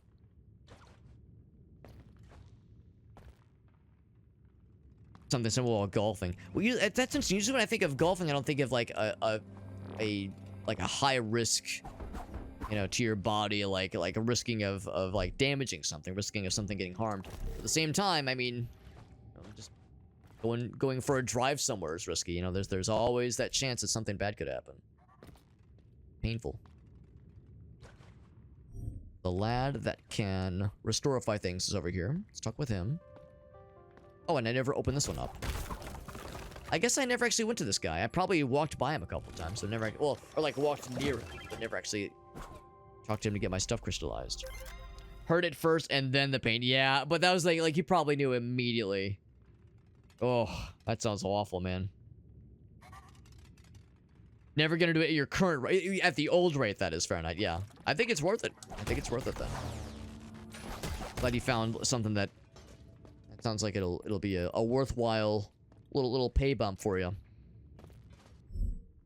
As you know, as you if anybody would know how thankless and how exhausting food service restaurant stuff goes. So yeah, any way to make it more tenable, I'm all about it, man. But did I miss something? I know I can use this. Yeah, I was still able to reach it. Yeah, I saw that little kind of lip in the corner. I wonder if there was anything I could do with that, but no, sir.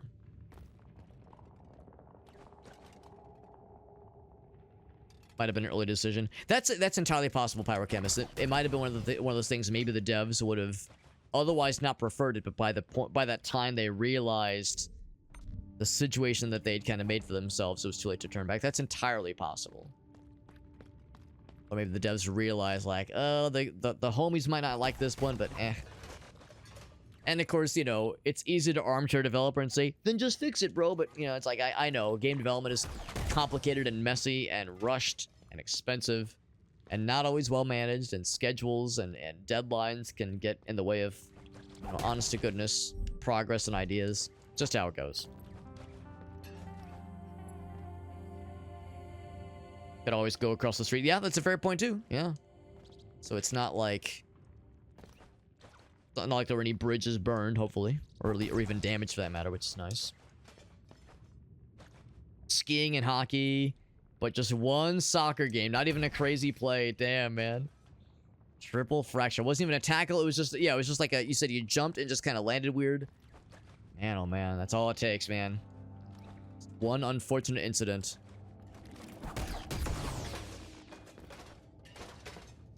But it's okay, Raylan. If you need somebody to back you up and say, yo, Raylan broke his ankle in such a fucked up way, he was trying to rescue a box of puppies on the railroad tracks, and he was fighting off a couple ninjas while he was doing some motherfucker was going hard. Like, if you need someone to back you up, Raylan, if you need like a more badass, more exciting story, I got you, B.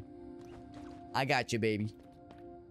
I'll be a very convincing, not alibi, but I'll vouch for you. Could be oversight, could be technical debt, could be, yeah, exactly. There's a million reasons, and it's impossible to guess the developer's intention. So that means I could do less bitching, or if I'm doing bitching, you know, include that as the caveat. But come on, I gotta be bitching. What I do. That's what I do best. That little spot's technically off the map right now. Technically. And a lot of those the equivalent of heart pieces, which has been really nifty. Anything else around here? I think we have milked this pretty gosh darned well. We got that guy. Unless I have anything more to be crystallized, but I don't think I... Oh, I have a little bit, sure. Might as well. Making good software is hard. As a person that works in software development, I can tell you that is extremely correct. Making good software is hard. And it just takes a lot of time. And also, like, I'm sure anybody who works in software can tell you, making good software is hard, but making easily readable and easily portable software is hard. Stuff that anybody else can easily pick up and know what you were doing and, like, follow along. And not have it be spaghetti. Spaghetti code? No, I love spaghetti, but not spaghetti code. That shit's hard too. So it's one thing to make it work. It's another thing to like make it elegant and like easy for other folks in your team to work on and understand.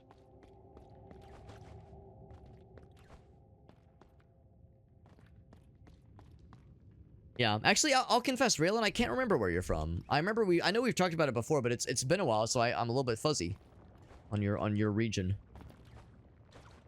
Can't just jump over yonder. Yeah, let's go across.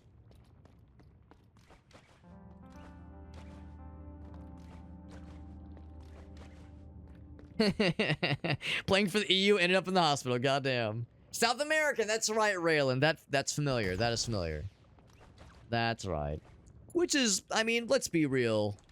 South America and Maine, Canada, these are pretty much the same place if you really think about it. If you really think about it, all these places are functionally identical. We got Tudion. What's up, bud? Explaining how clever code is bad code. Dude, the number of times in college I had this, where like some of the most brilliant people I've ever known wrote stuff that was so incomprehensible. And maybe it's just because I'm a dumbass. Maybe it's just I'm just a dingus, and I mean, maybe I'm better now, but, you know, when I was in college, of course, I was, you know, I was newer. I didn't have any industry experience. Obviously, all I had was what I learned in college. So, yeah, like, there were times where it'd be, like, a group project or an extracurricular project.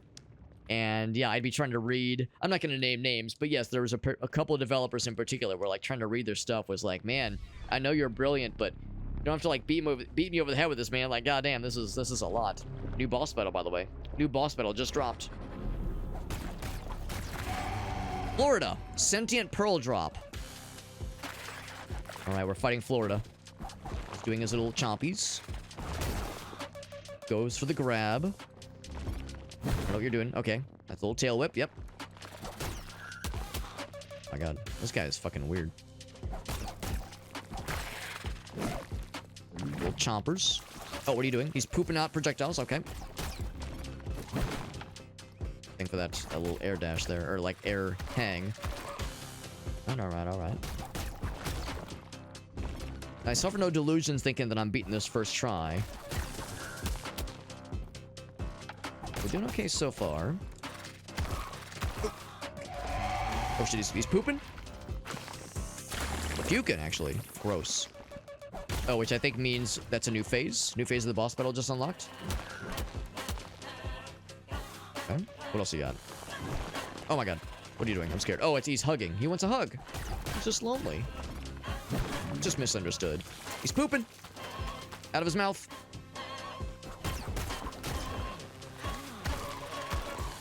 Okay. The hug? He's going for the hug? Hugs, not drugs? Why not both? I can't believe we're fighting Florida. Oh, he's pooping? Yep. Go for the hug. I was gonna say, I think we got this ass. That was a much easier fight, honestly, than I was expecting. The first 3 boss battles were way harder than that motherfucker. Oh, he puked out a friend. Hello, friend. Are you alive? Strangely, yes, actually. Dust themselves off. Hello, friend. Personal assistant. My property? Excuse me? I don't feel comfortable owning a robot human, well, not human, but robot person fella. Good architecture, easily consumed. Oh, yeah. Yeah, I wish, bro, I wish. In all fairness, my current employer, my current coworkers, they do a good job of it, but in college, not so much. But, I mean, in college, you know, you're learning. I'm, if it sounds like I'm harping on people, I'm not. We were all learning. Lord knows I didn't write amazing code back then. I probably still don't write amazing stuff now. The number of times, too, like, this happens a lot where, in college, in software development, we're, like, kind of taught this idea that if you're copying and pasting code, that's bad. Redundancy is sometimes bad in software development, because, oh, if there's a change to this requirement, you have to change it in a bunch of places if you're copying and pasting. Whereas if you like, if you were able to simplify a process or function down so that it's just like a single line, or maybe just one function that does this one thing, or maybe not, that's not a good example, one function, because it's doing it modular, but like a component within a function, or just a segment of a function, like, you know, you're applying this one operation to this property and this property and this property, and they're all strings. Why not just write a separate subroutine for that? In college, it made perfect sense, but there's been a number of times in the industry where I do something like that as a temporary basis, and in the peer review, nobody says anything, and then I'll ask, should I simplify this? And they say, no, we want it more explicit. Then it's very obvious what this code is doing. When you condense things down to like save space and you know, be more elegant, that's great, but sometimes you sacrifice easy readability.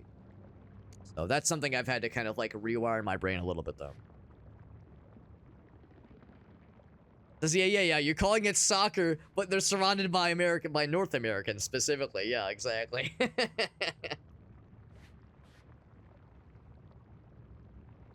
Some Colombian food. I don't know if I've ever had Colombian cuisine before. Shader code? Oh, I stay way away from graphics. I took a course in computer graphics in college, and I was like, damn, I don't have a big enough brain for that shit. I don't have a big enough brain for computer graphics. So no, I steer clear of a pirate chemist. Keystrokes are free, use them, commits are free. All valid, all extremely valid. Humans read them, computers execute. That's right, man. Yeah, I didn't think, well, yeah, I was nervous because I was like, this boss is weird, but then he never really did anything scary. So I just got scared. Missouri man fights Florida. Missouri wins.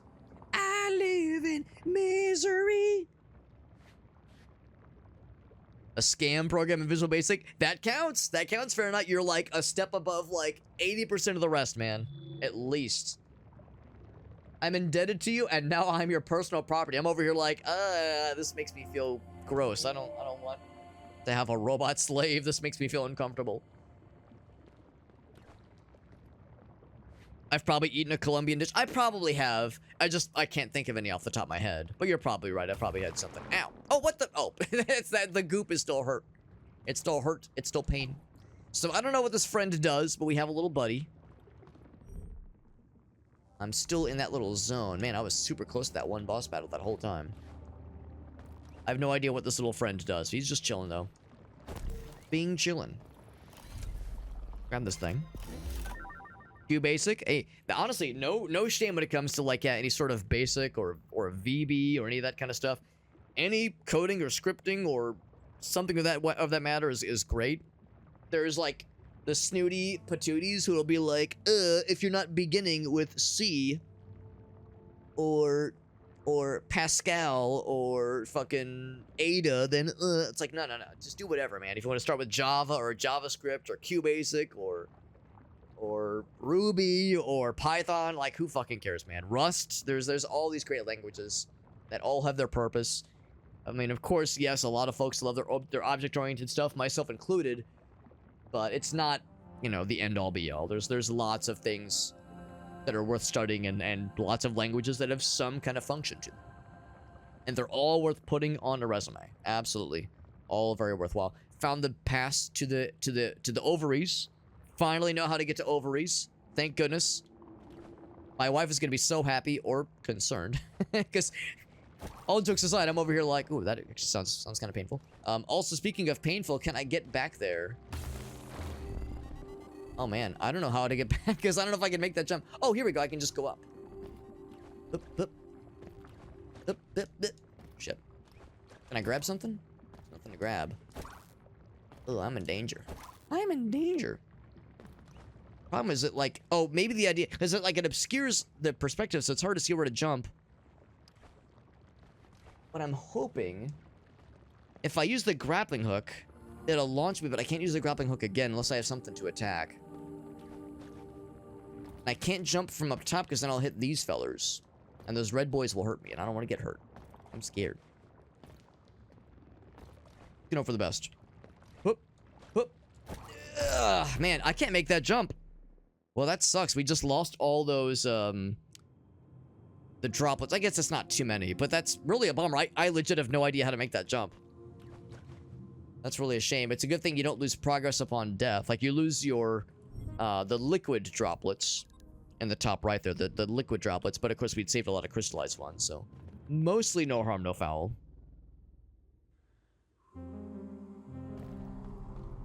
GitHub, Stack Overflow, that's huge, honestly. Yeah, there's plenty of code-minded, software-minded folks that are, yeah, that or maybe not as familiar with GitHub, or yeah, I've never perused Stack Overflow. I mean, Stack Overflow is just, you know, it's a website to peruse, but they're a very useful source. Very good resource. A lot of HTML. HTML can be useful. I mean, I very rarely ever have to mess with it myself, but it can come in handy sometimes. Personal assistant. It's like my Palm Pilot, but he just kind of sits there at the base. Don't tell anybody I know or like am familiar with HTML. I mean, HTML is nifty. I don't know if there's like any... I can't really think of any instances where it's like, oh man, I don't want to get sucked into the rabbit hole of HTML stuff. Because I don't really know a lot of places that would have you, or like positions that would have you manually modifying HTML for like websites and that kind of thing. It's probably out there, but so much of website design nowadays is done with like CSS, and I feel like a lot of that's been kind of smoothed over. I don't think would really need to get too much in the weeds nowadays. But I mean, a little bit of that goes a long way for sure. What about Fortran? You joke. One of my first job out of college, I was the only .NET developer surrounded by COBOL developers. So yeah, Fortran, COBOL, that mainframe shit, it's still around. It's still around for sure. Standardized biochemical sample. Huh. Found a curio earlier. Oh, it's more information about like funny little objects we find. That's kind of cool. A candy bar, basically, I think. Need more things to be scrutinized. So he'll like tell you more lore entries. That's kind of neat. What I do want to do is go back to that save point and get a couple things reassigned to my guy. Good to see you, Pre-Law Flipper. Hope you're doing well, friend. Business web pages as a side gig. Oh yeah. I mean, that sounds really fun. Unfortunately, I mean, I guess I don't know. I don't know how lucrative that would be nowadays. But I'm glad that back in the day it was a good old time. Yeah, it was back a ways. I'm actually a little bit surprised even back then folks were having you get into like HTML, like getting into the weeds themselves. Although if it was for a bank, they, you know, maybe they didn't know about like, you know, CSS. Maybe they didn't know there were other ways to do it. And I'm glad they didn't, because it meant that that Fahrenheit, all the more what's the word? Just yeah, it was benefiting from doing so, which is making it more lucrative. That old tech and how much it lingers around. I mean, especially, you know, talking about banks, I think banks and like financial institutions are one of the places that mainframes are still in use, like credit card processors, that kind of thing. I'm pretty sure a bunch of that is still very credit card heavy. I used to know someone that worked at MasterCard, and they did some mainframe stuff from time to time. Well, floppy drives. Hey man, if it works, man. Edutainment or education like tech place. Cleaning up HTML for their learning management system. Oh, I remember Blackboard. Wow, that's a throwback. I remember Blackboard in college. I'm legit surprised that they were having to tinker around with HTML, but like you said, there's some use for it probably. There's got to be some use for it. I'd imagine like extensive knowledge probably wouldn't be necessary in a case like that, but like a little bit goes a long way for sure. I mean, there's no such thing as too much experience or information, or just resourcefulness with that kind of thing. It's pre-Windows XP. That would be old school for sure. There are web frameworks. Now, I didn't know there were web frameworks for COBOL and Fortran. That's pretty cool. Although I guess it makes sense, honestly. Photographer, making it. Oh, for his business side, yeah. Just for the boomers in town for a night. But that's such a valuable skill to have. Just general computer, general technology familiarity, of course, is huge. But yeah, that's fantastic, man. Now I could equip one of these 10 fellers. Get that maintenance act, which is nice. Or I could drop that and drop this one. Get this one. Every time we hairpin, we leave a little trail that hurts enemies, which is nifty. But again, I'm not really doing that in combat very often. But it's something to try out if nothing else. Just something new and weird to try. I also kind of like that one. That's good for boss battles. In fact, I think I would do that one instead. That one's good for boss battles for sure. That's all damage. All damage goes up as we lose more health. That allocation matrix can go a real far. I know there's a whole lot left to be found. It's still unfortunate because it works right, yeah. Well, of course, like you said, changing it or upgrading it would be expensive and time-consuming and risky. No question. That is all extremely valid.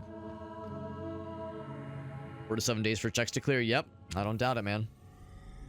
The Pascal, C++ was your start, Pyro? I started with C++ in college. Mine was C++ into like VB.net and C# and like that kind of stuff. And my employer primarily does C#, but a little decent bit of C++ still. As with this, friends, it is getting pretty late, so we're gonna go and wrap it up here. But we did a pretty good amount of damage this game. I think we got decently far. I mean, I suffer no delusions thinking that we're near the end of the game. Admittedly, I'm not exactly sure where to go next, because we know that this person over here, it's like the dark area, and we don't know how to go past the gloop. Maybe killing that bad guy did something up here. It seems like we've more or less finished the fungal area. So we could maybe return back up here to that little gloop area and see if there's something different. Or actually, no, I know the answer. The answer is to go down here. In fact, I'll leave a little note for myself in case I forget. Come down here. Oh shit. Come down there, because that is a hazard. That has a hazard. That oh wait, no, was it there? No, it was over here. That's what it was. Over here, I'm pretty sure. It's that little projectile area. Go through that little projectile area. I bet that is our next, like, major destination. Because we have the spot dodge. This thing that allows us to get past those projectiles. Oh, and also we have the shortcut. The shortcut pass. The shortcut multi-pass. Mark that right there. Whoops. Because, yeah, we got that bird area. We got the bird area pass unlocked, which really wouldn't be a huge deal for unlocking that shortcut up top, but I suspect there's probably, like, these doors up here in the top center. I bet those are unlocked through that through the bird people pass. If I had to guess, I bet that's the deal. Guy here. Aviary, the ovaries passport, right? Passport to the ovaries. There we go. There we go. So anyway, that's gonna do it for the night, my friends. Pretty cool little game. Again, some of you, if you've been listening in for a while, you've probably heard that I've been doing a small amount of bitching about a couple of aspects about the game. I think my opinion is kind of cooled a little bit on the energy recharge system for the grappling hook. That's becoming less of an issue. But the game's weird hang up about conveyance and telling where you are and the map thing. The fact that it takes longer than it should and with very little direction on how to get the map in the first place, and the fact that even once you have it, you don't learn about the areas as you're exploring. You only learn after you're back at the save point. It just seems an unnecessary layer of complication and like an unnecessary speed bump in having the player learn. So that's a frustrating point. But is it a deal breaker? No, not for me. It might be for some people. I think Veritas said it best. Looking at the Steam reviews, it's kind of no wonder you're seeing reviews where people were getting right to the 2-hour mark and they were saying, I think I'm going to refund it. Because, of course, on Steam, you can't, well, with very little exception, can you request successfully a refund after the 2-hour mark. Very rarely do they do exceptions for that. So around the 2-hour mark is around the point where you get the map. Generally speaking, probably for most players, maybe more, maybe less. So it's kind of no surprise that there is some negative reviews on there saying people kind of gave up. I don't want to say gave up too early because your time is precious. Your time is limited, obviously.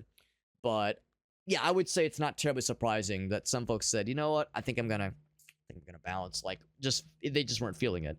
And honestly, if the game doesn't grab you in the first 2 hours, first hour and a half, can you blame them for saying, deuces, I'm out of here? Like, can you blame them? So I would say I understand why some of the reviews are maybe just a little bit mixed for this game. I would give it positive review, but with caveats. And I would say, yeah, if the whole map thing, the negatives that I've mentioned are a deal breaker for you, don't bother with it, because that is pretty negative. But if you're willing to work with what the game is offering for you. What you have is a game that has pretty good platforming, okay combat. I kind of feel like the combat is the least exciting part of the game, or maybe even the worst part of the game is the combat. But the platforming is solid. The set pieces are gorgeous. The game has a very unique sense of style. The world building is interesting. It's not gripping. I'd be lying if I said the story really touched me, but there's some interesting stuff going on there. It's one of those where they say interesting things, and then the things that are not said are mysterious and kind of inspire some imagination. So it's good. It's a good game. The good news is some things probably could be polished, or even enhanced. The balancing with the boss battles is awfully weird, because those first few boss battles were real dick twisters, man. That second one in particular, I think it took me like 7 or 8 tries. The first boss we were able to beat first try, but man, he had me against the ropes for a whole long time there. And of course, that last boss, the fourth one, a complete snooze fest. Like, what the heck? It didn't even hold a candle. Part of it is that he was like locked in on one place. You weren't having to chase him down. He was always in the same position the whole time. So I guess it was kind of guaranteed to be easier. But man, give us that boss a lot easier, please. But at the same time, though, to fight that boss, you need a decent bit of platforming abilities, which you wouldn't have at the start. But anyway, no, it's good. It's a good game. I think we'll probably do at least one more session with the game. I'd like to beat it eventually, but I would say, while the Dare Drop campaign is still going on, I want to do a little bit more with it for sure.